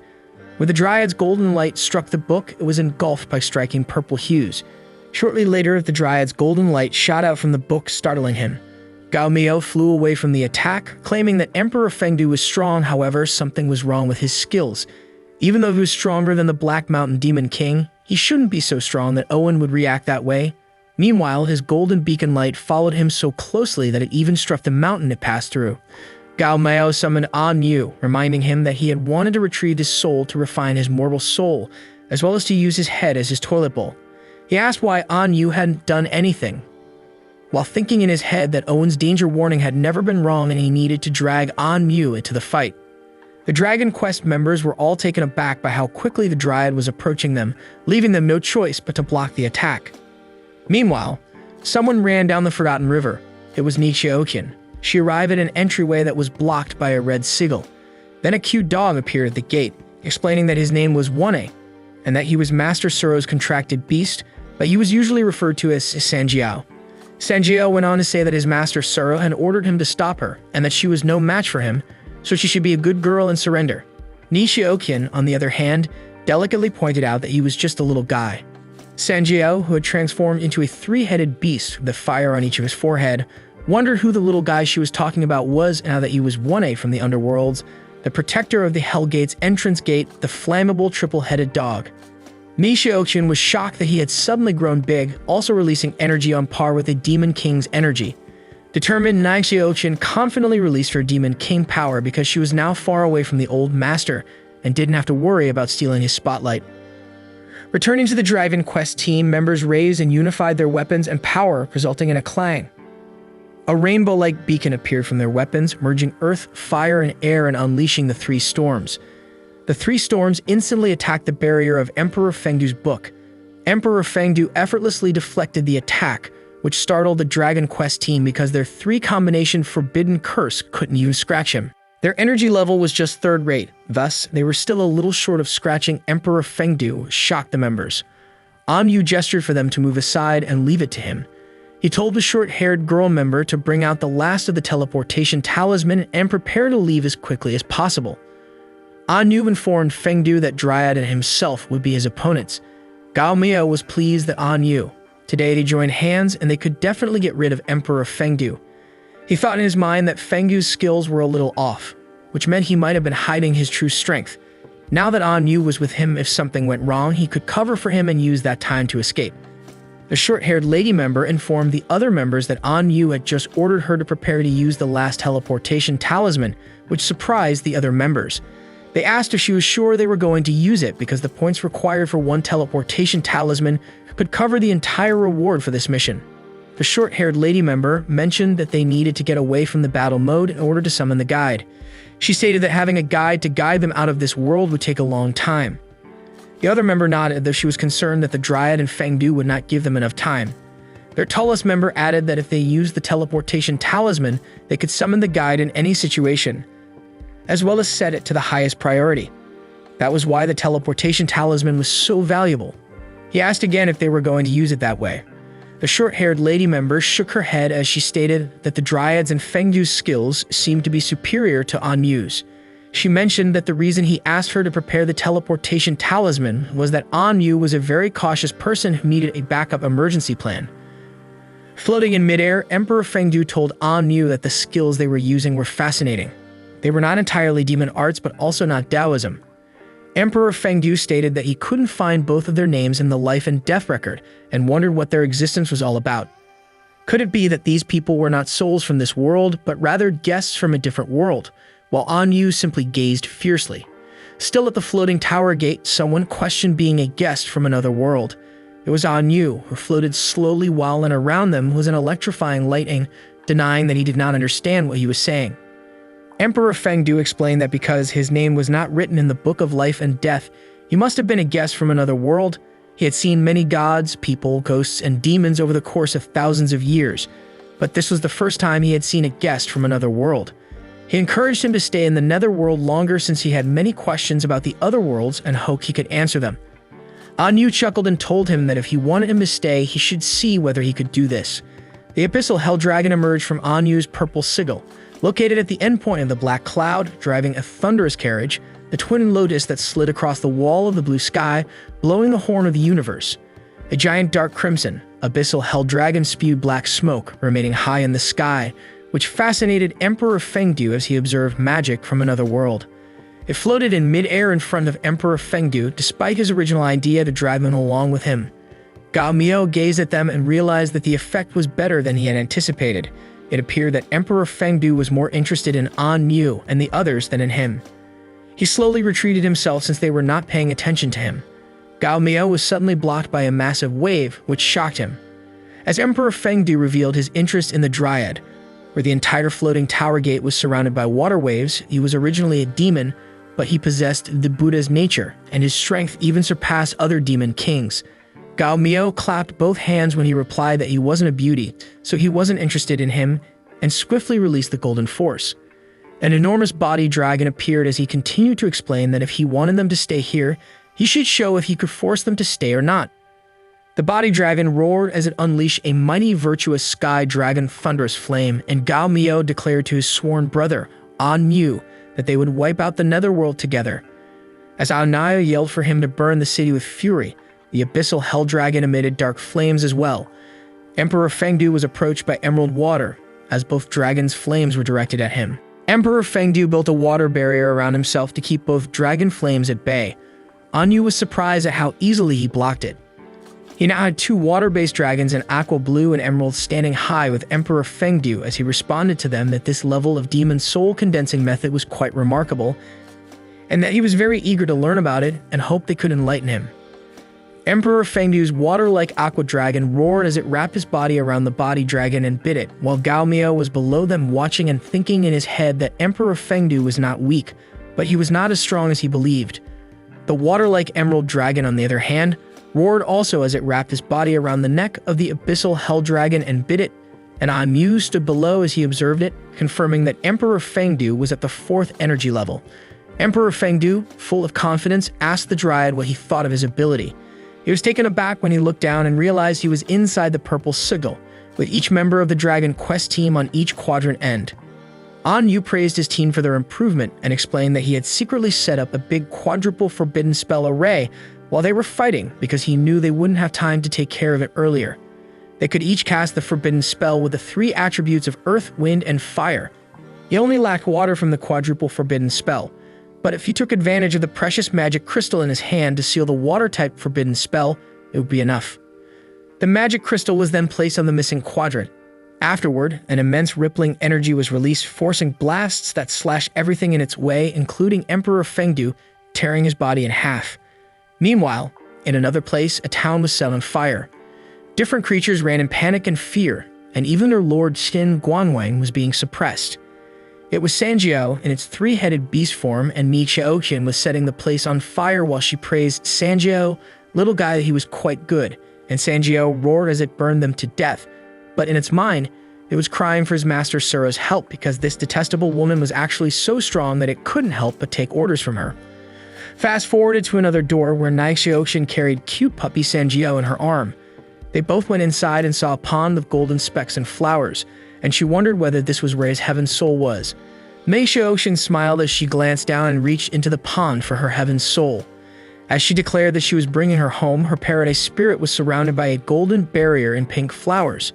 Suddenly, it all flew up from the flowers, surrounded by seeping dark smoke. Mi Xiaoqian was taken aback when she saw what had happened and pondered what had caused her and others' heaven souls to fly away together. The smoke billowed up from the ground and boulders were slashed. Gao Miao poked his head out, wondering what kind of move it was, if he hadn't been standing so far away, or if it had been a few feet shorter, even he would have been sliced in two. However, that one over there, alluding to Emperor Fengdu, who was lying on the ground, wasn't so lucky, he said. Gao Miao was still disturbed by the fact that something did not feel right, and he questioned whether that was all Emperor Fengdu was capable of because it was not enough to threaten no one's life. He crossed his arms and showed his dismay, saying that if he had realized he was so weak, he would have come alone and not brought An Mu with him. The Dragon Quest team members appeared exhausted after the blasts, and one member remarked that it was a pity that someone escaped, while another commented that even if the native died from a quadruple forbidden spell, he didn't waste his life. They were all puzzled by the orbs floating around until An Yu yelled and advised them to look out. Suddenly, the orbs struck the Dragon Quest team members like a bullet and passed through them. Emperor Fengdu's torn body hovered around this golden energy, responding that while he suspected they were up to something, he wasn't expecting these 3 to make such a huge fuss. He was subsequently enclosed by a barrier as he continued to say that if it hadn't been for the 10,000 years of time, he would have long ago secretly collected thousands of souls from powerful people who had set foot in the underworld and refined them into these soul orbs of the 10,000 tribulations scapegoat. Emperor Fengdu emphasized that these scapegoats could die in his place even if he was in great danger. Gao Miao was taken aback by the souls of 1,000 powerful people that had been refined into soul orbs of 10,000 tribulations scapegoat and wondered about Nai Xiaoqian's soul. When Gao Miao turned around, it was Nai Xiaoqian riding on Sanjiao in its 3-headed beast form, telling him that his soul was up there.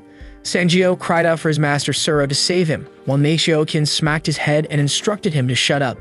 The thousands of orbs continued to fly together as Emperor Fengdu called them with his arms spread wide. Yu was concerned since he had looked up there for a while, wondering if he had been looking at the so-called soul orbs of 10,000 tribulations scapegoat. Emperor Fengdu was enraged as he exclaimed that his patience was running out in 10 seconds. He boasted about crushing them all in 10 seconds. When several orbs flew by, he began counting one. A golden phoenix from the orb appeared and attacked Yu, which he blocked with his purple sigil. He then asked the Dryad for an explanation of what had happened to Sanjiao, but first advised him to get rid of Emperor Fengdu. 2. Sanjiao was struck by the twin purple lightning wave, a technique familiar to Xiaoqin, the electric python demon king. The golden phoenix was wrapped by the Dryad's golden long-stemmed thorny vine and responded mockingly that there were already thousands of them and wondered if they deserved to be known as powerful people, while Xiaoqin warned him to be careful and alerted him that those soul orbs of 10,000 tribulations scapegoat contained the souls of 1,000 powerful people, and he seemed to be able to take advantage and use their techniques. 3. Someone child once remarked that fierce beasts always walked alone, and those that appeared in groups were known as cattle and sheep as the golden phoenix was being crushed. There was Yu who stated that even though this man was a nobody, what he said made perfect sense while he was attacking another soul. 4. A fiery explosion erupted from the cute puppy Sanjiao as it barked at them and informed them how dare they fight him when they only had 2 heads, so they deserved to lose. Gao Miao felt delighted when he asked Emperor Fengdu if that was all he could do and requested to show him everything he had. 5. Emperor Fengdu only stared at them. A buzzing could be heard from the 1,000 orbs connected and floating in the sky. 6. Gao Miao was concerned about the 10,000 souls who had different talents, powers, and races, and how Emperor Fengdu had managed to bring them all together without the danger of their powers conflicting.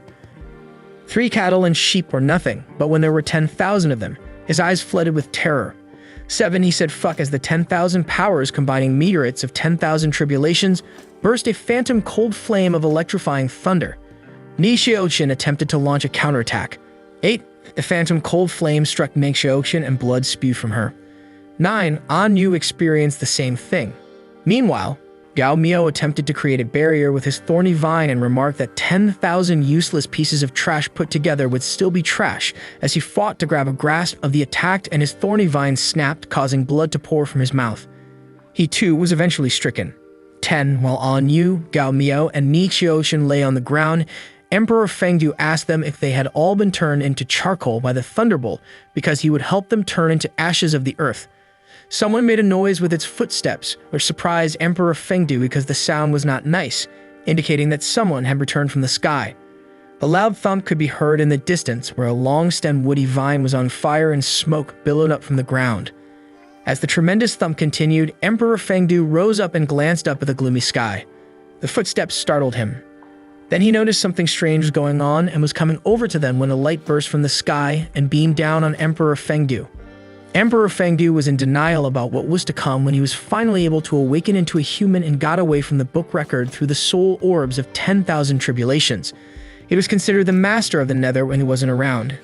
And what would he be now that he was back as the book he was holding flew away from him? When he chanted, "Return his true body and come out," the book of life and death mend the sky and block the heaven's path. The book opened and the light burst. The book of life and death obscured the light from the sky, resulting in a thunderous crash. He laughed sinisterly when it worked. With his strength now, he was able to prevent him from returning and succeeded. But suddenly a tremendous thump continued, startling him. He replied that it was not possible as he had puked blood. The book of life and death was split into pieces. He knelt on the ground, his bloody mess in front of him, admitting his failure as the ripped pages of the book fell to him. A voice said that he understood what was going on. While he was looking up, a translucent crystal blocked the opening in the sky, and a silhouette of someone appeared in the distance. Yu appeared in his human form, smiling and telling him that he was not Emperor Fengdu, and that he was merely someone posing as him while he was away, that he was nothing more than an imposter.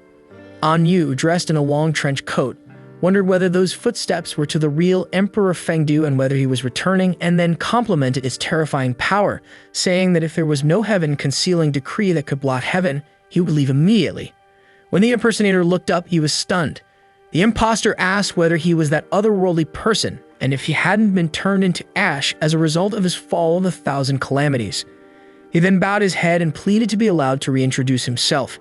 His name was Crow Ellipsis Reinchman. He was from the Reinchman family on the western continent, and his family was not from this world.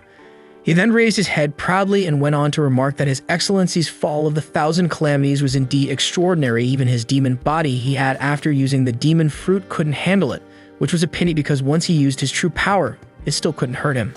The impostor inquired about this heaven's concealing decree. The impostor slowly stood up, while An Yu was more than happy to teach His Excellency, and explained that the heaven's concealing decree was one of the Temple of God's keepsakes, and that when they went to a certain world, they could use the heaven's concealing decree to declare that the mission of the world had been claimed. An Yu tossed a rectangular charm into the sky. At the opening of the sky, surrounded by a translucent crystal, An Yu was taken aback when the impostor chuckled.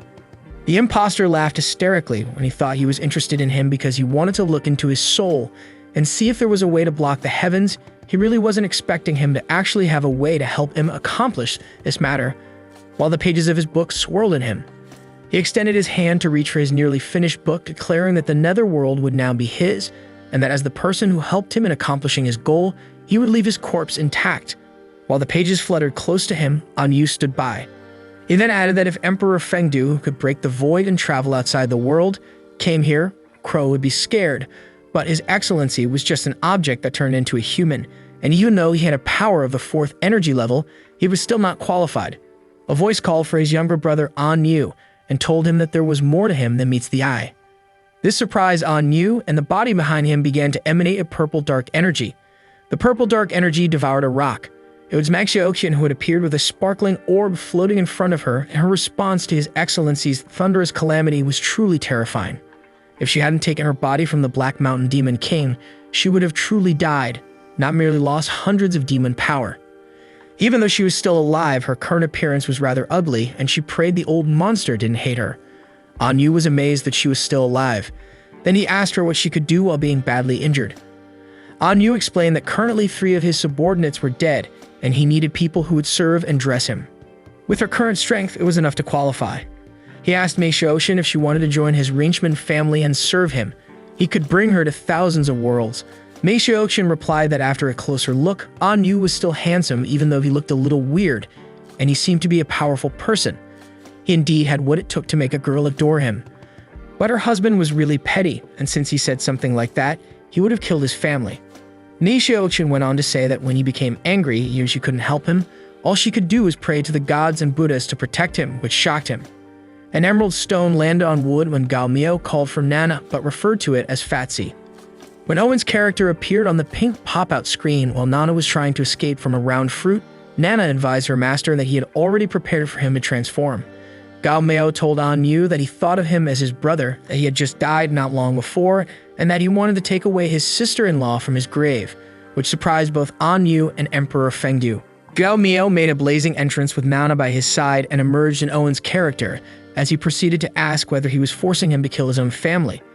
An Yu, in human form, asked whether he was the Dryad and how he became that way. Gao Miao approached them when An Yu realized that his power was not from this world, that there were no members of the Temple of Gods who had taken the task of investigating this world before him, and that he was also not part of the Temple of Gods mission team. An Yu went on to add that he had realized that he was the butterfly that stirred up this world's events, who had secretly taken over the Dryad's body with some secret method and controlled everything. Gao Miao complimented him on his quick thinking and said he didn't look stupid. He explained that he was only afraid of Emperor Fengdu, which is why he involved him, and assured him that he had lived up to his trust and successfully held the Emperor. He was right about him and that everything was under control. On the other hand, Nana was furious and criticized him for not having everything under control. His original plan was to hope for An Yu to seek help from the Temple of Gods, and he did not even know the fact that the real Emperor Fengdu wasn't there, or that An Yu possessed a hidden card that could cut off the heavens from this world. Someone complimented them on their ability to keep hiding while smoke billowed up from the ground beneath the translucent crystal. Sanjiao perished with its tongue hanging from the ground. It was An Yu, and he added that while he hadn't expected this many mysteries in this world compared to the reward, this mission was much beyond its scope. An Yu thought about the Dryad Ni Xiaoqian and that guy with the 4th energy level. It wouldn't have been a problem for him to deal with 1 or 2 of them, but if all 3 of them joined hands, it would have been difficult even for him. They were not, however, a monolith, which gave him an opportunity to turn his position. The impostor glanced on the side. Mei Xiaoqian cured herself with the bottle in her hand, saying that it was a good thing she had the wood spirit essence, otherwise her looks would have been damaged.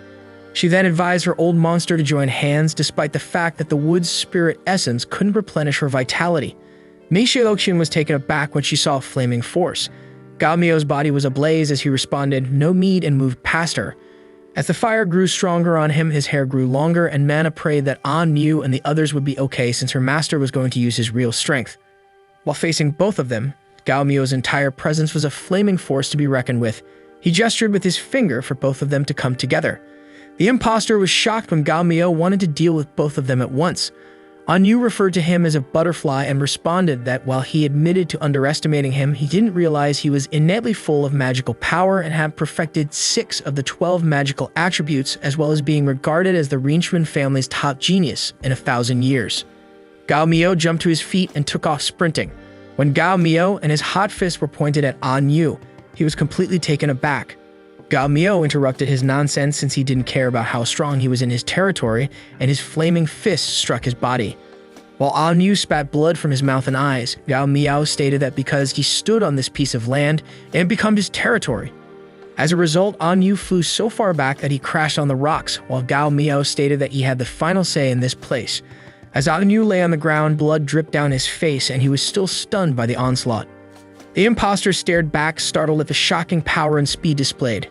Suddenly, Gao Miao leaped towards him, prepared to strike the imposter with his hot and powerful fist.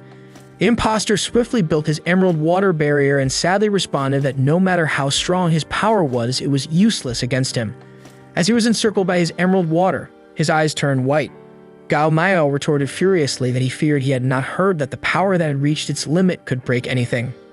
As his hand met the green water, he added that there was no technique in this world that his fist couldn't break. Gao Miao then continued to land on the imposter's face, stressing that so what if he could suppress the 3 of them earlier? Its impact was so strong he flew up to the boulder and rock debris scattered everywhere, while Gao Miao stayed on the ground. Gao Miao went on to say that earlier he was just scared the power which could make Owen jumpy would appear, so he didn't transform into Owen's form to smash him until now. Gao Miao assaulted the imposter with his fist again, landing on his body, shouting, spewing blood, and mockingly asking why he didn't show him his arrogant side again. Gao Miao then turned back, sensing danger as boulders and debris fell. It was An Yu who raised both his hands and cast his elemental dark ray, a 6-fold forbidden spell. Gao Miao wondered about the technique that had an upgraded version. Suddenly, the imposter hugged him, which caught him off guard. He was told he couldn't run as pages fluttered around him by the imposter, who had a wicked smile on his face. Eventually, the imposter encased his entire body in a cocoon-like structure.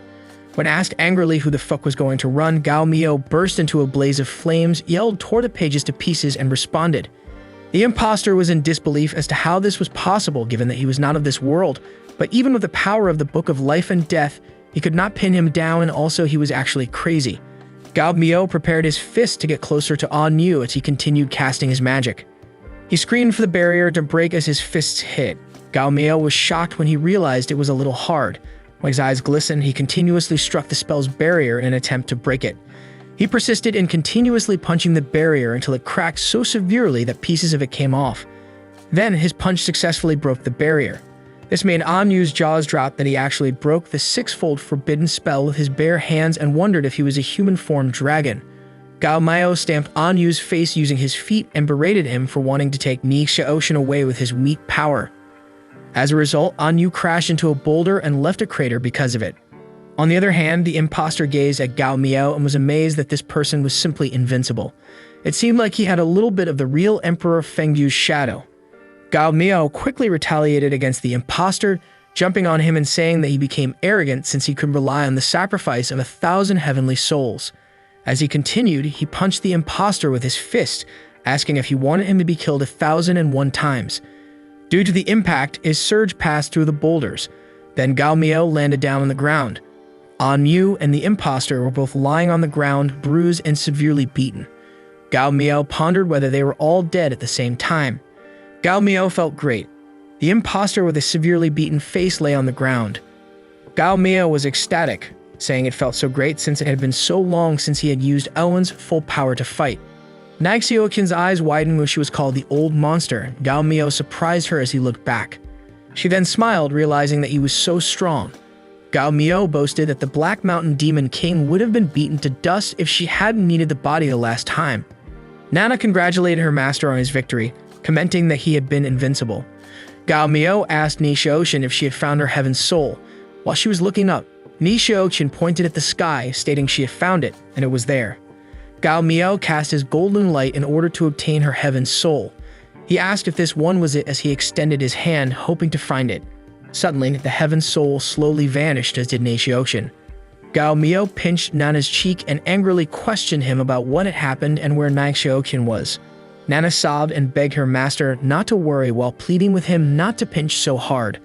Nana, with a bruised cheek, explained that Ni Xiaoxin had vanished because she had completed her destined mission and had been automatically sent out of this world. The pink pop-out screen emerged, congratulating him for finishing the Three Souls fusion mission, getting back Ni Xiaoxin's heaven's soul, and successfully changing her destiny. As a reward, he could bring Ni Xiaoxin out of the demon of Qian world. They assumed she was at the Crystal Palace at that very moment. Gao Miao urged Nana to hurry home quickly, which Nana was excited to do so when An Yu unexpectedly moved. While still lying on the ground, An Yu's body trembled. Gao Miao looked back and realized that An Yu was not dead yet.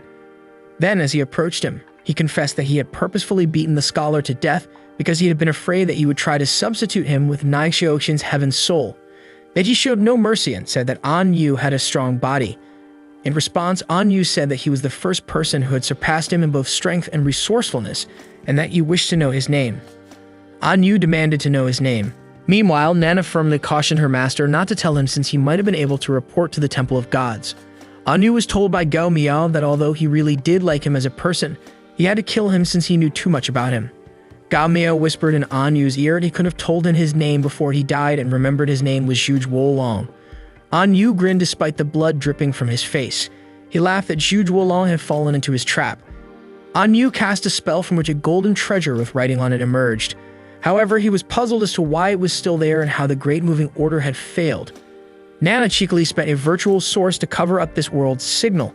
Whatever order he used wouldn't be passed on to the guide, so it was used to prevent An Yu from sending information, but he didn't expect him to have a treasure like the Great Moving Order.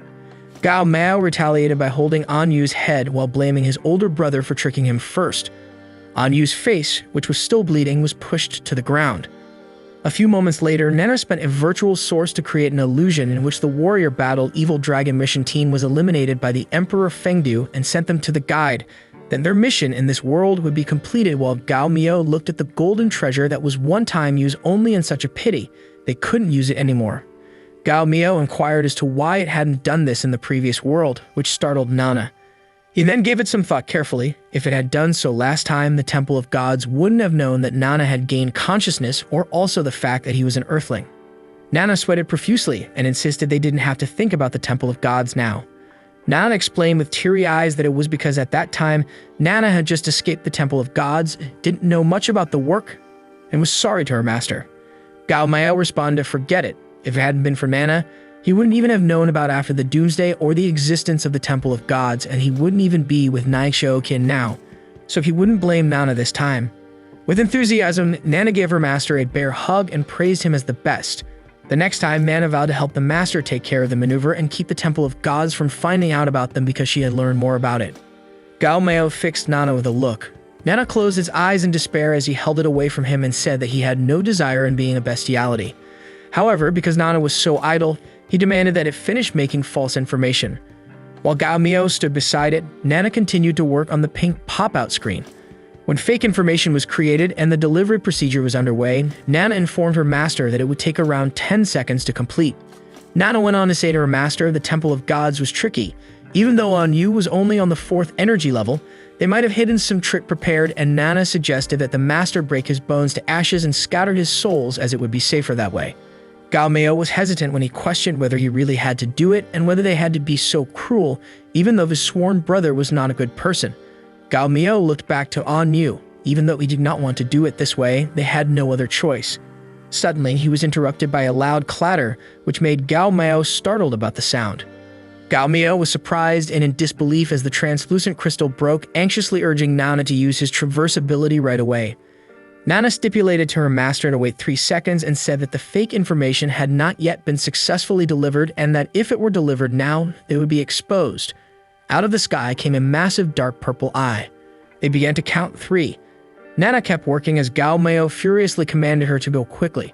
Gao Meo began to sweat heavily because he believed that this was the real Emperor Fengdu. His ability was too terrifying. He was unable to move because of his glance, and if they were even a second late, they would definitely die. 2. A dark force was released from the massive dark purple eye. 1. Nana successfully delivered and activated the existence substitution ability, which Gao Meo heard while frightenedly looking up.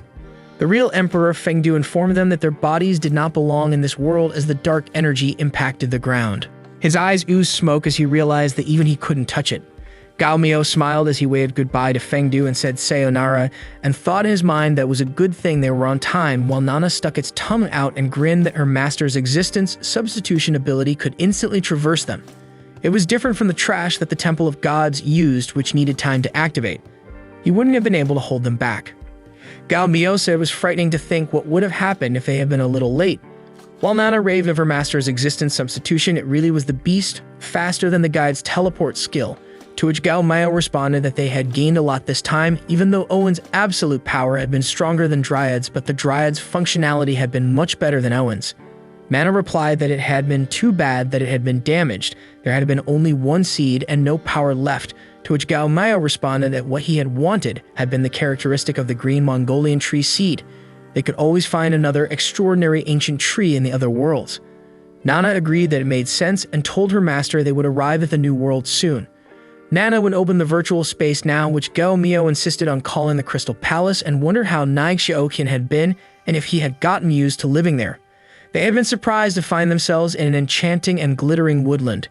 Gao Meo, in his human form, questioned why the Crystal Palace's interior had changed to this state. Nana replied that the Crystal Palace had been a virtual space that could change its appearance based on the desires of its inhabitants, but Nana had not anticipated that a native like Naig Xiaoqian would discover the palace's secret. Mi Xiaoqian had been charming as she had hummed while swinging on a wooden vine fastened to a tree branch. When Gao Meo had looked up, she had left him speechless with her beauty. He had been observed by Naig Xiaoqian. When the old monster had arrived, she had been delighted. Naig Xiaoqian had still been unable to see Nana, but he had been perplexed by Gao Meo's appearance when he had waved at her. Fast forward, she had continued humming and explained that although she had been a bit scared when she had just arrived, once she had come to her senses, Naig Xiaoqian had smiled as she had realized that this place had been really interesting. Mi Xiaoqian had really liked the place. Gao Meo, swinging on a vine next to her, had smiled because he had been glad that she had liked it. Meanwhile, Nana had been leaning on the tree, waiting, and had gotten the information about the new world, wondering if her master had played enough and whether he had still been planning to go there. A few hours later, Naig Xiaoqian dozed off while perched on the vine when Gao Meo inquired to Nana if they went to the new world. What would happen if they left Naig Xiaoqian alone? Gao Meo said that if he couldn't stay with her, she would have felt extremely alone, and she also couldn't have returned to the tree governor's palace to see Xiao Xu, Xiaoqing, and the others. Nana thought in its mind that her master was really bad at flirting with a woman. Nana even thought that he was a dense guy, but surprisingly, he truly had an attentive side. While Nana continued to think in its mind that he was thinking from that aspect and her master had finally attained enlightenment, Gao Meo continued to act as though he had just traversed over to the after the Doomsday world. Without those bosom pals, it seemed boring and lonely for him. Nana smiled and explained that her master did not have to worry about this. The flow of time in the Crystal Palace was closely related to him. If her master wasn't in the Crystal Palace, the time would be stopped. In order to divert her master's focus away from Naig Xiaoqian and prevent him from wasting further time on her, Nana presented the pink pop-out screen for him to look over the information and prepared for the next world. On the screen, the world name was Wusong versus Pan Jinlian. The story of Wusong defeating Pan Jinlian in martial arts and in bed to avenge his brother Wu Delang. Wu Delang was married to Pan Jinlian but was murdered by Pan Jinlian and Xiamen King. When Gao Meo questioned Nana about why the new world had the vibe of an adult video, Nana responded that it was truly rated R18, which meant that the mood of this world was not suitable for children and Nana didn't watch these kinds of movies. Gao Meo responded, asking what does it matter if it's something bad or not, as one virtual source for the existence substitute was already spent, and they couldn't waste it. He then told Nana to proceed to the new world, to which Nana replied with affirmation but mentioned that Nana remembered having something to tell. Last time, Nana only had one virtual source left, so Nana didn't tell the master that they could actually use one virtual source to get 3 existence stamps, and Gao Meo inquired about the purpose of that. Nana explained that the master's existence substitution works by occupying a native's existence stamp. But this kind of existence substitution was totally random. You could become a great demon like a dryad, substitute an anonymous cannon fodder, and also substitute into a pig was not impossible. Nana was sad when it thought in its mind, even though a virtual source was super valuable, if they could be reborn to a good family and get more resources, earning virtual sources by completing missions would be much easier. Nana continued to respond to her master. If Nana spent a virtual source and got 3 existence stamps, even though it was random, the master could pick one of the 3 to do the existence substitution. They could have the best possible start. Gao Miao inquired how many virtual sources they currently had, to which Nana gladly checked. On the pop-out screen, they only had 4 virtual sources left, which left Nana shocked as to why there were only 4 left when Nana had clearly used virtual sources cautiously. Nana flew around hysterically looking for virtual sources and then sobbed that there were so few left. While his palm was close to the pink screen, Gao Miao replied that virtual resources were similar to money. He added that it was never enough, let's not waste it on this, and trusted in his own luck before activating it by pressing. Gao Miao and Nana walked towards the opening door when Gao Miao stated that he had been a European emperor all along. You could obtain a native as cool as Owen on his first turn. You would definitely get some awesome roll this time. A few moments later, they got transported. The moon was visible at night at the Steinman house and High House. Some ladies were laughing and teasing his daddy to come and get her. A pretty lady with violet hair told his lord that he couldn't open his eyes until the count of 10, no cheating, or she would not let him get away with it. The blushing lord responded that each of them was a hot bitch. If he caught them, he wouldn't let them off easily. Suddenly, the lord abruptly came to a stop and lights surrounded him. The pretty lady with violet hair addressed him as his lord and promised that if he could catch Jinlian, Jinlian would perform that play with him tonight if he could. Gao Miao thought in his mind about Jinlian, Daddy, Nunu, and couldn't believe it. He cursed that he had transversed as Kaiman Qing. This is the end of I'm the King Part 1 to Part 4. Thank you to keep watching the content from this channel. Don't forget to like this video and subscribe to our channel so we can keep you updated with our latest contents. See you in the next video.